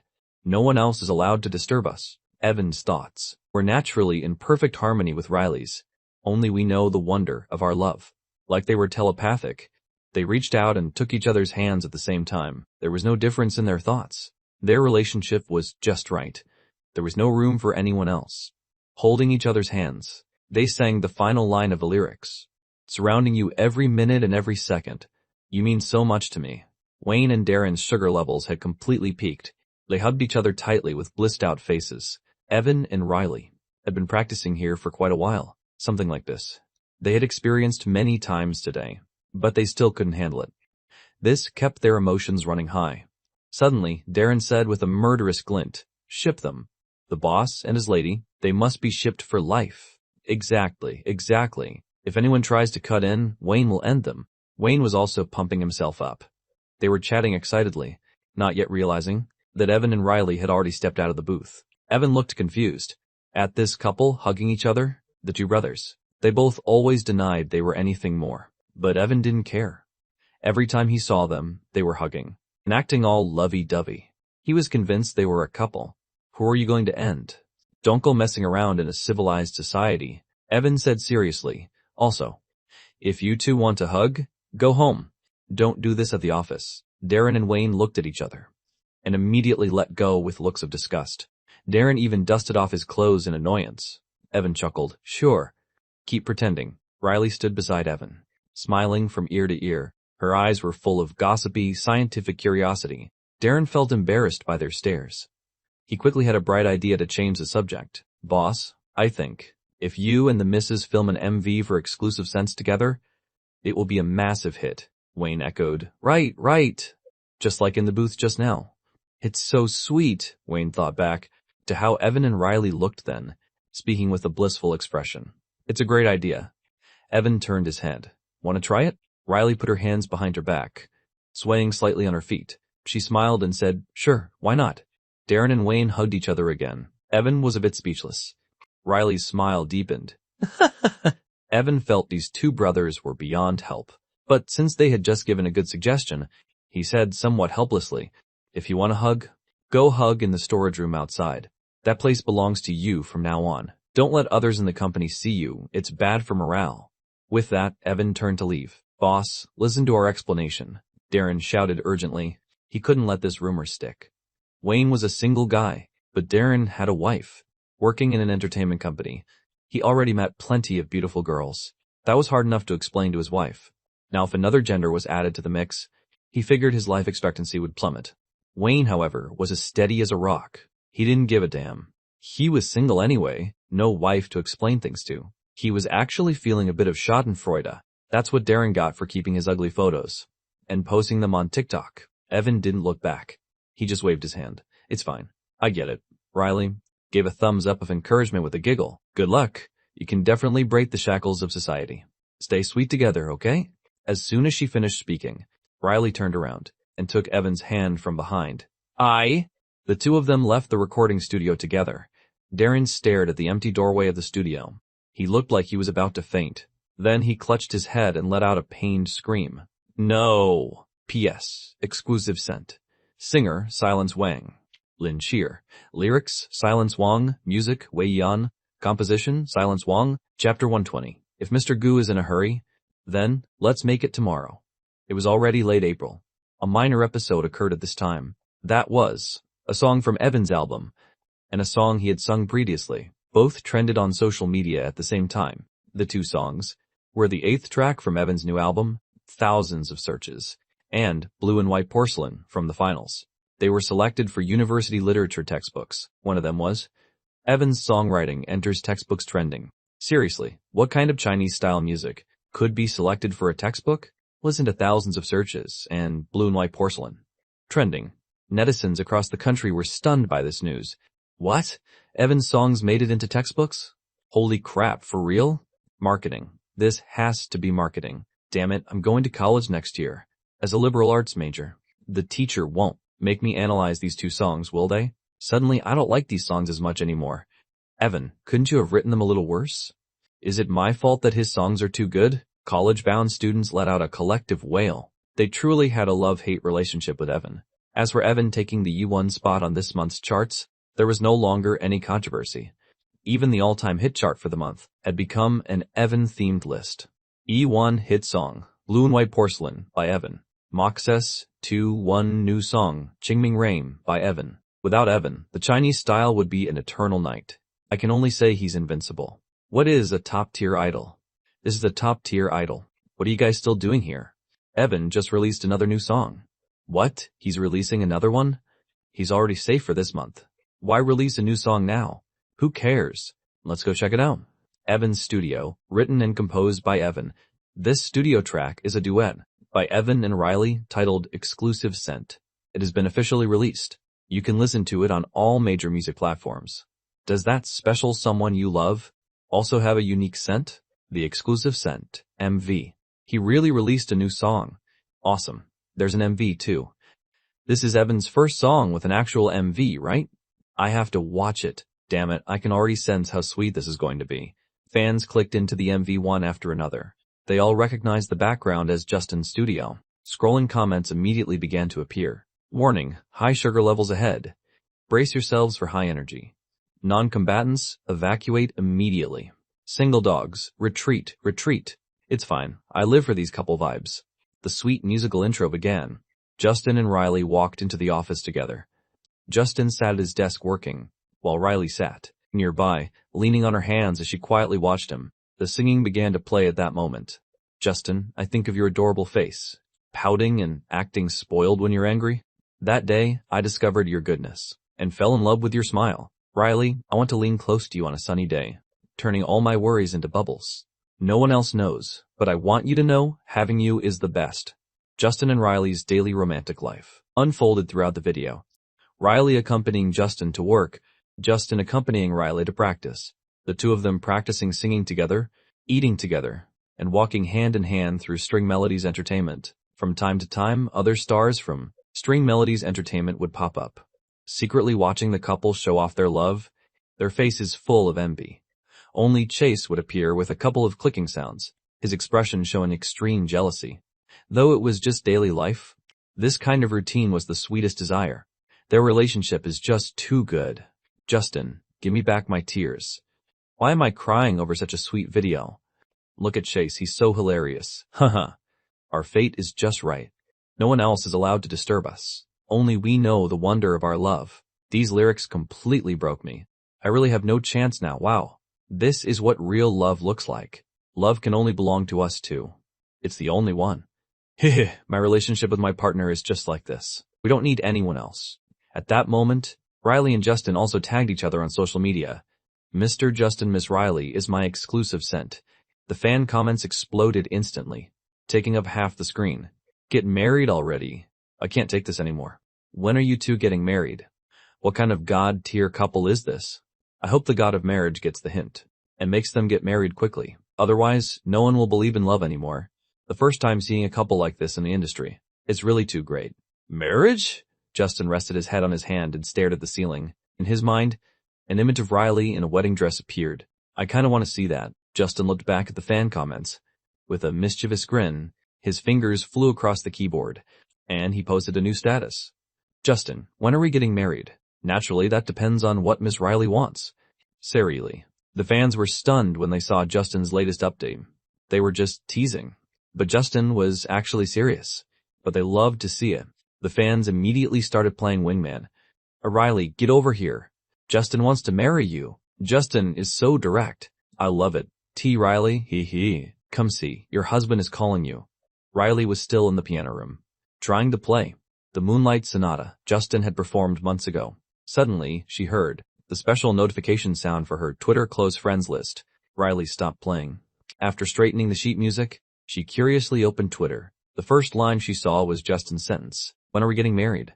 Naturally, that depends on what Miss Riley wants. Riley's face turned bright red instantly. Adrenaline surged through her, and her heart began to race. Riley suppressed her emotions and set down her phone, taking a deep breath. Her slender, fair hands began to dance across the keys. A cheerful melody echoed through the piano room. After the piece ended, Riley let out a long breath. She murmured shyly, "You dummy! How can you say something like that? So easily?" However, she suddenly imagined how Justin looked right now. He was definitely wearing a smug smile, and probably looking quite mischievous. Who's afraid of who? Riley began her counterattack. Riley, I'm ready whenever. If Mr. Justin is in a hurry, how about tomorrow? P.S. Thousands of searches. Singer, Vey. Lyrics, music, Vey. Arranger, Yang Yang. Chapter 21, I love you. Ah, what did I just see? She agreed. Screaming marriage. They're getting married tomorrow. As a shipping scientist, I'm already over the moon with joy. What? Justin and Riley are having a baby tomorrow? Their shipping fans were already beyond excited, spreading the news everywhere. Marketing accounts also began spreading rumors far and wide. Gossip pioneer Sammy Shen was being tagged relentlessly by netizens. Sammy had just finished practice and returned home. The moment he turned on his phone, he was stunned. Did I finally go viral? Sammy thought to himself. Then he trembling opened Twitter and saw those messages. His eyes immediately went wide like copper bells. Holy crap, Justin, you're the GOAT. In his opinion, Justin and Riley getting married was much more interesting than him going viral. He immediately ran to Justin and Riley's Twitter comments and replied, 999. He even tagged Justin in the Azure group chat. Sammy, Justin, getting married and you didn't even tell your boy? Were you afraid I wouldn't bring a gift? Chase, what the hell? When is he getting married? How come I didn't know about this? Sammy, didn't Riley say on Twitter that she and Justin were getting married tomorrow? Chase, me no. Chase, me no. Sammy, Justin didn't even tell you, his best friend? Holy crap, they aren't going to elope, are they? Sammy realized that Chase actually didn't know about Justin's wedding news. He immediately constructed an entire elopement drama in his head. As for Sammy's erratic way of thinking, the other members of the group did not agree. Link, Ren, and T-Chen, but they all went to Twitter and commented, 999. Forget everything else for a moment. Congratulations first. With that one post, the marketing accounts began to embellish even more. Justin publicly proposes to Riley. Riley agrees instantly. All of Azure offers their blessings. Sophie Gu snorted. In disdain at the TikTok video title, she lay on the bed, kicking her legs. Marketing accounts again. If my brother was getting married, how could I not know? But when she looked closely at the video screenshots, they were indeed Justin and Riley's official Twitter accounts. This couldn't be a hoax, right? Watch out, my brother will sue you. Sophie still didn't believe it. To debunk the rumors, she went on Twitter herself. The first thing she saw were the statuses. Justin and Riley had posted back to back. Ah, it's real. Sophie immediately sprang from the bed and ran into the living room in her slippers. She shouted at the top of her lungs, Mom, Dad, we're doomed. Big brother is going to elope with Riley. Sarah and Arthur, i.e. Justin threw open the door to the piano room. Out of breath, he said, Riley, you have to keep your word. No taking it back. This was the first time in months that Justin had called Riley by her name. He was asking the question very seriously. Riley looked at the panting Justin, knowing he must have just seen the message and come running over. She just didn't know exactly what Justin meant by, when are we getting married? Anything counted, whether it was marrying tomorrow or anything else, as long as it was Evan. She was okay with it. Riley nodded somewhat shyly, letting out an extremely soft, The moment the words left her lips, Evan walked to her side and pulled her into a tight embrace. After a long time, Evan whispered tenderly in Riley's ear, Thank you for coming into my life. I love you. In his past life, he had been alone until the day he died. In this life, he finally had a partner who could accompany him for the rest of his years. To Evan, this was beyond precious. Riley leaned against Evan's chest, feeling his steady heartbeat, and finally whispered, I love you too. At this moment, the feelings between them evolved from like into love. P.S. Happy New Year. There probably won't be any more updates today. The author is going to watch the Spring Festival Gala to see Vey. My Vey. Vey is on the Spring Festival Gala this year. If you guys have time, remember to watch it. Chapter 122, String Melodies, Slacking Off. Evan and Riley walked out of the piano room hand in hand. Having waited for ages, Chase asked them with a hint of uncertainty. Are you two really getting married tomorrow? Chase hadn't believed it at first, but he couldn't withstand Sammy Shen's constant cheering and the barrage of phone calls from Evan's mother. It had made even him start to doubt his own certainty. Evan shook his head with a smile. How could it be that rushed? He also wanted to marry her tomorrow, but it was too reckless. It wouldn't be fair to either of them. For the most important day of their lives, they naturally had to arrange things properly. Besides, this didn't exactly count as a formal proposal. Evan felt he needed to make it more official. For example, he needed a ring. Chase was utterly disappointed. He turned and waved his hand, speaking as he walked away. Fine, I'm out. Remember to call Aunt Sarah back. She even called my phone just now. Halfway out the door, Chase finally couldn't hold it back anymore, and a wide grin broke across his face. He forgot to warn Evan that his dear Aunt Sarah was currently in a very high-strung state. She seemed to genuinely hope that Evan and Riley would actually get married tomorrow. If Evan called Sarah back now to explain that it was all a misunderstanding, given Sarah's temperament, Evan was definitely in for a scolding. Knowing his best friend was about to get chewed out was its own kind of entertainment. That's what you get for showing off your relationship. Chase put his hands behind his head, whistling a tune, and walked away looking absolutely delighted. Back in the office, Evan looked at the 99 missed calls and felt cold sweat start to run down his back. Sarah held a powerful bloodline suppression over this body of his. Buzz, buzz, the phone vibrated gently. Another call was coming in. Evan had a strong, sinking premonition of doom. I'll answer it for you. Riley saw Evan's distress. She picked up Evan's phone and connected the call. Hello, Auntie. It's Riley. Okay, goodbye, Auntie. After Riley finished explaining things to Sarah, Sarah finally hung up the phone. Evan breathed a massive sigh of relief. After explaining to his mom, they still had to clarify things on Twitter. Otherwise, there was no telling what the marketing accounts would turn this into. Evan and Riley posted at the same time, marriage is a certainty, but not right now. It's too rushed. We need a sense of ceremony and a little bit of time. Damn it, I knew it. Why not just do it now? Get married now. Right now, immediately. You two aren't secretly going to the courthouse behind our backs and just not telling us, are you? Person above, I support that theory. We need a little time. At this point, the fans didn't realize that the little time the two mentioned would last for a whole year. The Willow-Catkin-filled April was drawing to a close. Countless trending topics arrived along with May. Breaking news, Lin Tian personally says. His new May song will be a Chinese-style track. Lin Tian's new song is actually Evan's specialty genre. Rumors say Evan went to a mountain primary school in April to record. 5 days have already passed for Evan. How come he hasn't married Riley yet? Lin Tian is actually writing in Chinese style. Holy crap. Taking down Evan with the genre he's best at. That's cold-blooded. Lin Tian is definitely doing it on purpose. Why did Evan run off to a mountain school? What kind of song is he recording? Did Evan give up on Chinese style? That's his only advantage. I feel like Evan is 100% finished now. Early morning on May 1st. Every major music platform uploaded the 2 songs from Evan and Lin Tian at the same time. Aside from the standard platform-generated recommendations, String Melodies Entertainment didn't buy any paid promotion for these 2 songs. Firstly, because aside from Evan and Lin Tian, not a single other singer released a song this month, not even the viral influencer singers. They all knew that the clash between Evan and Lin Tian would leave them with absolutely zero traffic. Secondly, manager Sam had realized something. Both sides were his own treasures. This was entirely an internal battle between String Melody's stars. There was no need to waste money buying promotions. If they bought promotions, someone might claim String Melodies was favoring one over the other, which would create unnecessary friction. That would be even worse. So, String Melodies simply didn't buy anything. They just slacked off. Since they couldn't convince the two to call a truce, they might as well just enjoy. This month, that belonged exclusively to String Melody's own artists. P.S. No more for today.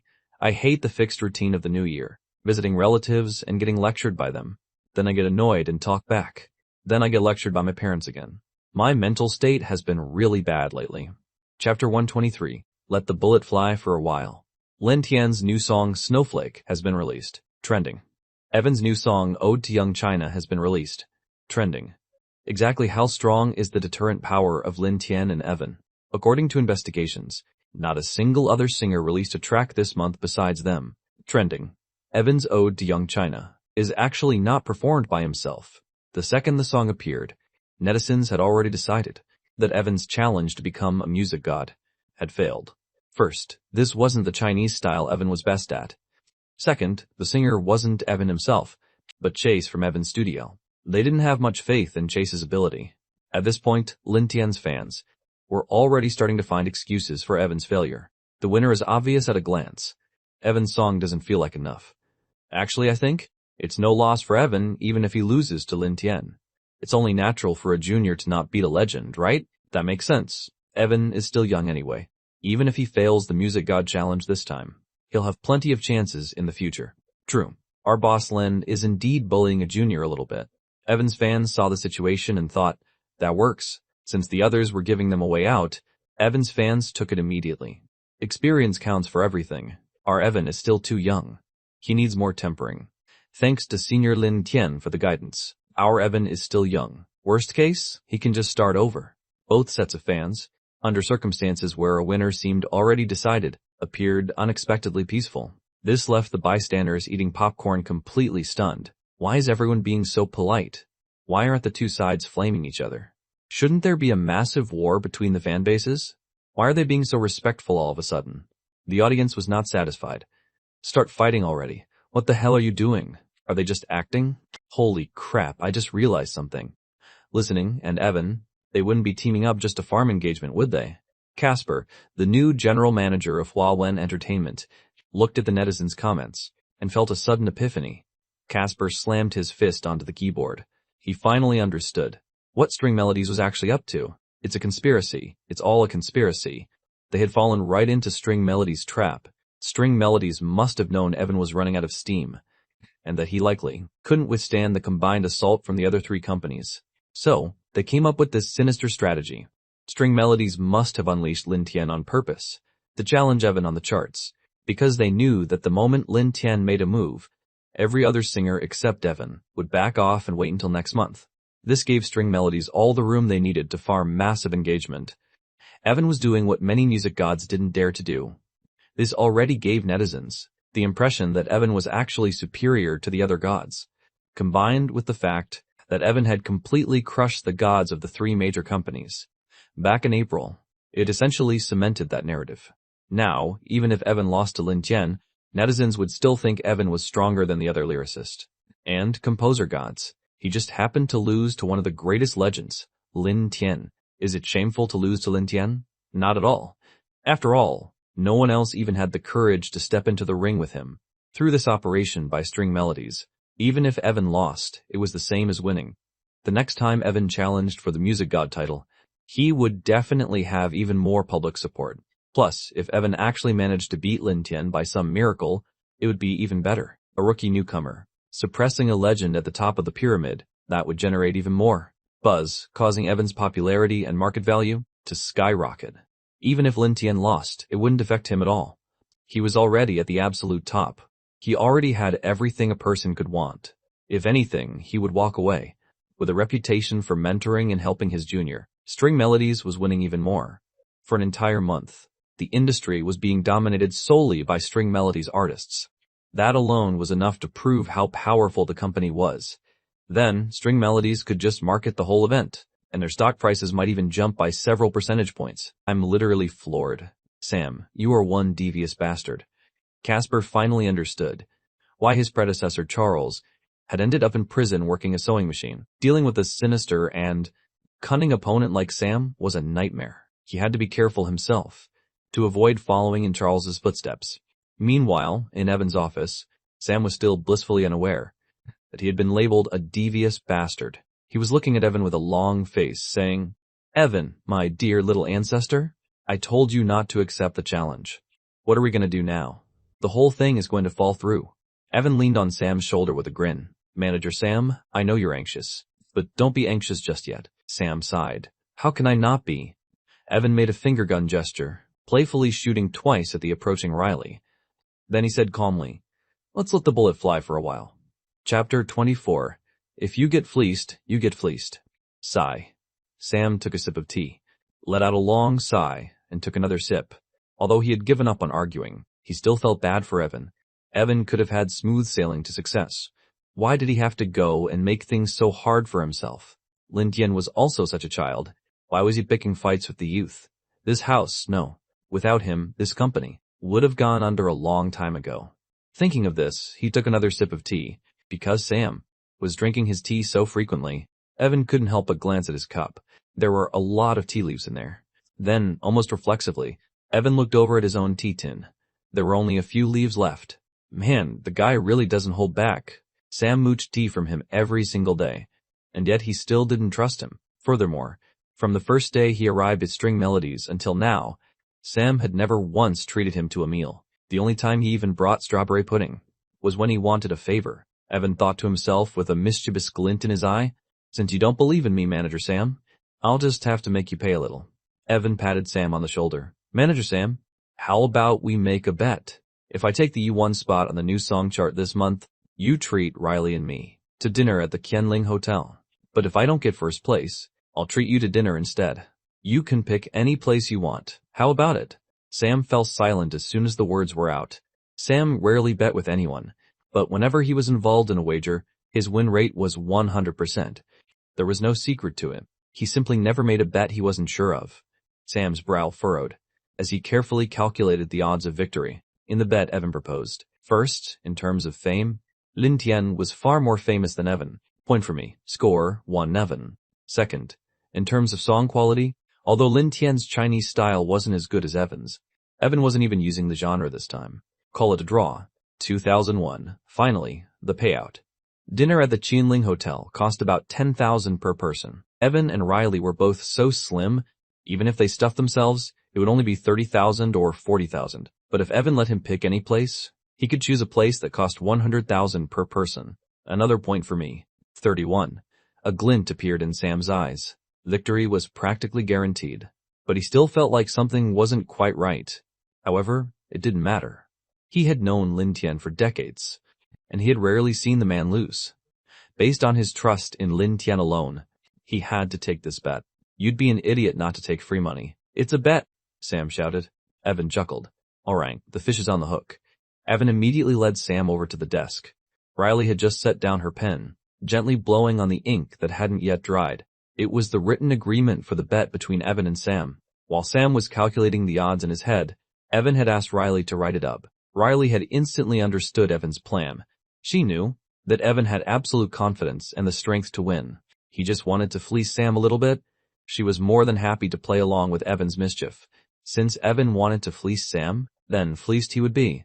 Riley's eyes narrowed into slits, a mischievous glint flashing within them. She handed the paper to Sam. "Sign here, Manager Sam." Sam looked at the document, and his heart skipped a beat. Something feels off. Is he afraid I'll back out? As if I, Sam, would ever do such a thing. Fueled by his decades of trust in Lin Tian, Sam picked up the pen and signed his name. The second Sam finished signing, Evan silently pushed a red ink pad in front of Sam. It wasn't for anything special. He just wanted Sam to add a thumbprint. And he definitely wasn't implying that he didn't trust Sam. Not at all. Sam stared at the red ink pad in silence. His gaze shifted back and forth between Evan and Riley.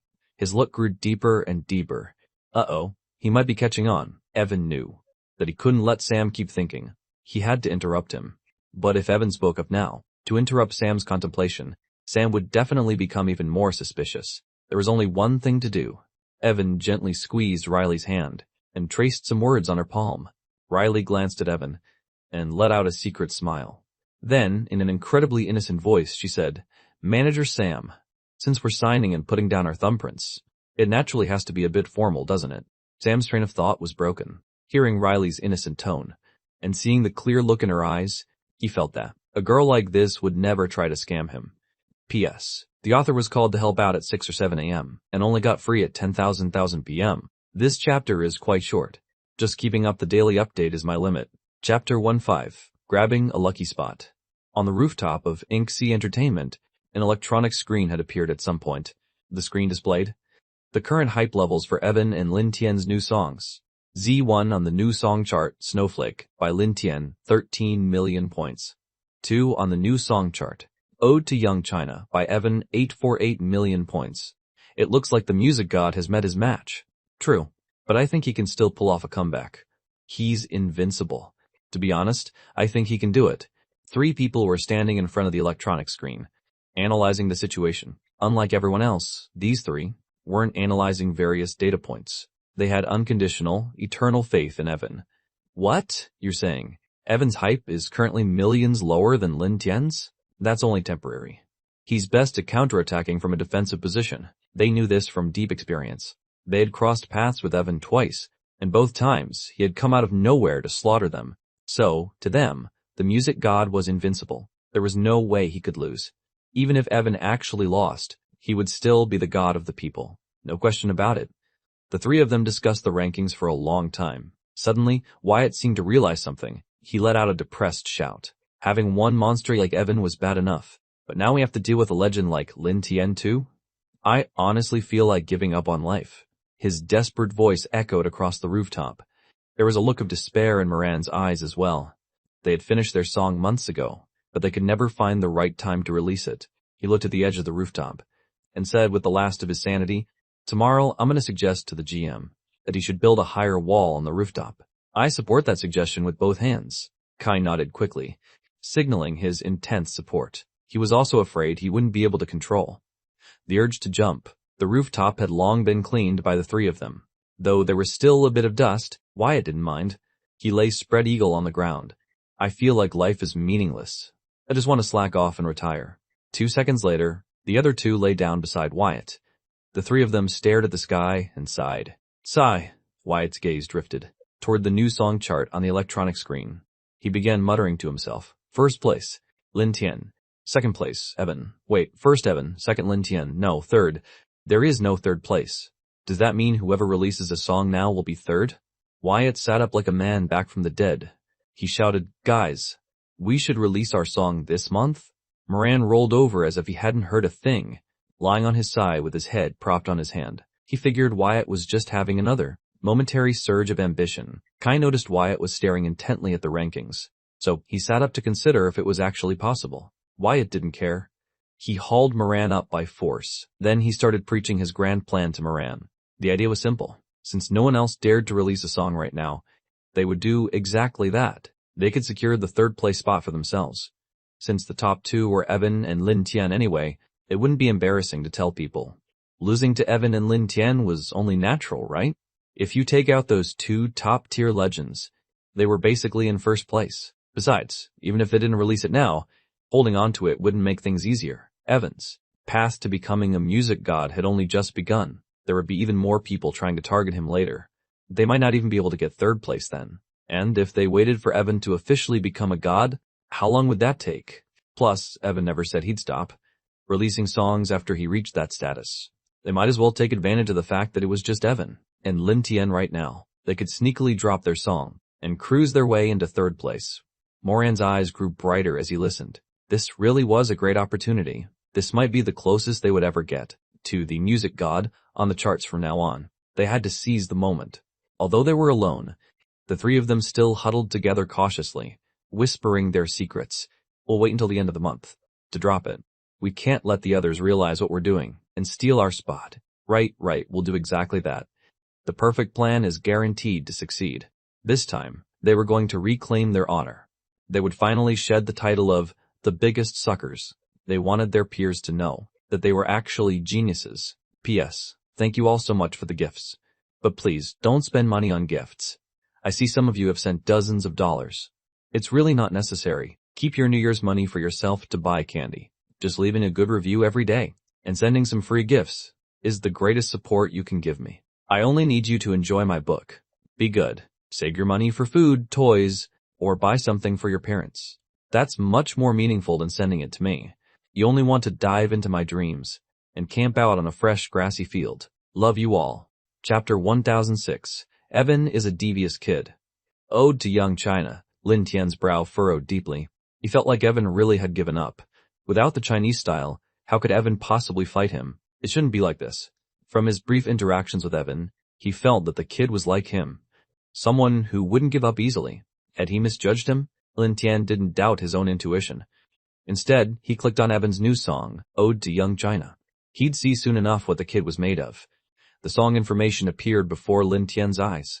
Ode to Young China. Vocals, Chase. Lyrics, Evan. Composition, Evan. Chase. Lin Tian remembered him. This young man was Evan's best friend. Evan actually hadn't performed the track himself this time. Did he really trust his friend singing that much? The music had no intro. There was only the rhythmic sound of drums, paired with the powerful shouts of children. If the youth are wise, the country is wise. If the youth are wealthy, the country is wealthy. If the youth are strong, the country is strong. If the youth are free, the country is free. Lin Tian could feel the intense energy of youth rushing toward him He felt that Evan's creativity was truly boundless. This was the first time he had ever heard a song open like this. Interesting. Let's keep listening. Show me all your strength, Evan. The red sun rises, lighting up the vast path. The river emerges from its hidden flow, pouring into the massive ocean.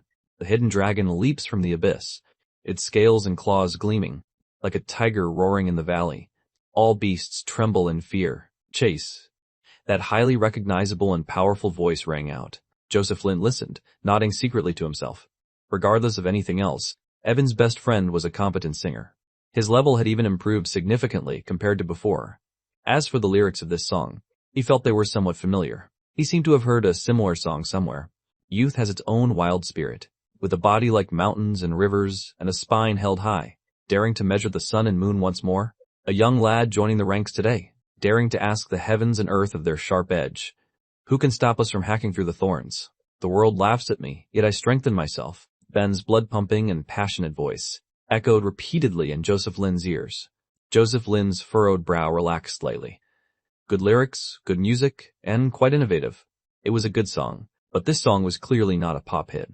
It wouldn't achieve very wide distribution. It wasn't quite suitable for a chart battle. Moreover, on the rankings, he was already leading Evan by over 10 million hype points. Barring any accidents, Evan was going to lose this month. Evan, you're still too young. Joseph Lynn let out a helpless laugh.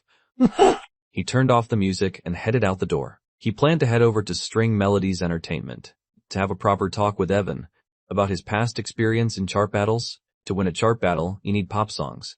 This kind of song just won't cut it. Joseph Lynn walked down the street, like an ordinary middle-aged man, occasionally looking at the surrounding scenery with curiosity. Though his body was old, his heart was not. As he passed by a school, music drifted out from inside. His professional instinct kicked in, so he stood at a distance and listened carefully. The red sun rises in the east, the great path filled with light. Joseph Lynn had an epiphany. He knew he'd heard lyrics similar to the red sun rising, and the great path filled with light, somewhere. It was The Great River. If he remembered correctly, that song was also by Evan. Evan really did enjoy writing this type of music.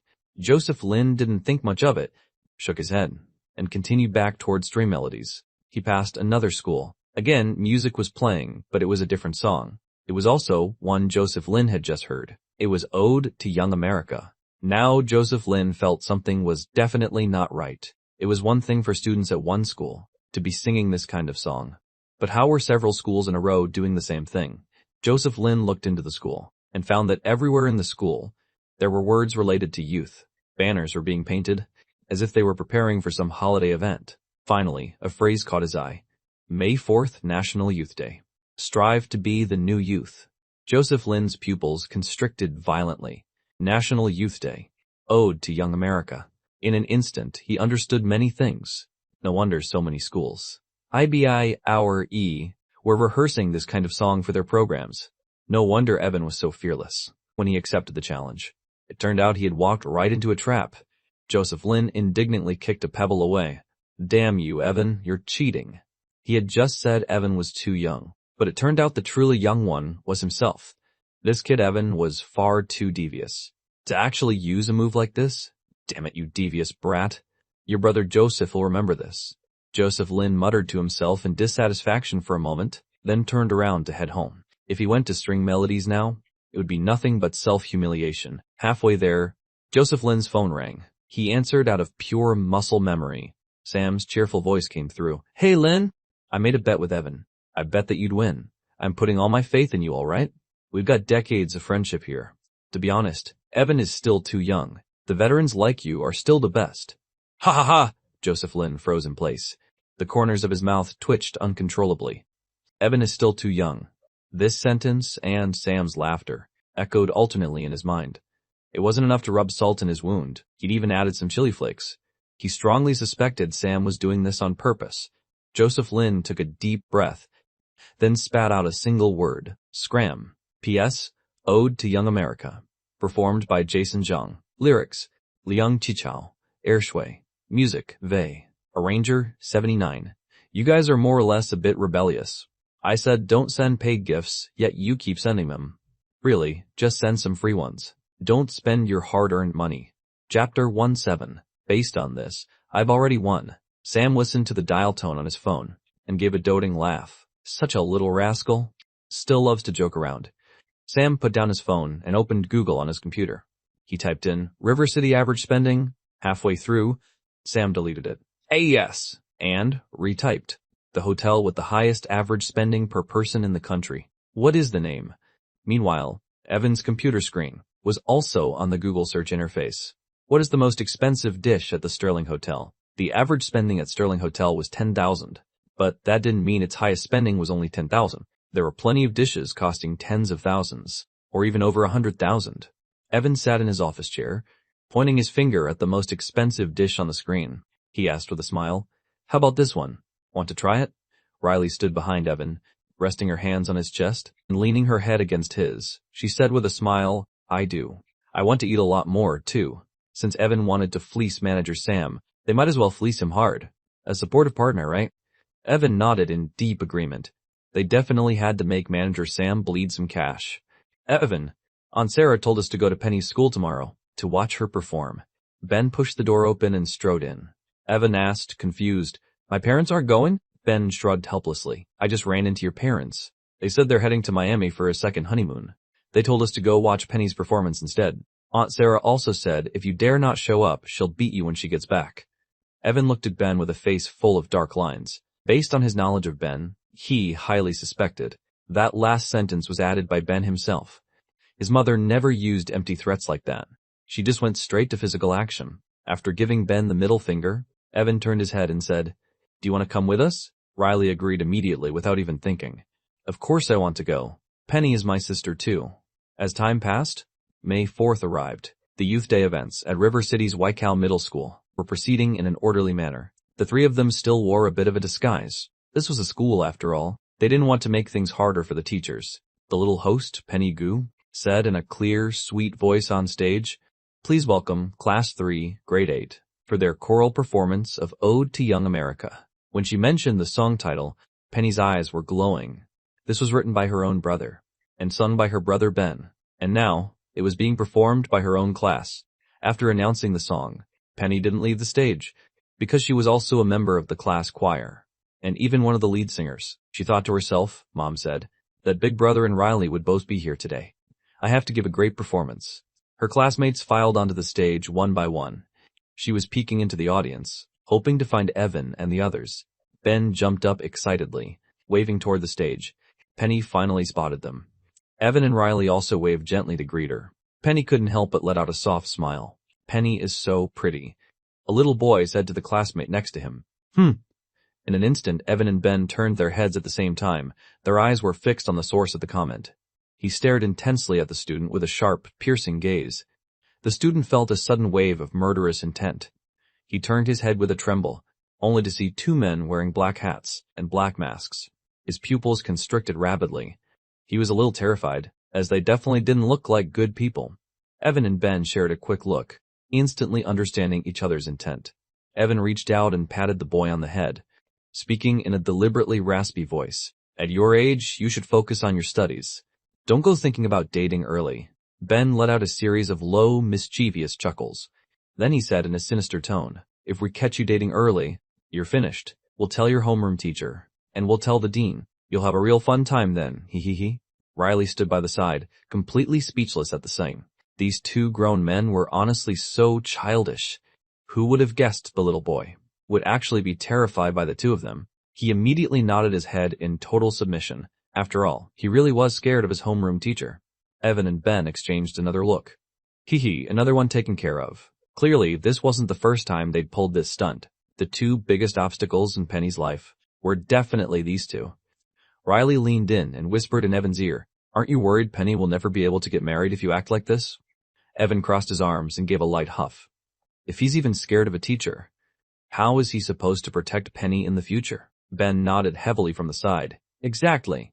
If a kid doesn't even have that much courage, he's not worthy of liking Penny. Riley suddenly felt that the two of them actually had a point. When Evan faced her father, he hadn't backed down at all. If this boy was scared off by a homeroom teacher, he really didn't make the cut. The performance on stage had already begun. Evan pointed at the stage with a smile. "Based on this, I've already won." Ben finally understood. Exactly what Evan was relying on to take the #1 spot this month, while Evan and the others were quietly enjoying the performance on stage. A sobbing sound broke out.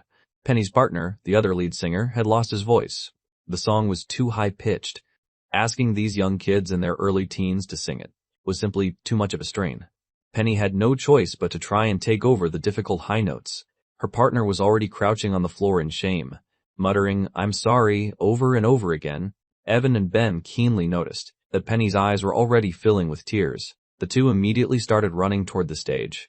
The future is like the sea. The days ahead are long. Penny was so anxious she was on the verge of crying. She wouldn't be able to hit the notes after this line. Her brother was watching. She couldn't mess this up. "Kid, let me borrow that mic." Hearing a familiar voice, Penny immediately looked toward the edge of the stage. Evan and Ben had somehow managed to grab 2 microphones from somewhere.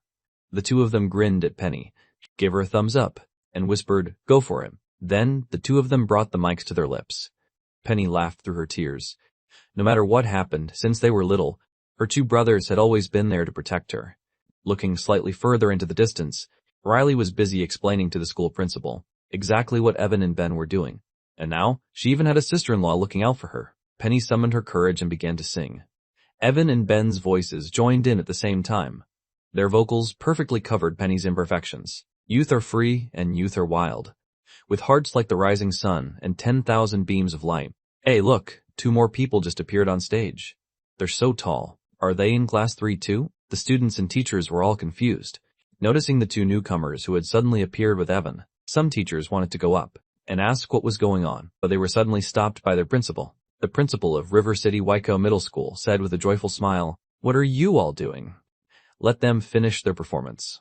I normally couldn't afford to hire those 2 if I wanted to." Riley had just revealed their identities and explained who Evan and Ben were. She also explained the reason behind their sudden appearance, since they posed no threat to the students, and it was a massive benefit to the school. He naturally wasn't going to stop them. In fact, he quite admired Evan. The lyrics were truly written brilliantly. His literary depth was far superior to other young people. Penny's partner, Leo, was still crouching on the floor. Even though someone had taken over the part he was supposed to mess up, he still didn't dare to look up. Out of the corner of his eye, Evan saw Leo still crouching on the ground. He felt a strange pang of sympathy. Evan felt that he should do something right now. Otherwise, this incident would definitely become a lifelong trauma for Leo. I'm sorry. I messed everything up." Leo was still trapped in deep self-blame. A hand was suddenly extended toward him. Leo slowly looked up. Evan had already pulled down his mask. Evan said with a smile, "Stand up and sing. Your classmates are still waiting for you." To Leo, Evan's smile felt warm and soul-soothing, like a beam of light breaking through the darkness in his heart. Leo finally found the courage to stand up. Standing beside Evan, he began to sing Ode to Young America alongside him. Though his voice was raspy, it was powerful and firm. Just like the lyrics themselves, he would not fail his youth. P.S. 2 updates today. There will be one more in a bit. Recommending a book by my good friend, Entertainment, I Have No Skills. It's all raw emotion. Chapter 108, A Sinister Move. It wasn't just River City Waco Middle School. Class subdeal of fission. 90% of primary and middle schools across the country were doing the same thing. The school stages were completely dominated by Ode to Young America. The trending topics on social media were changing as well. Students in Los Angeles perform Ode to Young America in unison. Trending. Middle schools across the country perform Ode to Young America. Trending. American youth are full of spirit. Trending. Evans. Ode to Young America might actually pull off an upset victory. Why did Ode to Young America suddenly go viral? Did Evan buy some cheats? What's going on? This song is actually pretty good. It perfectly captures the energy of American youth. My goodness. Evan, he wouldn't have released this song in May on purpose, would he? Holy crap, go look right now. The National Evening News has just given a special mention. Praising Ode to Young America? What? One of the highest honors for a song is to be praised by the National Evening News. How could Evan achieve such a feat so easily? From the National Evening News, this song, Ode to Young America, powerfully celebrates the vibrant energy of American youth. It also captures the spirit and resilience of modern youth, striving for self-improvement. Evan is a young man with a truly refreshing spirit. Mamma mia. Are they serious? Is this song really that good? I'm going to have a listen. Even the network has recommended it. I have to go check it out. Ode to Young America was a hit. After the shout-out from the network, it was a massive hit. It was true that this song wasn't a standard pop hit and wasn't ideally suited for chart battles, but it was perfect for being praised by the national news. This month, Evan had the timing, the location, and the people on his side. There was no way Evan could lose. On the new song chart, the popularity of Ode to Young America was skyrocketing. In a populous country like America, reaching tens of millions of hype points didn't seem so impossible after all. In just half an hour, Ode to Young America had officially overtaken the competition. Although Lin Tian already knew what the result would be, he still felt a little unwilling to accept it. The tables turned way too fast. This was the first time in his entire life that he had been taken down so quickly by someone else. Even though Evan was suspected of taking shortcuts, that was still a form of strength. Not everyone can pull off a successful shortcut. Joseph Lin carefully recalled Evan's timeline for challenging the music god titles. If everything went smoothly, Evan should complete his ascension by September. I'll give you a month to rest after that. Joseph Lin lit a cigarette, exhaling a cloud of smoke. I'll find you more trouble in November. There were no special holidays in November. He really didn't believe Evan could use this trick to defeat him again in November. Without those shortcuts, Espring Fall Bem Marways Espring Bim, Evan would have to use his true strength to fight him. Only then would it be interesting. Deep down, Joseph Lin didn't fully accept his defeat this month. Someone cheated, so this doesn't count. We'll redo it in November. Number 1 on the new song chart, Ode to Young America. Sam sat at his computer, resting his head on his left hand as he repeatedly refreshed the rankings. He suspected his eyes were playing tricks on him. However, the more he refreshed, the wider the gap between Evan and Joseph Lin became. Manager Sam, good news. Evan's new song was praised by the network. Sam's assistant came in beaming with the announcement. Sam took a deep breath, taking a sip of tea to calm himself. Tisk. Sam looked at the teacup in his hand with confusion. Why did this tea suddenly lose its fragrance? The assistant saw Sam staring blankly at his cup and assumed he was just overwhelmed with joy. He continued, Evan is truly incredible.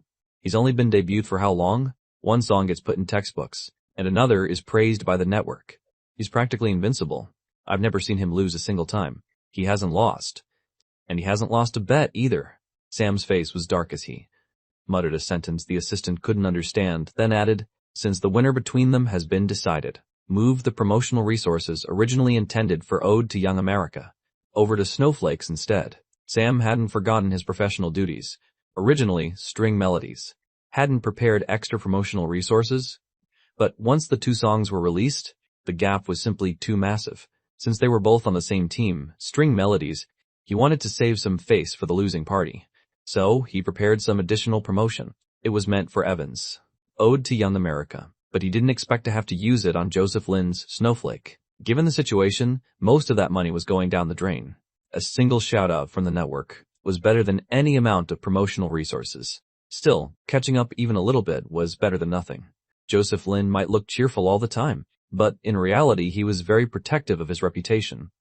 To help him, Sam even added a few more resources into the mix. After all, Joseph was his old partner. He also finally understood why Joseph Lin had told him to scram earlier. It wasn't that Joseph was being difficult. It was that Joseph had seen this result coming from the start. Meanwhile, Sam had been standing there acting like a fool. No wonder he got chewed out. After Sam's young assistant left, Sam opened Google again. What are the cheapest dishes at the Sterling Hotel? Sam's eyes nearly popped out of his head. He was left completely dumbfounded. The cheapest dish was actually $3,909. Damn it. Even a bank heist wouldn't bring in money this fast. But it was fine. As long as he ordered the cheap ones, he could still handle it. If he had known, he would have trusted Evan and gone to bed against Joseph Lin instead. He was truly losing out. On Twitter, it was finally the turn of Evan's fans. To comfort Joseph Lin's fans, Snowflake is beautiful. I'm a total fan now. Our Evan used a bit of a trick. In terms of raw skill, Joseph Lin is still stronger. Exactly. How about this? Let's just call it a draw between them. Since Evan's fans had said so, Joseph Lin's fans naturally took the exit offered. Oh please. A win is a win. Evan is truly on another level. I accept the loss. Fair and square. Under these circumstances, String Melodies stealthily bought a trending hashtag. Since only String Melodies artists release songs in May, is it because the other big three companies are finished? As for who came up with such a sinister move, it could only be manager Sam's little ancestor, Evan. P.S. Good night. Chapter 19. Sam suffered more than he should. Sam's understanding of Evan had deepened significantly. As expected, time reveals a person's true character. How had he never noticed before that Evan was so devious? Yesterday, he had only come to give Evan the good news with some reluctance, and happened to comment that the other 3 major companies hadn't made a single move this month. Who knew that Evan would immediately come up with this idea for him? It was absolutely brilliant. As long as they could mock their 3 main competitors, it was a good thing. A phone call came in. Sam answered it, and the voice of String Melody's chairman, Arthur Gu, rang out. Sam, you did a good job this time. Sam was no fool. One listen, and he knew exactly what Arthur Gu meant. He was definitely referring to String Melodies, taking the opportunity to suppress the other 3 entertainment companies. He smiled and said, Oh, it was nothing. Chairman Gu, this was actually all Evan's idea. Sam wasn't someone who took credit for others' work. If it belonged to someone else, he said so. On the other end of the line, Arthur Gu clearly frowned. He carefully recalled his impression of Evan. No matter how he looked at it, Evan seemed like a pure and somewhat arrogant young man. There was no way he could have thought of such a devious and veteran strategy. This was clearly Sam's doing. Perhaps Sam admired Evan so much that he was giving the credit to him? Arthur Gu made up his mind instantly. He said with a smile, Sam, how many years have you worked under me now? Don't you think I know you? What's yours is yours. Your bonus is doubled for this year. As for Evan, once he becomes a music god, I won't give him any less than what he deserves. Don't worry so much about the youngsters here. I, Arthur Gu, have never owed anyone anything in my life. Sam was a bit bewildered. Why was his chairman muttering a bunch of stuff that he couldn't understand? Just as Sam was about to explain, Arthur Gu continued, All right, Sam, say no more. Thanks for everything over these years. I have something to do, so I'll hang up now. He hung up the phone. Arthur Gu couldn't help but sigh with emotion. Evan, what a young man. How could he have so many schemes? Hearing the dial tone, Sam scratched his head in confusion. He had a feeling his chairman had misunderstood something. Right after Sam put down his phone, his computer popped up with a link for a video conference. Sam didn't think much of it and clicked right in. As soon as he entered, Sam saw 3 extremely furious faces, 2 familiar ones, and 1 new face. Oh, it looked like they were here to settle a score. Sam grinned, forming a sharp contrast with the other 3. He acted confused and said, What's wrong, everyone? It's not like I borrowed money from you and didn't pay it back. Why are you looking at me like that? It's a bit creepy. Fred, the GM of Inksy Entertainment, took a deep breath. After calming himself, he said, Sam, what you did was completely underhanded. Sam shrugged non-committally with an innocent look. What did I do? I haven't done anything at all. Surely, the vice chair of Brightstar Media let out a cold chuckle. You know exactly what you did. Sam paused to think for a moment, then shook his head. I still can't remember. Why don't you just say it out loud? Casper, the new GM of Huawen Entertainment, finally couldn't hold back anymore. He slammed the table and shouted, You bought trending hashtags to smear us. Sam acted as if he had just had a sudden realization. Oh, I see now. You're talking about that trending hashtag, aren't you? Wasn't I just repeating what you guys actually did? How is that smearing? Is the truth considered a smear now? Sam then put on a thick-skinned and completely unfazed expression. If that's considered smearing, then go ahead and sue me. Send me a lawyer's letter. I'm so scared. Casper was momentarily at a loss for words. When it came to fighting an old fox like Sam, he was still too green. Fred's fist was clenched tight where the camera couldn't see. Sam was just way too obnoxious. He felt that Sam's level of trolling had reached a new peak. He was even better at annoying people than before. Sam, you jerk. Fred was a bit taken aback. Who just spoke? His inner thoughts out loud? Looking at Shirley's furious expression, he knew. It turned out his valiant sister Shirley was the one. Fred immediately chimed in. Exactly. Sam, you jerk. Casper took a deep breath. Sam nodded with a smile on his face, as if these insults and foul words were the most beautiful sounds in the world to him. Sam chuckled and suddenly got serious. Let me tell you guys a secret about String Melody's entertainment. Do you want to know? The 3 of them immediately stopped their trash talking and all pricked up their ears. Sam gave a crooked-mouthed grin. Actually, all these ideas came from Evan. Who would believe that? Scram. The 3 of them reacted in perfect sync. None of them believed Evan. A kid that young could have so many devious schemes. They could tell at a glance that Sam was just messing with them. Fred said with utter contempt, "You're man enough to do it, but not to own it." "Sam, you're getting pathetic in your old age." Shirley shook her head and said, "Making a junior take the fall for you. I can't believe you'd actually do that." Casper said through gritted teeth, "I'll remember your trick, senior. I will definitely pay you back." After finishing their piece, the three of them simultaneously hung up the call. Sam shrugged helplessly. To be honest, if no one believed him, what else could he do? Ding dong, the sound of an Instagram notification. Sam picked up his phone to check. It was a message from Evan.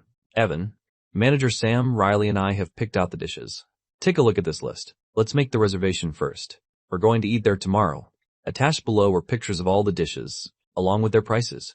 Sam, trembling, clicked on the images, and his eyes drifted to the price column. 188,866,666. Didn't they say the average spending was $10,000 per person? Sam's face contorted instantly. "I told you the most devious one was right here. I, Sam, have been misunderstood too deeply by the world. No one believes me at all." "No!" Sam sent a message to Evan with a shaking hand. "Sam, isn't this a bit too much? There's no way you guys can finish all this. We shouldn't waste food." Evan took a sip of tea. It tasted pretty good. He silently replied to the message. "Evan, it's fine, Manager Sam. I have a big appetite. If we can't finish, we can always get a doggy bag, right? I definitely won't waste food." Evan blowing kisses.jpg. "P.S. I'm home. I'm not going anywhere this year, just gonna keep typing." Hehe. Chapter 130. If you can't catch your dream, just switch to a different one. Evan and Riley walked out of the Sterling Hotel together. Evan turned back to thank Sam, who looked as if he were about to faint.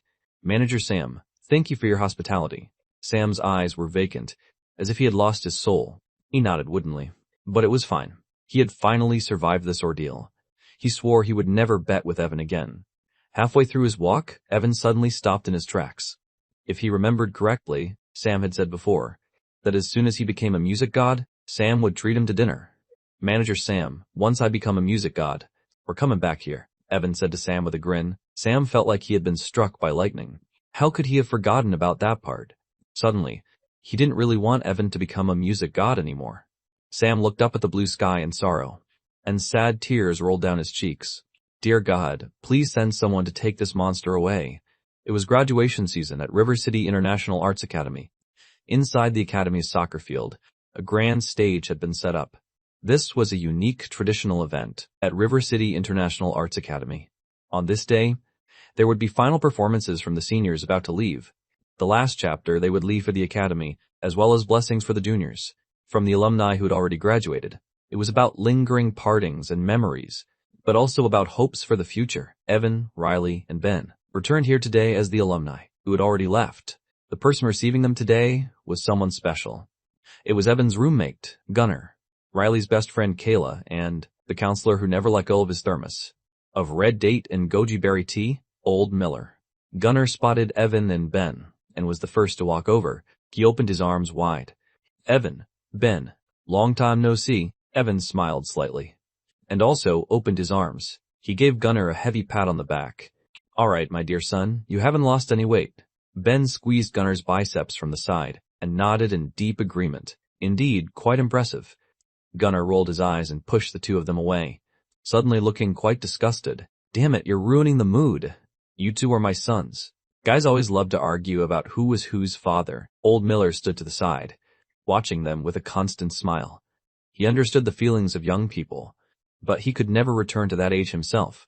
Suddenly, someone stealthily moved behind him. Gunnar's curious voice rang out. "Old Miller, are you not feeling well? Why have you been clutching that thermos? Every single day for all these years?"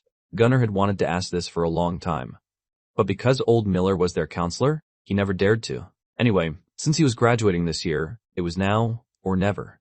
Once Gunnar asked, Evan, Ben, Riley, and Kayla all turned their heads simultaneously, the flames of curiosity burning in their eyes. Old Miller cleared his throat awkwardly, avoiding the question. Chancellor Lowry is still waiting for us. Let's stop chatting. Let's go. Everyone understood clearly. Wasn't an indirect answer the best answer? Poor Old Miller, only 28 and already having unspeakable issues. How tragic. Evan took 2 steps forward to catch up with Old Miller and patted him on the shoulder. "Old Miller, you have to stay strong." Ben also hurried to catch up, and patted old Miller just like Evan had, then let out a heavy sigh. Gunnar was about to step forward as well, but a glare from old Miller scared him back. It was all Gunnar's fault for asking such a stupid question. Inside Chancellor Lowry's office, quite a few people had already arrived. They were all alumni who had graduated from River City International Arts Academy before and had already achieved success in their careers. There were actors and singers, screenwriters and directors. Basically, they were all among the most outstanding people in their respective industries. They were the pride of River City International Arts Academy in the outside world. Among them was a student who was already a top-tier superstar singer. Dustin asked Chancellor Lowry with a smile, "Will our school's legend, Evan, be coming back today?" Since they were alumni from the same school, Dustin had been following Evan's career. Ever since he first appeared on The Creator, he had witnessed the entire process of how Evan, in just a few short months, went from a nobody to a household name. The only word he could use to describe Evan was legendary. After all, he had struggled for nearly 20 years after graduation, just to reach his current position. Yet Evan had taken only a few months to catch up to him and even surpass him, and he was still striving for even higher honors. It was absolutely staggering. Dustin had wanted to find an opportunity to meet Evan for a long time, but since they were in different companies, there weren't many chances to cross paths. He was also quite busy with his own work, so the meeting had always been delayed. If Evan was coming back for the school performance, it might be a perfect chance to connect with him. He was truly desperate for one of Evan's original compositions. In the current music scene, who didn't know that one of Evan's songs was a rare treasure? That was why he couldn't help but seek out Chancellor Lowry to fish for some information about Evan. The others present were also quite interested in this. Since they were all alumni, it wouldn't hurt to make a new connection. Chancellor Lowry nodded slightly. Evan will be back. Evan was currently his greatest source of pride. For several months, he had been defeating lyricist and composer gods and kings of singers. Who could do that besides Evan? Aside from everything else, Evan's recent track record had already caused River City International Arts Academy's ranking to rise by a whole tier. If Evan officially became a lyricist and composer god, River City International Arts Academy might even rise a few more spots. As long as he had Evan, Chancellor Lowry would even dare to dream of taking the #1 spot in the country. It's good to know Evan is coming back. I'd really like to get to know him. My new movie is missing a theme song, and maybe I can get one from him then. The young people from our school are getting more and more intense. I used to be called a genius, but compared to Evan now, I'm a total amateur. While the group marveled at Evan's achievements, Evan and his friends arrived at the campus. The area around the stage on the soccer field was already crowded with students from River City International Arts Academy. The performances by the seniors were already in full swing. The underclassmen watching below were full of enthusiasm. Whoa, that senior's legs are so long. I can't believe such a beautiful girl is graduating already. So cool. That breakdancing was incredible. After some time, the segment the students were most looking forward to arrived. The host stepped onto the stage in high heels to announce the next performance. Next, please welcome our alumnus from a class of '08, Dustin, to perform his song, Bright Future. Wishing you all a very bright future ahead. The students instantly erupted in cheers. It's Dustin. He's my idol. Dustin, I love you. Dustin is back, and he's appearing so early. A lot of famous alumni are back this year. I wonder if Senior Evan is back yet. I really want to see him. Senior Evan probably doesn't have time, right? He's busy with his Music God Challenge after all. That's true. After Dustin finished his performance, one famous alumnus after another took the stage. Let's welcome Senior Ben, who will be performing Ode to Young America. I hope you all make the most of your youth. It's Ben's turn. Even Ben is back. Wait, does that mean Evan is back too? It's possible. They're best friends after all. Waiting for Evan? Ben is so handsome. Senior, I want to have your babies. Ode to Young America. That's the song that defeated the legendary Lin Tien. After Ben, a piano was brought onto the stage. Riley then made her appearance. Sitting at the piano, Riley gave a slight smile. I'll be performing a piano piece composed by Evan, Moonlight Sonata. I hope you all enjoy it. I hope you all like it. The moment they saw Riley, the students went completely wild. Riley's back too. Evan must be here as well then. Definitely. They're a couple. I officially shipped them. Whoa, you're so intense. I'm going crazy. I'm finally going to see Evan in person. I love our school so much. I can't believe they invited all of them back. How is this any different from a high-quality music festival? This is awesome. As the piece ended, Riley stood up and prepared to leave. An underclassman girl shouted, "Senior, is Evan here?" Riley turned back and shook her head with a smile. "He's not here. He's a very busy man." The girl was instantly crushed. The other students who heard this were also very disappointed. Evan didn't come back. "He's busy with his Music God challenge. It's normal for him to be busy." I understand. Senior Evan, you have to succeed." As soon as Riley got backstage, Kayla said with a giggle, "Riley, why did you lie to them? Didn't Evan come back too?" Riley stuck out her tongue and laughed. She asked if Evan was here. "Evan really isn't here at the soccer field. I was just telling the truth." "Wow, Riley, you've become devious since you started dating Evan. You weren't like this before." Riley nodded without denial. Then she smiled. "It's actually quite fun." There was one thing she didn't say. She could tell at a glance that those girls were pining for her man. Letting them be disappointed for a bit was just her little way of playing around. Besides, Evan wouldn't be angry about it. She did it on purpose. The students waited for several minutes, only to realize the host hadn't returned to the stage, and no other act followed. They all grew confused. What's going on? Even if it's over, they should at least say something. Did the host suddenly get sick? How strange. Just then, the sound of someone clearing their throat echoed everywhere. Testing. Hello, everyone. I'm your broadcaster for today, Evan. A graduation call has arrived. I hope you'll answer it. As Evan's voice rang out, an Instagram video call notification appeared on the large stage screen. Someone accepted the call, and Evan appeared on the screen, cradling a guitar. The place he was in was exactly the Academy's broadcasting studio. When they saw Evan's face appear on the large screen, the students went into a frenzy. Evan really is back. I can't believe it. He's so handsome. Senior is too cool. Riley is so devious. She actually lied and said he wasn't here. She was definitely afraid we'd steal him away. He's got a guitar. I'm so excited. Evan sat in front of the microphone and gave a slight smile. He said softly, "I'll be performing Fragrance of Rice for you all. I hope everyone can move forward bravely in the future and cherish everything you have, even if you don't have everything you want." Evan's fingers moved lightly. The gentle sound of the guitar, with its fresh feel, reached the ears of every student. Another new song. Evan, I can't believe he wrote a new song specifically to encourage us. I'm literally crying right now. I can already tell it's a masterpiece just from the intro. Dustin stood in place, silent. This junior of his was truly too powerful. Even on his journey to challenge for the Music God titles, he still found the time to write a new song. As a gift for the juniors of his own academy, Evan's voice rang out through the speakers. If you have far too many complaints about this world, and you're afraid to keep moving forward after a fall, why must people be so fragile and self-destructive? Please, just turn on the TV and take a look. See how many people, for the sake of life, are striving and bravely pushing onward. Shouldn't we be content and cherish everything, even if we don't possess it all? In Evan's previous life, Fragrance of Rice was written, composed, and performed by the legendary Jay Cho. It was said that the inspiration came from his childhood, memories, and fun anecdotes. Jay Cho once stated in an interview that Fragrance of Rice was created following a major earthquake. He hoped to use this song to tell everyone a very simple, yet easily forgotten truth, and that is to be content.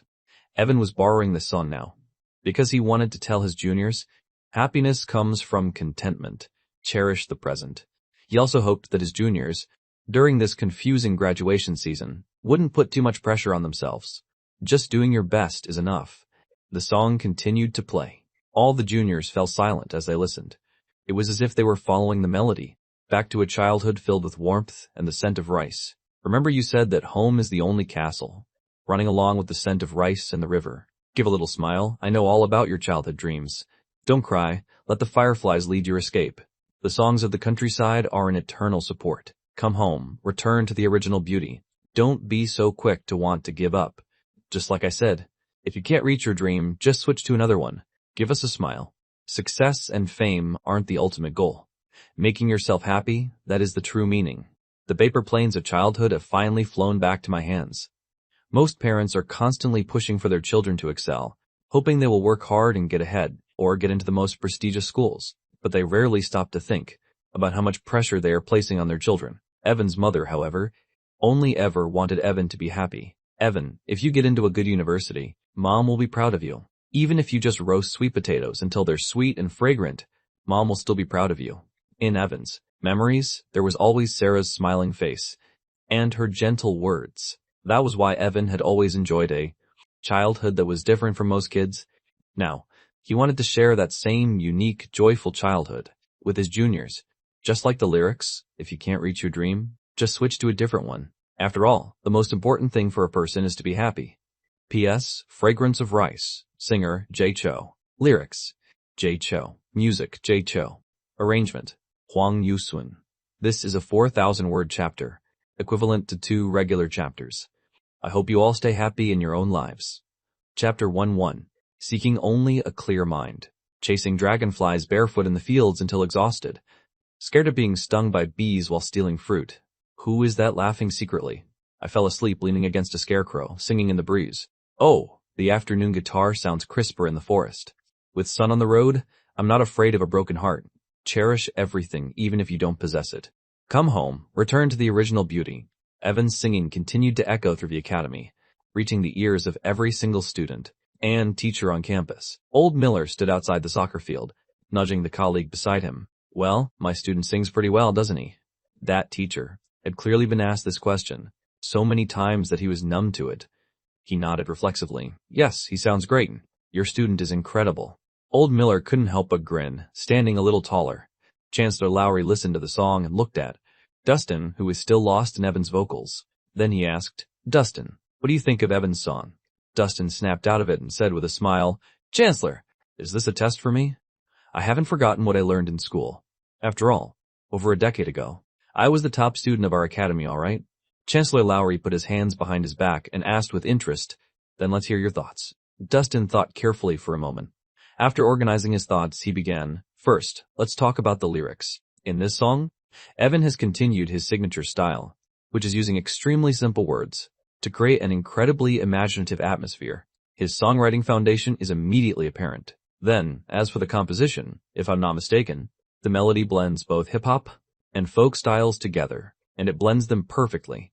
This is another bold innovation. As he spoke, Dustin couldn't help but feel a bit emotional. Speaking of which, it seems like Evan is never not innovating. He's always on the path of trying something new, from using only the traditional pentatonic scale to now blending hip-hop and folk music. Aren't these all incredibly bold moves?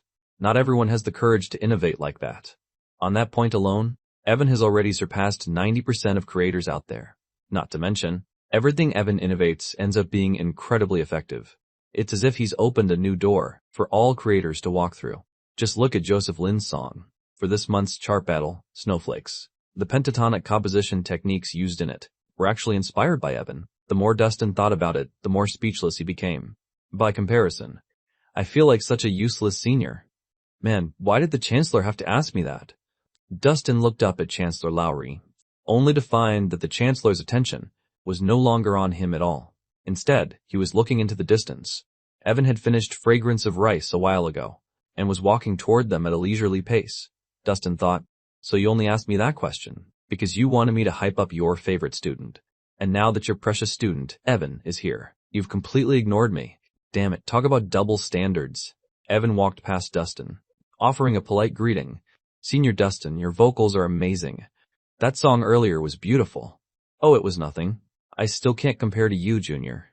Dustin suddenly felt that Chancellor Lowry's double standard was justified. Who wouldn't like a young man who was so polite and knew how to give a compliment? At that moment, the host on stage said, we now invite Senior Evan to the stage to give a speech. The students below erupted in cheers. Awesome. Evan, we love you. Is Senior Evan going to give me his secret songwriting tips? Senior, hurry up and tell us your secret to becoming a god. Evan walked onto the stage at an unhurried pace.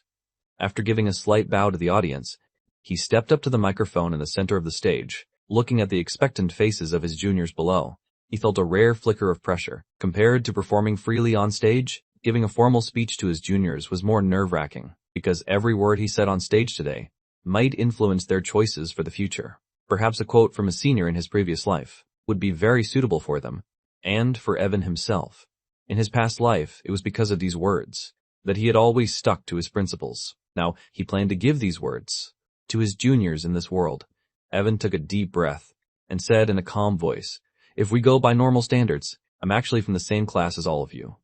My understanding of life isn't much deeper than yours, but I hope you can all understand that River City International Arts Academy is a place intended to cultivate true artists, not a dream factory for manufacturing stars and idols. In the future, you might become singers, actors, songwriters, and so on. These are your professions. Being a star or an idol is merely an added halo to that profession. If you can today clearly realize this point, it will directly affect every choice you make in your future. Respecting art and loving art will cause your aesthetics, your learning goals, and your original intention in creating to change accordingly. I'm actually not a very good role model because I debuted as an idol, and a boy band idol that many people detested at that. When he said this, the students in the audience began to speak up. Senior, we didn't hate you. Senior Evan, my mom really likes you. Senior's work is great for people of all ages. I think Senior Evan truly deserves the title of artist. Evan gave a small smile. In both his lives, he had essentially debuted as a boy band idol. In his past life, because he didn't want to portray a feminine image, he ended up being framed and blacklisted. The reason he chose to join a boy band survival show again in this life was, perhaps, simply because of that lingering regret from his previous life. He knew that entering a boy band show when he had the resources of a whole world was actually quite stupid. But choices in life can't always be perfect. Since he was living again, all he sought was peace of mind and a sense of clarity. Evan paused for a moment on stage, gesturing for the crowd to quiet down. He continued, because I debuted as an idol. That's why I release music day and night without stopping. I just want to tell the world that I am a singer who loves music with his entire life. I want to tell all the students here, in this lifetime, you'll have many chances to get famous, and many chances to make money. But your chance to study in the best art academy in the country only happens once, just this once. The students in the audience listened in silence. Many of them wore thoughtful expressions. Evan's words had given them a great deal of inspiration. Meanwhile, Chancellor Lowry was already moved to tears. Evan understood him far too well. The public's general impression of art colleges was that they were just dream factories for stars and idols. When a student wanted to go to an art academy, people would always joke, "Oh, you want to be a star?" This was the stereotypical view of art colleges. But Chancellor Lowry had always believed that River City International Arts Academy was a place intended to cultivate true artists, and he firmly believed that River City International Arts Academy was the best hall of art in the country. He had been working hard in that direction all along. He didn't expect that Evan would say exactly what was in his heart today. Chancellor Lowry finally felt that his decades of hard work had not been in vain. He had finally produced a talent like Evan, a talent who truly understood him. P.S. Some of the words above come from a handsome guy whose looks are on par with all you readers. Who G. Chapter 102. The Fan Pampering Singer. While Evan was staying at his alma mater, a song stealthily climbed to the 3rd spot on the new song chart that day. On the rooftop, the wind was howling. Wyatt stood with his hands on his hips, grinning smugly. Hey! The three of us successfully took 3rd place. Kai and Moran shared a look, both seeing the joy in the other's eyes. The value of this 3rd place spot was incredibly high. Aside from Evan, the music god in training, and Joseph Lin, the actual music god, they were the absolute best. As for why there were no other songs after them, that wasn't important. Netizens discovered this phenomenon by accident, and this surprising discovery was posted on Twitter. Netizens were all a bit stunned. Is this photoshopped? Someone actually dared to release a song this month? And they released it at the end of the month. Holy crap, isn't that just a suicide mission? So brave. Is it a new track from some legend? I'm going to check it out. Me too.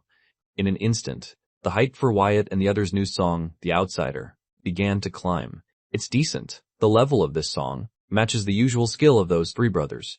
True, these 3 brothers are actually pretty good, but compared to Evan and Joseph Lin, they're miles away. I don't know how they had the guts. Is it possible they did it on purpose? Picking this exact time to drop it just to safely snag 3rd place? You know what? That's actually very possible. Wyatt, Kai, and Moran had debuted quite early and had decent results and fame.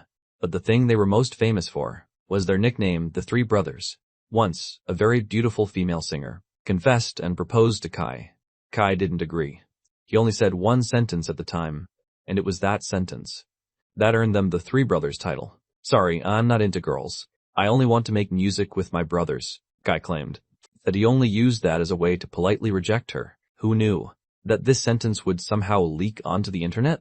Kai's persona as a guy who doesn't like women was set in stone, since Kai, Wyatt, and Moran had been inseparable since their debut. Wyatt and Moran were also labeled as guys who don't like women. The phrase, making music, was successfully interpreted by netizens as being gay, and so the Three Bros title was born. But by now, the three of them were used to it. Let them call them that. After all, it was all engagement. At this moment, Twitter's trending list was just as the three expected. A few hashtags related to them suddenly appeared. The Three Bros actually released a song this month. Who gave them the courage? Three Brothers release song to secure third place. End of the month trolls spotted. Netizens were just watching for the fun of it, but their peers in the industry were truly furious. What kind of move is this? Inside the industry group chat, when did these three jerks jump out? Doesn't this mean they've guaranteed themselves third place? Why didn't I think of that? Unbelievable. Those Three Bros actually made it onto the trending list. I haven't been on the trending list for 2 years. Why did those three get to be on it? No way. I'm going to release a song to steal that spot. Forget it. They're already trending. Their hype is definitely high enough. Tomorrow is the 31st already. How are you going to catch up in one day? We aren't monsters like Evan. Where are those three trolls? Tag them so they can come out and take their beating. Once this was said, the group chat fell silent. Leo. I had the admin kick them out earlier. An artist from Ink C Entertainment volunteered. I'll go add them back in then. Troy invited Wyatt to join the group chat. Troy invited Kai to join the group chat. Troy invited Moran to join the group chat. Before anyone could even ask a question, Wyatt spoke up first. Wyatt? Oh, I thought I was joining some high-end group chat. Wyatt, weren't the three of us kicked out before? Wyatt, have you finally realized how powerful we are? Do you want us to teach you how to make music? Wyatt, it's okay, brothers and sisters. I'm a very generous person. If there's anything you don't understand, just ask Wyatt. We might not be as strong as the music god, but we can still give you some pointers. The group was completely stunned by Wyatt's rapid fire. Verbal assault. How could a person be so obnoxious? How can someone be so shameless? The admin couldn't watch this any longer. With a light flick of his finger, Wyatt was removed from the group chat by the admin. The smile on Wyatt's face froze solid. He was trembling all over with rage. He was completely triggered. Totally and completely triggered. This is blatant targeting. Blatant targeting. They must be jealous of me. Jealous that I, Wyatt, took third place this month? Wyatt let out a loud roar. In high spirits, he declared, Today you ignore me, but tomorrow I, Wyatt, will be far beyond your reach. Kai and Moran looked at Wyatt, who was having a main character moment. Together, they shook their heads in collective disgust and turned back to reply to the messages in the group chat. They had worked hard to get back into the group. Wyatt might have been kicked, but they certainly didn't want to follow him out. May 31st, 9:00 a.m. Wyatt stared at the screen with heavy dark circles and bloodshot eyes. He shouted excitedly, Yes! No one else released a song. It's locked. Time for sleep. It was already the last day of the month, and still, no one else had dropped a new track.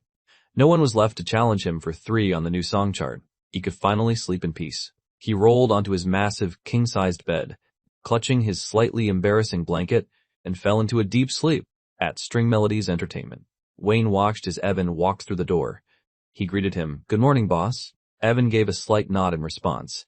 He was thinking about next month, specifically about the recording for The Masked Singer. Wayne walked up to Evan and asked, Boss, when are you planning to release the track, Fragrance of Rice, you recorded last night? Evan snapped out of his thoughts. After considering it for a moment, he said, Let's release it today. Wayne couldn't help but remind him, but the month is about to end. Releasing it today might be a waste of potential hype. It's fine, Evan said with a smile and a shake of his head. Yesterday, he performed the song at River City International Arts Academy. The video of that performance has likely already been posted to every major platform by his juniors at the academy. Once the fans see it, they'll definitely go looking for it on music platforms. They'll be pretty disappointed if they can't find it. Evan felt that he had always been a singer who pampered his fans, and he couldn't let them wait any longer. We're releasing it today. Chapter 133, The Academy's Rank Rises, W1 on Trending. Evan returns to River City International Arts Academy, a speech dedicated to his alma mater. Looking further down, the trending list. Evan, stars and idols are merely an added halo to the profession. Evan's textbook perfect speech. Evan honestly declares, River City International Arts Academy is the best hall of art in the country. I wish I were a student. At River City International Arts Academy. Then I could actually meet Evan. I'm so jealous of the girls. At River City International Arts Academy. Evan is absolutely right. Some stars these days take themselves far too seriously. I really prefer Evan's humble attitude. His performance of Fragrance of Rice in the studio was incredible. The place where the dream began. I love Evan. I'm an art student. And in the future, I'm definitely going to become the kind of artist Evan described. Of course, many netizens didn't quite agree with Evan's statement. River City International Arts Academy is the best hall of art? I don't really agree with that. Our Chicago Drama Academy is the best. I highly suspect that trending hashtag was bought by River City International Arts Academy. Our River City International Arts Academy is the best. Evan said it himself. Has your Chicago Drama Academy ever produced anyone stronger than our Evan? Of course we have. Isn't the composer god, DG, an alumnus of our school? Does your school even have a composer god? Besides, our school's ranking is one spot higher than yours. You're 8, and we're S7. DG? You mean the same DG that Evan utterly crushed twice? If you hadn't mentioned it, I wouldn't even have known he was a composer god. So that's what a composer god looks like? Just okay. Regardless, you don't have any composer or lyricist gods. Your composer god got slaughtered by Evan. And even if your ranking is higher than ours now, we're going to overtake you any second now. The students from the 2 major academies were locked in a heated argument. From time to time, people from other academies joined the fray. And for good reason. They didn't agree with Evan's statement either. Even those who were fans of Evan didn't let that stop them from supporting their own alma maters. After all, their school's national ranking directly affected their own interests.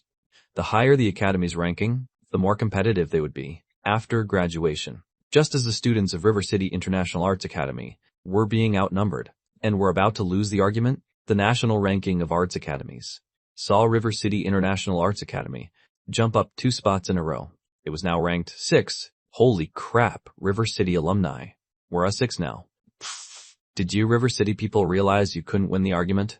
So you started hallucinating? You were just at 8 a second ago, and now you're 6? You guys are champions at daydreaming. I'm not joking. It's real. Go look. I'm going to expose your lies right now. Students from the other academies obviously didn't believe it. Connor didn't believe it either.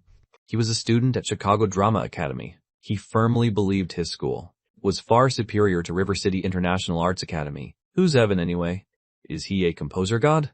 Is he a lyricist god? He's not a composer god, and he'd never even heard of a lyricist god named Evan. Connor found the National Arts Academy rankings. Let me expose your lies. He opened the rankings with a sneer, but stopped mid-sentence. A6, River City International Arts Academy. Is this fake? Connor was in disbelief. He was just saying that his school was 1 spot higher than River City, and now River City International Arts Academy had just turned around and surpassed them. Connor began to have some doubts. Did River City International Arts Academy bribe the people who set the rankings? A notification popped up at the top of his phone screen. Evan defeats Joseph Lin. First Nations 70 piece that won on the new song chart for 5 consecutive months. 1 step closer to becoming a lyricist and composer god. Connor was speechless. He finally understood why River City International Arts Academy had suddenly surged to 6th place. Evan had defeated Joseph Lin. The same Joseph Lin with a 95% win rate? Moreover, Joseph Lin held another title, honorary professor of the nation's I-1 Arts Academy, the New York Drama Academy. For an ordinary person, pauses, defeating him even once was a massive honor. He thought back to the words he used against the River City students, and felt his face burn with shame. It was incredibly embarrassing. Connor stared at the notification with envy. River City International Arts Academy is so lucky to have produced a monster like Evan. Why isn't Evan from our Chicago Drama Academy? Connor flopped onto his bed like a wilted flower. He felt miserable. He decided to listen to some sweet songs to recover. Panda Echo, play a sweet song. Understood. Now playing, exclusive scent. Connor rubbed his temples and said through gritted teeth, change it. Understood. Now playing, why not? Damn it. Why is it still an Evan song? Panda Echo? Are you messing with me on purpose? Connor was going crazy. He picked up the Panda Echo speaker and threw it right into the trash can. Even from inside the trash can, the Panda Echo still played the song professionally. The sky really looks like it wants to rain. Even frontline warriors like Connor had shut down. One by one, the others also admitted defeat. In the end, it concluded with a victory for River City International Arts Academy. Evan's juniors now admired him even more. They knew that all of this was brought to them by Evan. The HR department at String Melodies Entertainment was getting so many resumes during graduation season their hands went numb. Far too many students from River City International Arts Academy were applying to String Melodies. They all wanted to be colleagues with their talented senior Evan. Evan's star power brought massive benefits to String Melodies. The HR department was suffering from success. Meanwhile, Evan's new song, Fragrance of Rice, had already reached 3 on the new song chart, within just 1 hour and 59 minutes of its release. Wyatt's new song, The Outsider, hadn't even managed to hold on for 2 hours. At this moment, Wyatt was still fast asleep, completely unaware of what had happened. In his dreams, he'd already secured the 3rd spot for Mang. The others in the industry group chat were so happy they were practically soaring. Wyatt is in 4th place. Haha, allow me to switch sides for a moment. I'm calling Evan Music God from now on. Evan actually took down Wyatt on the very last day. I really want to know the size of Wyatt's emotional damage right now. Having your dreams crushed by your own idol, that's brutal. Where's Wyatt? Someone tag him. Oh, the admin kicked him. Trish, it's fine. I'll go add Wyatt back in. Trish volunteered. Trish invited you to the group chat. I really can't sing. Wyatt groggily opened his eyes. The first thing he saw when he picked up his phone was that notification. He was suddenly filled with excitement. Now they know how powerful I am. They're begging to have me back. Wyatt curled his lip in disdain. Today, I'm going to be the one you can't reach. He refused to join, deciding to let them sweat for a bit. Chapter 134, A Small Agreement. Inside the I Really Can't Sing group, no one was talking. They were all busy typing away, waiting for Wyatt to arrive. But after waiting for a minute, 10 minutes, then half an hour, Wyatt still hadn't appeared. Someone couldn't hold back anymore. Where the hell is Wyatt? Leo, Trish, did you invite the wrong person? Trish, no, I didn't. Trish, wait a second. I'll go ask him. Trish was a bit confused. She sent a private message to Wyatt. Trish, Wyatt, where are you? Didn't I invite you to the group? Come on, join already. Wyatt, I've been kicked out several times now. Do you really think I don't have any pride? I'm definitely not joining, Wyatt stated. Trish took a screenshot of her chat with Wyatt and posted it in the group.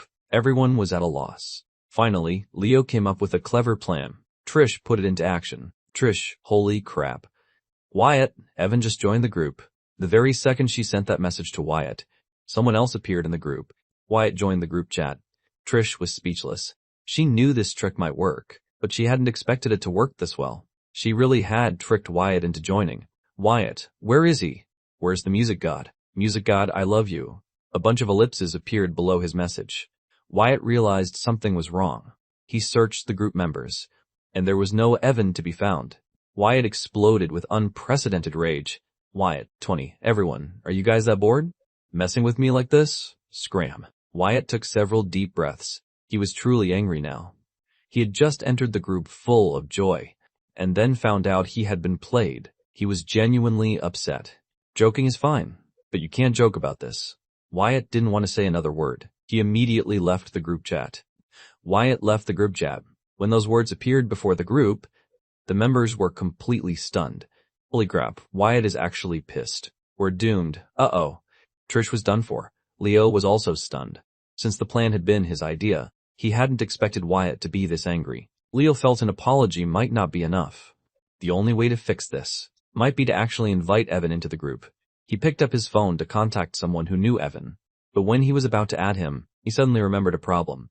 In Evan's studio, it seemed like not a single person was in this group. He'd have to contact someone else at Evan's company. Just after leaving the group chat, Wyatt received a video call request from Kai and Moran. When Wyatt saw it, he answered it, feeling moved that during his time of sorrow, as expected, his best friends were the first ones to come comfort him. Wyatt was almost in tears. On his phone screen, the somewhat sad faces of Kai and Moran appeared. Wyatt let out a sigh and said, "You two don't need to comfort me. I'm fine." Kai and Moran looked at each other through their screens. They said in unison, "So you already know?" Wyatt nodded calmly. "Yeah." Suddenly, Wyatt's brow furrowed. "Know what? Shouldn't it be that you know I'm angry and came to comfort me?" Moran let out a small sigh of relief. He said with a smile, "It's good that you know. I was afraid you'd do something rash." "It seems you've gotten used to it." Kai nodded along. "You've matured, Wyatt." After experiencing so much, you've learned to take it in stride. The more Wyatt listened, the deeper his frown became. What the hell are you guys talking about? He cut them off. Hold on. What are you two saying? I have no idea what you're talking about. Kai let out a sigh. It seemed that the impact of this incident was still too much for Wyatt to handle. He couldn't even process human speech anymore. But since Wyatt was one of their own, they had to comfort him properly. Kai said very gently, "It's okay, Wyatt. 4th place on the new song chart is actually pretty good. You don't have to be too sad. We just had some bad luck. Always running into..." Before Kai could finish, Wyatt's voice rang out. "Ah! 4th? What did you say? We're in 4th place?" Wyatt's mouth hung wide open. Confusion and shock were practically written all over his face. How was that possible? No way. That's absolutely impossible. Wyatt kept shaking his head, refusing to believe it. At this news, he suddenly burst into loud laughter. Haha, that's impossible. You guys are just lying to me. They just tried to trick me in the group about the music god joining, and now you're lying to me too. Do you really think I'd believe you? Kai and Moran's eyes were now wide with concern. It's over. The shock was too much. Is Wyatt actually going insane? Oh crap. The two immediately put down their phones and started running toward Wyatt's house. Oh my god, Wyatt, you'd better hang in there. On the other side, Evan was sitting on his office sofa, tapping his fingers lightly on the armrest. He had a thoughtful expression on his face. On the 2nd of next month, he was scheduled to record The Masked Singer. Although the songs he prepared for The Masked Singer were enough to secure him the top spot on next month's charts, if he himself didn't release any songs that month, the netizens would definitely become suspicious. If they guessed his identity, it wouldn't be any fun. Keeping DAC and tools and doing the values, he felt that he should release 2 songs first, to distract the netizens, making them think he wasn't on The Masked Singer. That would be much more interesting. Evan looked down and asked Riley, who was lying in his arms, "Miss Riley, do you want to be a workaholic next month?" Riley gave a very perfunctory answer to that question. Her attention clearly wasn't on the question of whether to be a workaholic next month or not. She was carefully observing Evan, while imagining what he'd look like in women's clothes. If Evan hadn't forbidden it, she would have already brought a skirt for him to try on. She really wanted to see what Evan looked like in drag. That annoying Evan actually refused to wear the skirt she bought. The JK uniforms and black tights all ended up on her instead. Riley kept mulling over her own little schemes in her head. Exactly how to get Evan to willingly put on the clothes she gave him was the most important question on Riley's mind. The longer Riley thought about it, the more frustrated she became. She felt she needed something sweet. She looked at the Evan right in front of her, a mischievous glint flashing through Riley's eyes. The candy was right there in front of her. She'd be a fool not to take it.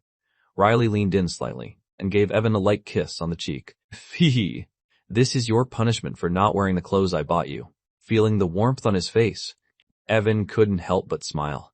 He had no idea what Riley was thinking, but whenever he made her unhappy, her punishment was to give Evan a kiss. And when Evan was unhappy, he would do the same to Riley. This was a little agreement between the two.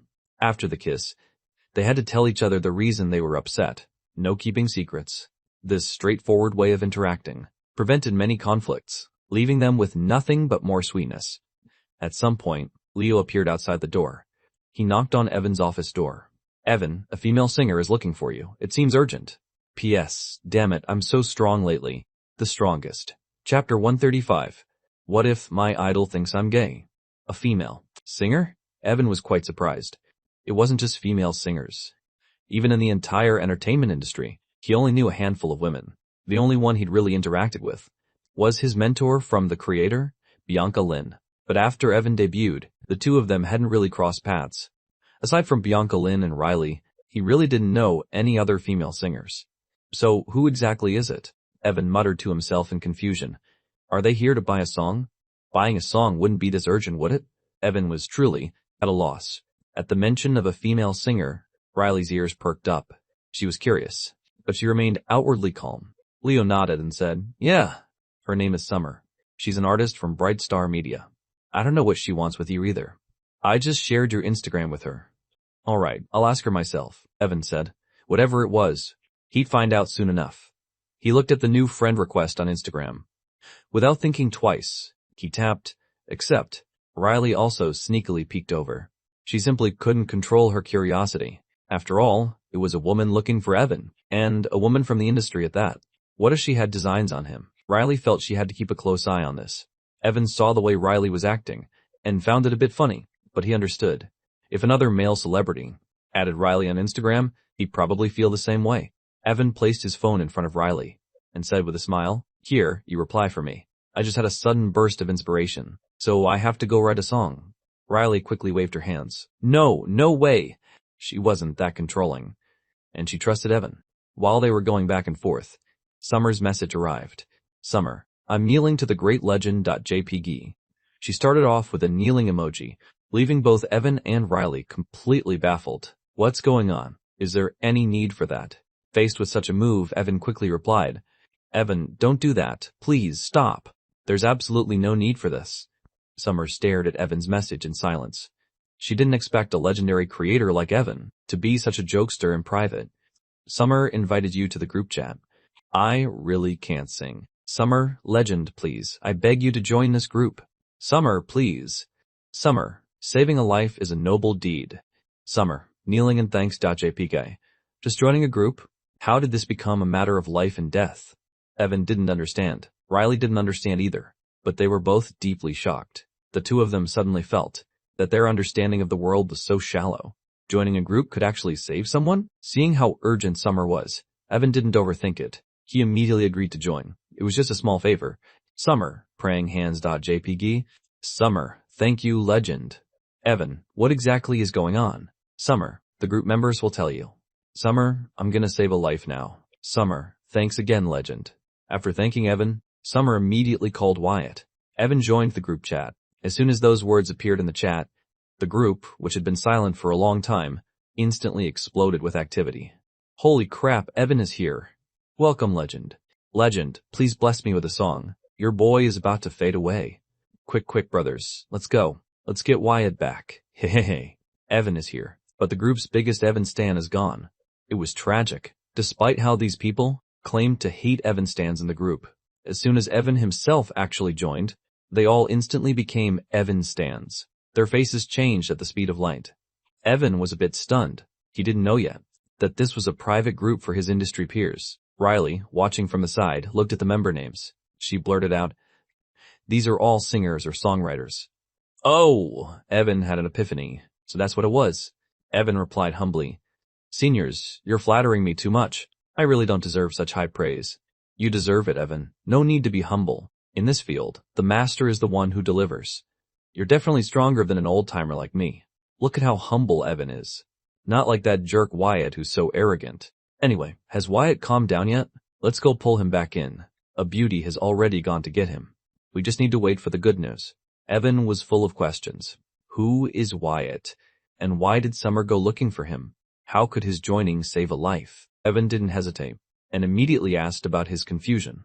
The group members quickly cleared things up for him. Evan really didn't expect his peers to be his fans. According to the members' descriptions, Wyatt, Kai, and Moran were actually his ultimate hardcore fans. The song currently ranked at 4, The Outsider, was just released by them yesterday. They wanted to take 3rd place. Unfortunately, they had bad luck and were overtaken by him. Evan suddenly realized that his fan-pampering behavior seemed very unfriendly to a specific few fans, but it wasn't a big deal. The minority must yield to the majority, right? While Evan was thinking, Wyatt rejoined the group. His very first message left Evan speechless. "Wyatt, Evan, music god, I love you." Riley suddenly felt a sense of crisis. If she remembered correctly, Wyatt and his 2 friends were known as the 3 brothers, right? Riley suddenly felt they're even more dangerous than other girls. Way more dangerous than other girls. Riley handled the reply for Evan. "Evan, sorry. I don't roll that way." "Trish, legendary." "Dustin, this is killing me." The 3 brother totally broken. Dingzik Schwan, ha, sorry. "Please allow me to laugh for a bit." Wyatt clutched his head in agony. "I'm really not gay." This was the first time he truly hated that nickname. What do you do when your idol thinks you're into men? How do I fix this? Asking for a friend. Very urgent. Life or death. P.S. My mindset was a bit affected by some stuff today. Only one update, sorry. Chapter 36. Let's get married next year. After Evan posted his "I'm not gay" declaration, he added the other artists from his studio into the group chat. How could an industry group be complete without the gentle Riley, the honest Leo, and the incredibly annoying Chase? In the evening, a gentle breeze drifted through the window, brushing against Evan and Riley's cheeks.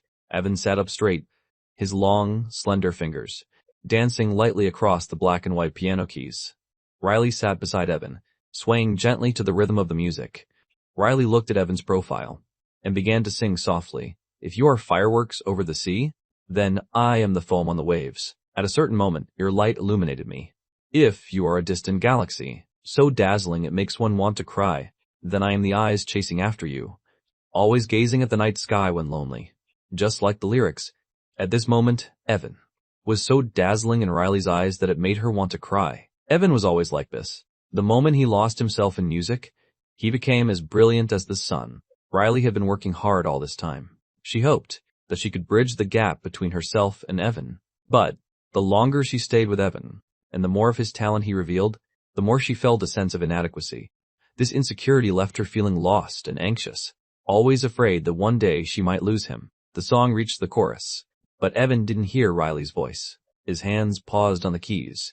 He turned his head to look at Riley. At some point, Riley's eyes had already turned red. Evan gave a gentle smile.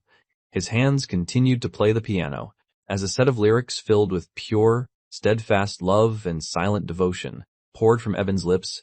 I can follow behind you, like a shadow chasing light in a dream. I can wait at this intersection, regardless of whether you pass by or not. Every time I look up for you, even my tears feel free. Some love falls like sunlight, being possessed and lost all at once. Evan had actually noticed Riley's feelings of unease long ago, the way she was so cautious and hesitant when it came to their love.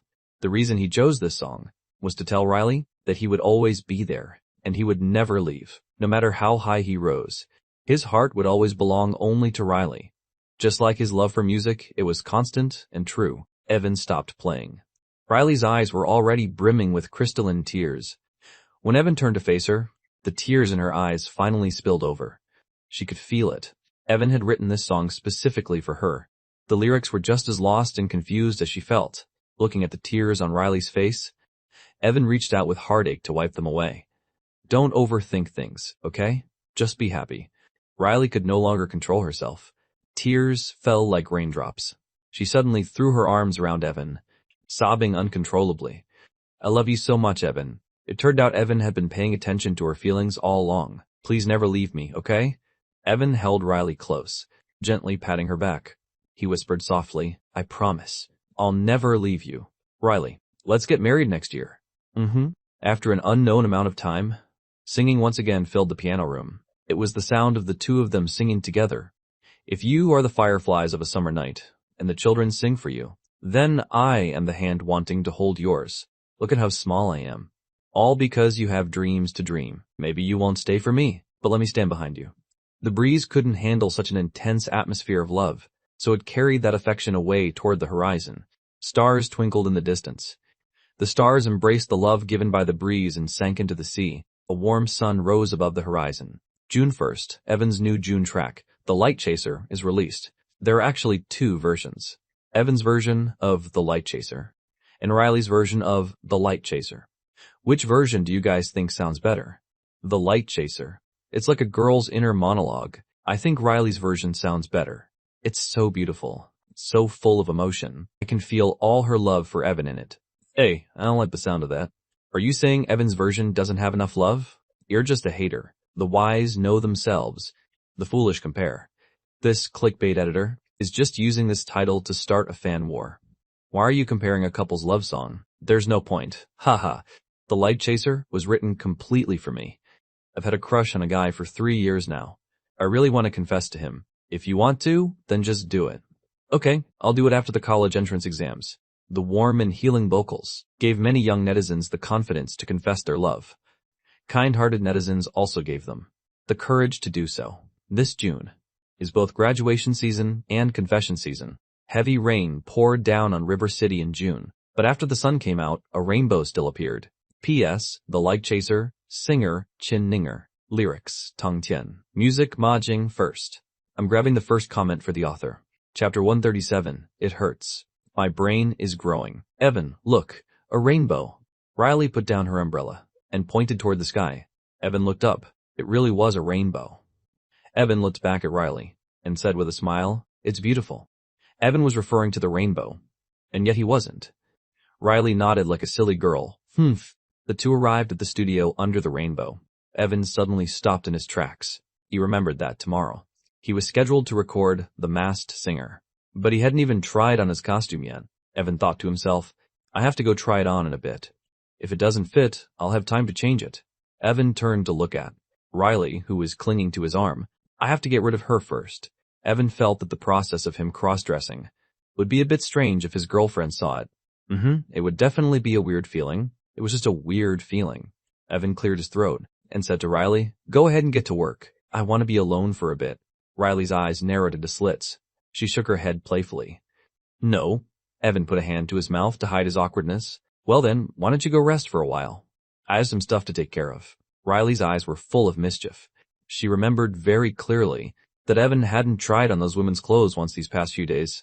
Evan was going to record the show tomorrow. Evan liked to prepare everything in advance. Riley didn't believe for a second that Evan wasn't going to try on the clothes today. She had to keep a close eye on him today. Her dear boyfriend's first time in drag. She couldn't miss it. Evan saw that this plan wasn't working, so he could only take it one step at a time. He'd surely find an opportunity today, right? Then Evan started playing games in the office. Riley sat to the side, studying a game of tile match. She had already reached level 3000.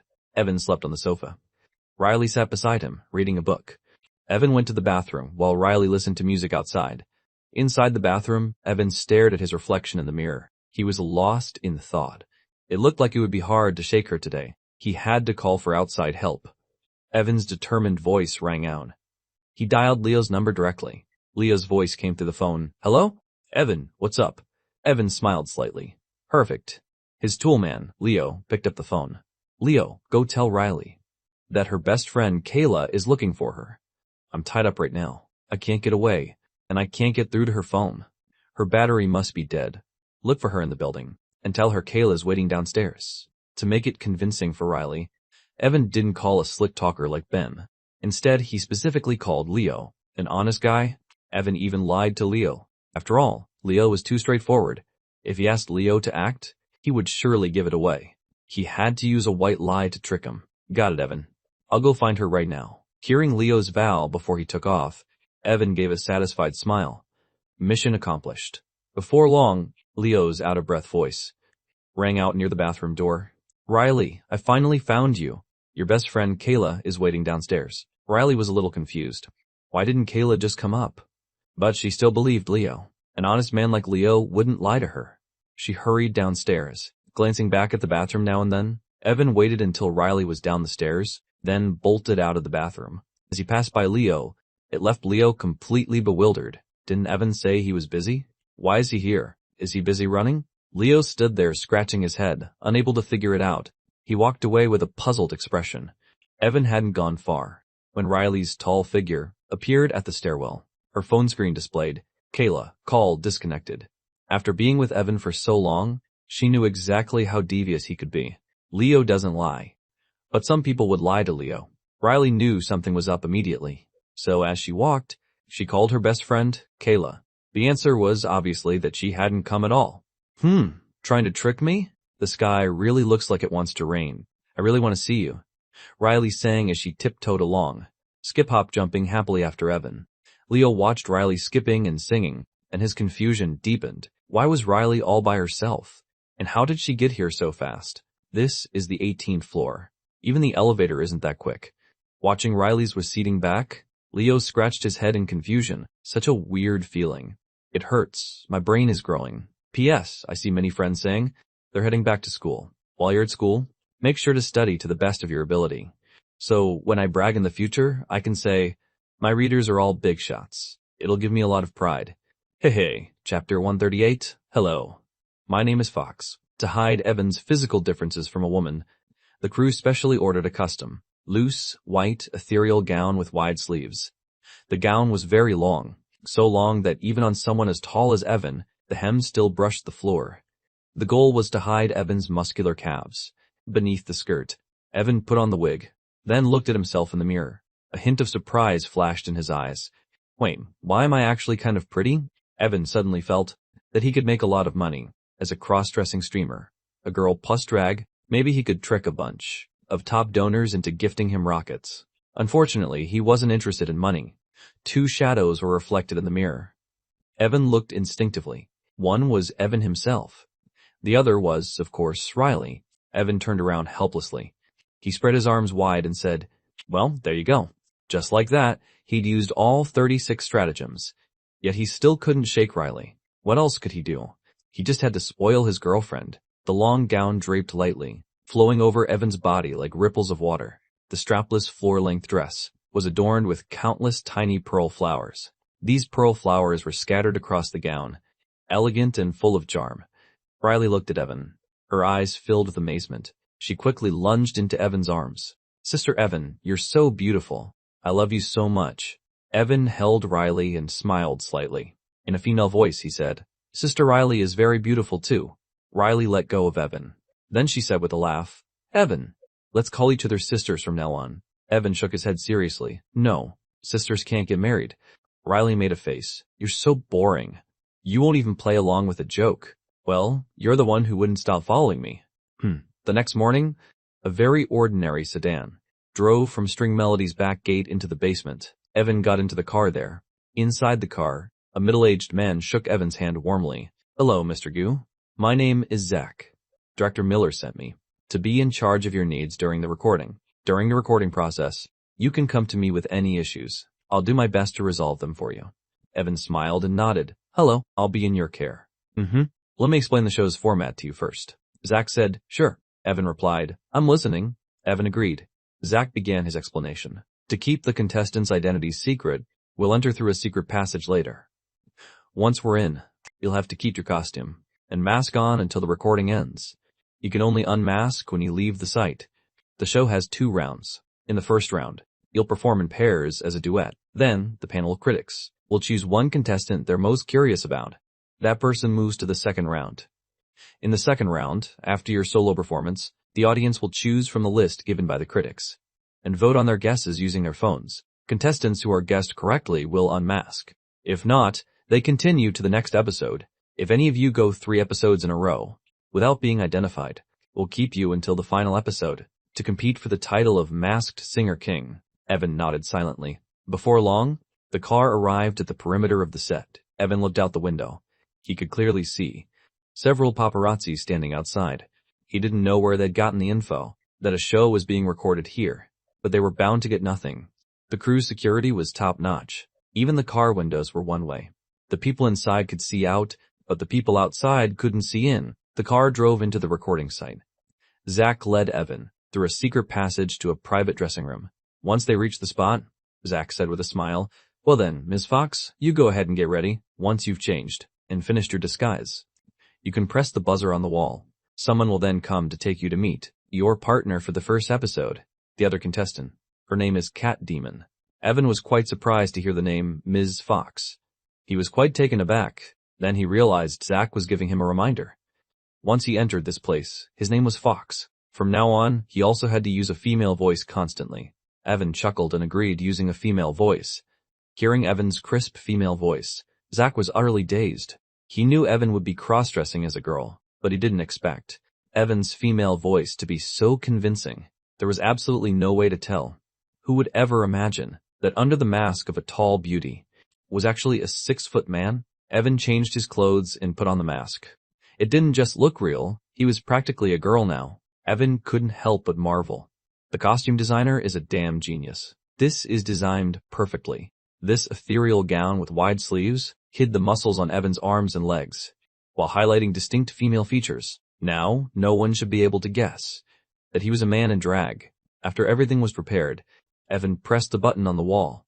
In less than a minute, a staff member arrived to lead him. The staff member brought Evan to the door of a room. Evan pushed the door open and entered. Inside sat someone wearing a cat demon mask and a pleated skirt. She should be a lady, right? Evan was a bit uncertain. After all, he himself was a man in drag. The moment Cat Demon saw Evan, her eyes went wide. She muttered instinctively, "Wait, she's so tall." A slightly awkward, mechanical voice reached Evan's ears. Evan gave a non-committal smile. Given his height among women, he did seem like a bit of a cold and elegant type. Seeing Cat Demon in a daze, Evan was the first to greet her. "Hello, I'm Fox." Chapter 139. Let the music return to your ears. Evan's voice and Cat Demon's voice were the same. Both were slightly weird, mechanical, electronic voices. Looking at Evan's extended hand, Cat Demon snapped out of her shock. She reached out and said with a smile, "Hello, I'm Cat Demon." After a polite handshake, Evan quickly let go. Cat Demon asked Evan curiously, "Fox, you're probably not from the music industry, are you?" She rarely saw such a tall female singer in the industry. Evan smiled but said nothing. He had come here with the intention of just having fun. He couldn't reveal his identity. Cat Demon then continued talking to herself. "You wouldn't happen to be a model, would you? Your figure is so great, I'm jealous." Before coming to Masked Singer, she was told that many people from outside the music industry would be participating. She didn't expect to meet one in the very first episode. "Well, I can't tell you that." Evan shook his head mysteriously. "The rules of the game require secrecy." Just as Evan said those words, a broadcast announcement rang in their ears. Cat Demon looked like she understood. She nodded her head vigorously. She knew the rules of the show. She was just too shocked earlier and didn't remember them for a moment. Actually, in this regard, girls were the same as boys. When they saw a girl with a good figure, they couldn't help but look a few more times. Warning, warning. Contestant Cat Demon, please stop discussing any information related to identity. The production team seemed to give them space to interact, but they were actually watching them at all times. Cat Demon had a carefree personality. She put her hands together and said playfully to the camera, "I'm sorry, I was wrong. Big Boss sponsor, I was wrong. Stop scolding me." Then Cat Demon dropped her joking tone and asked Evan more formally, "Let's get down to business then. Do you have a plan in mind for our duet?" The reason she asked Evan first was to accommodate him. In her mind, Evan wasn't from the music industry. If she picked a song he didn't know how to sing, it would be awkward. Following the principle of ladies first, Evan shook his head slowly and said, "Not yet." "What about you?" Cat Demon thought for a while, then asked cautiously, "Fox, how about why not? Do you know how to sing it?" From a professional standpoint, why not was relatively simple. It should be fairly friendly to an outsider like Fox. Evan paused for a moment. How did she end up picking his own song? Know how to sing it? He knew it all too well. Cat Demon saw Evan in a daze and thought he didn't know the song. She continued, "You don't know it? Then let's pick a simpler one." At this point, she couldn't help but feel a bit unsure. She thought Fox was an outsider, but she didn't realize she was this much of an outsider. She didn't even know how to sing a song that had been on the hit charts every single month recently. Evan started singing with a smile. "Singing this song for you, there's no particular style." Even though Evan's voice was electronically synthesized, Cat Demon could still hear something. The Fox in front of her clearly had a foundation in singing, and Fox obviously knew how to sing. Why not? That was great. "So, how was that? Not bad, right?" Evan said with a smile. Cat Demon nodded. "I was worried you didn't know how to sing it, sister. I didn't expect you to sing it so well. I happen to have practiced this song before." "Then it's settled. This is the song we'll perform." Okay. The first day of the show didn't start the recording immediately. They still needed to rehearse a bit and let the contestants get used to the rules. After the rehearsal process was over, the recording began on February 3rd. Dazzling lights shone across the grand stage. Host Zhang Shu appeared on the stage, wearing a white mask. "Welcome to the Chinese music show, Masked Singer. This program is sponsored by Fandu Gardens Group. Hello everyone, I'm your host, Zhang Shu. Now, let me introduce the members of our critique panel." The 5 panel members were already seated in the stands. Zhang Shu took off his mask, and his voice rang out enthusiastically. They are the king of singers known as the king of love songs, Lu Haoren. King Lu. Lu Haoren gave a somewhat tired yawn and smiled while waving to everyone. It always had this somewhat weary style. Famous actress. The stunning diva, Bianca Lin, I wonder if everyone has seen Diva Lin's new movie? A cheer erupted from below. "I have. Sister Bianca is drop-dead gorgeous." Bianca Lin gave a slight smile. She had actually come here for the promotion, and our Sissy Styles diva, the legendary beauty, Sissy Bai. Sissy Bai sat with her legs crossed, her right hand on her leg propping up her head. She waved gently left and right, smiling as she greeted everyone. The appearance of the two beauties instantly made the audience boil with excitement. What a god-tier production team. They invited nothing but top-tier beauties. Oh my god, I love these ladies. Look at me. I'm going to the bathroom. And our gold medal lyricist, Zhang Yuan. I wonder when Mr. Zhang plans to challenge the lyricist god title? The reason host Yang Shu said this was mainly because Zhang Yuan's strength was undeniable. The title of Invincible, below the level of lyricist god, was not something netizens just made up. Zhang Yuan had earned it time and time again. It was just that he was quite a slacker. He only released songs when he was short on money. Zhang Yuan nodded with a smile. Acknowledging the introduction, he rarely appeared in public. The reasons he came back this time were twofold. First, he had been a bit short on cash lately. If he wanted to make money, he had to release songs. But releasing songs was quite draining on the brain. Participating in a show, however, took no mental effort. Besides, the appearance fee provided by the crew was very high. Coming here was a guaranteed profit. Second, he felt the show was somewhat interesting, and came to check it out with a playful attitude. Finally, there was our rare, beautiful composer god, Yunxing. Yunxing was already in her 40s, but she herself looked no different from someone in their 20s. She maintained herself very well. She truly deserved the title of a beautiful composer god, still possessing great charm. Finally, Zhang Shu pointed to the other side of the stands and said, "And our influencer judging panel." A group of influencers waved their glow boards and cheered. After finishing the introductions, Zhang Shu picked up the program list in his hand. The next two singers to appear have voices with very distinct characteristics. They are Robot and Robo-Cat. They will shed their halos, tear off their labels, and decide the winner through music. Two fully armed figures walked onto the stage.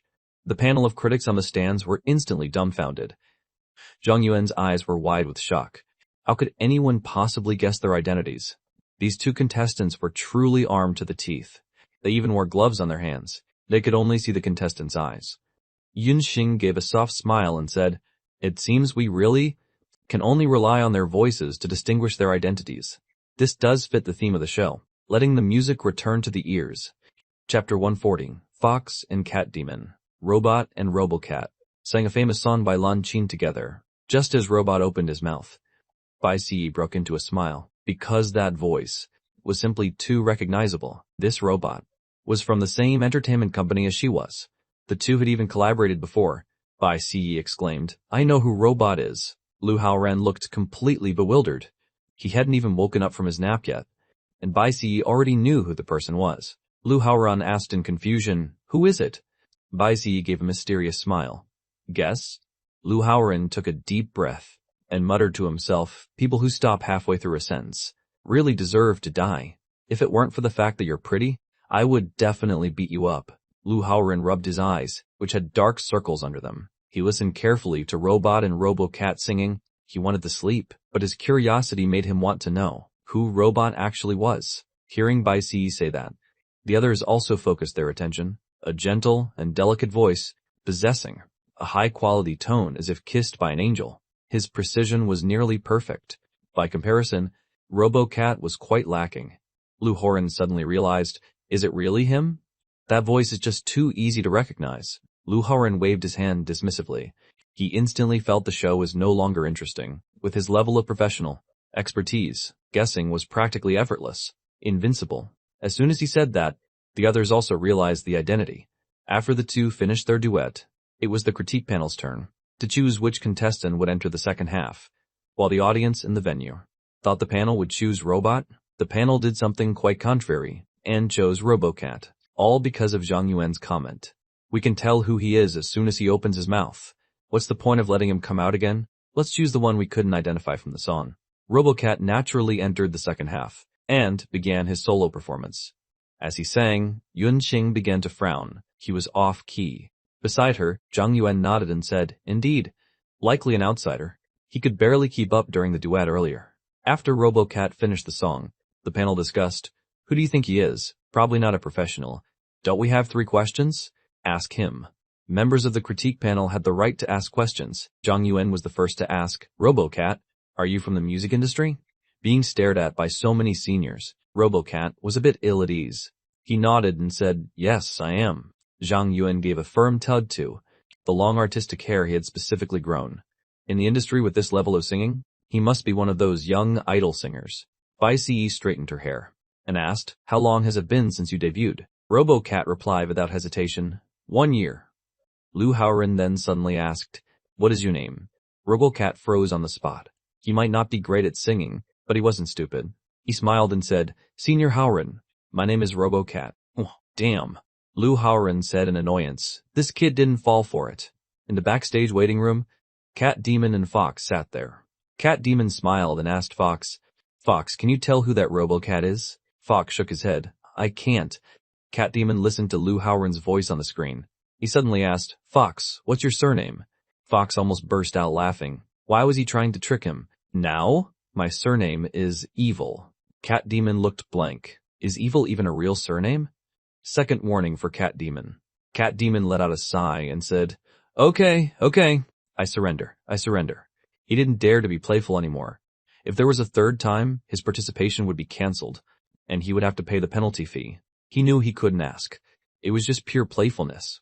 Debuted for 1 year, an idol singer, Senior Haoran. A flash of inspiration hit Lu Haoran's mind. Senior Haoran. Very few people called him Senior Haoran. Most people called him by his surname. "Are you Li Ziyu?" Lu Haoran exclaimed. RoboCat froze for 2 seconds, then quickly shook his head. "No, I'm not." Lu Haoran became excited. "You are. You're definitely Li Ziyu. Only you would call me Senior Haoran." Seeing Haoran so certain, the panel settled on the name Li Ziyu, but because the rules required at least 3 names, they also mentioned the names of 2 other idol singers. The audience members then took out their phones to vote. All voted for Li Ziyu. We'll play along with the King of Singers just once. Finally, the name Li Ziyu in large characters froze on the big screen behind the stage. Congratulations to everyone for guessing the true identity of RoboCat. RoboCat, reveal yourself. Li Ziyu took off his mask, bowed slightly, and said with a smile, "Hello everyone, I am Li Ziyu." As soon as he unmasked, the audience was displeased. Is that it? This was way too easy to guess. Production team, are you serious? Why invite this kind of idol singer to sing? It was so underwhelming that they instantly lost interest. After some chatting, Li Ziyu walked through the backstage, where he ran into Fox and Cat Demon, who were preparing to go on stage. Li Ziyu exclaimed, "Whoa, so tall." He didn't expect a girl to be significantly taller than him. On stage, host Jiangshu said with a smile, "The next 2 to appear will be 2 great beauties. One is petite and cute, and the other is tall and charming. I am sure that everyone will definitely not be able to guess their identities. Let us welcome Fox and Cat Demon to the stage." Lu Haoran snorted in disdain at what the host said.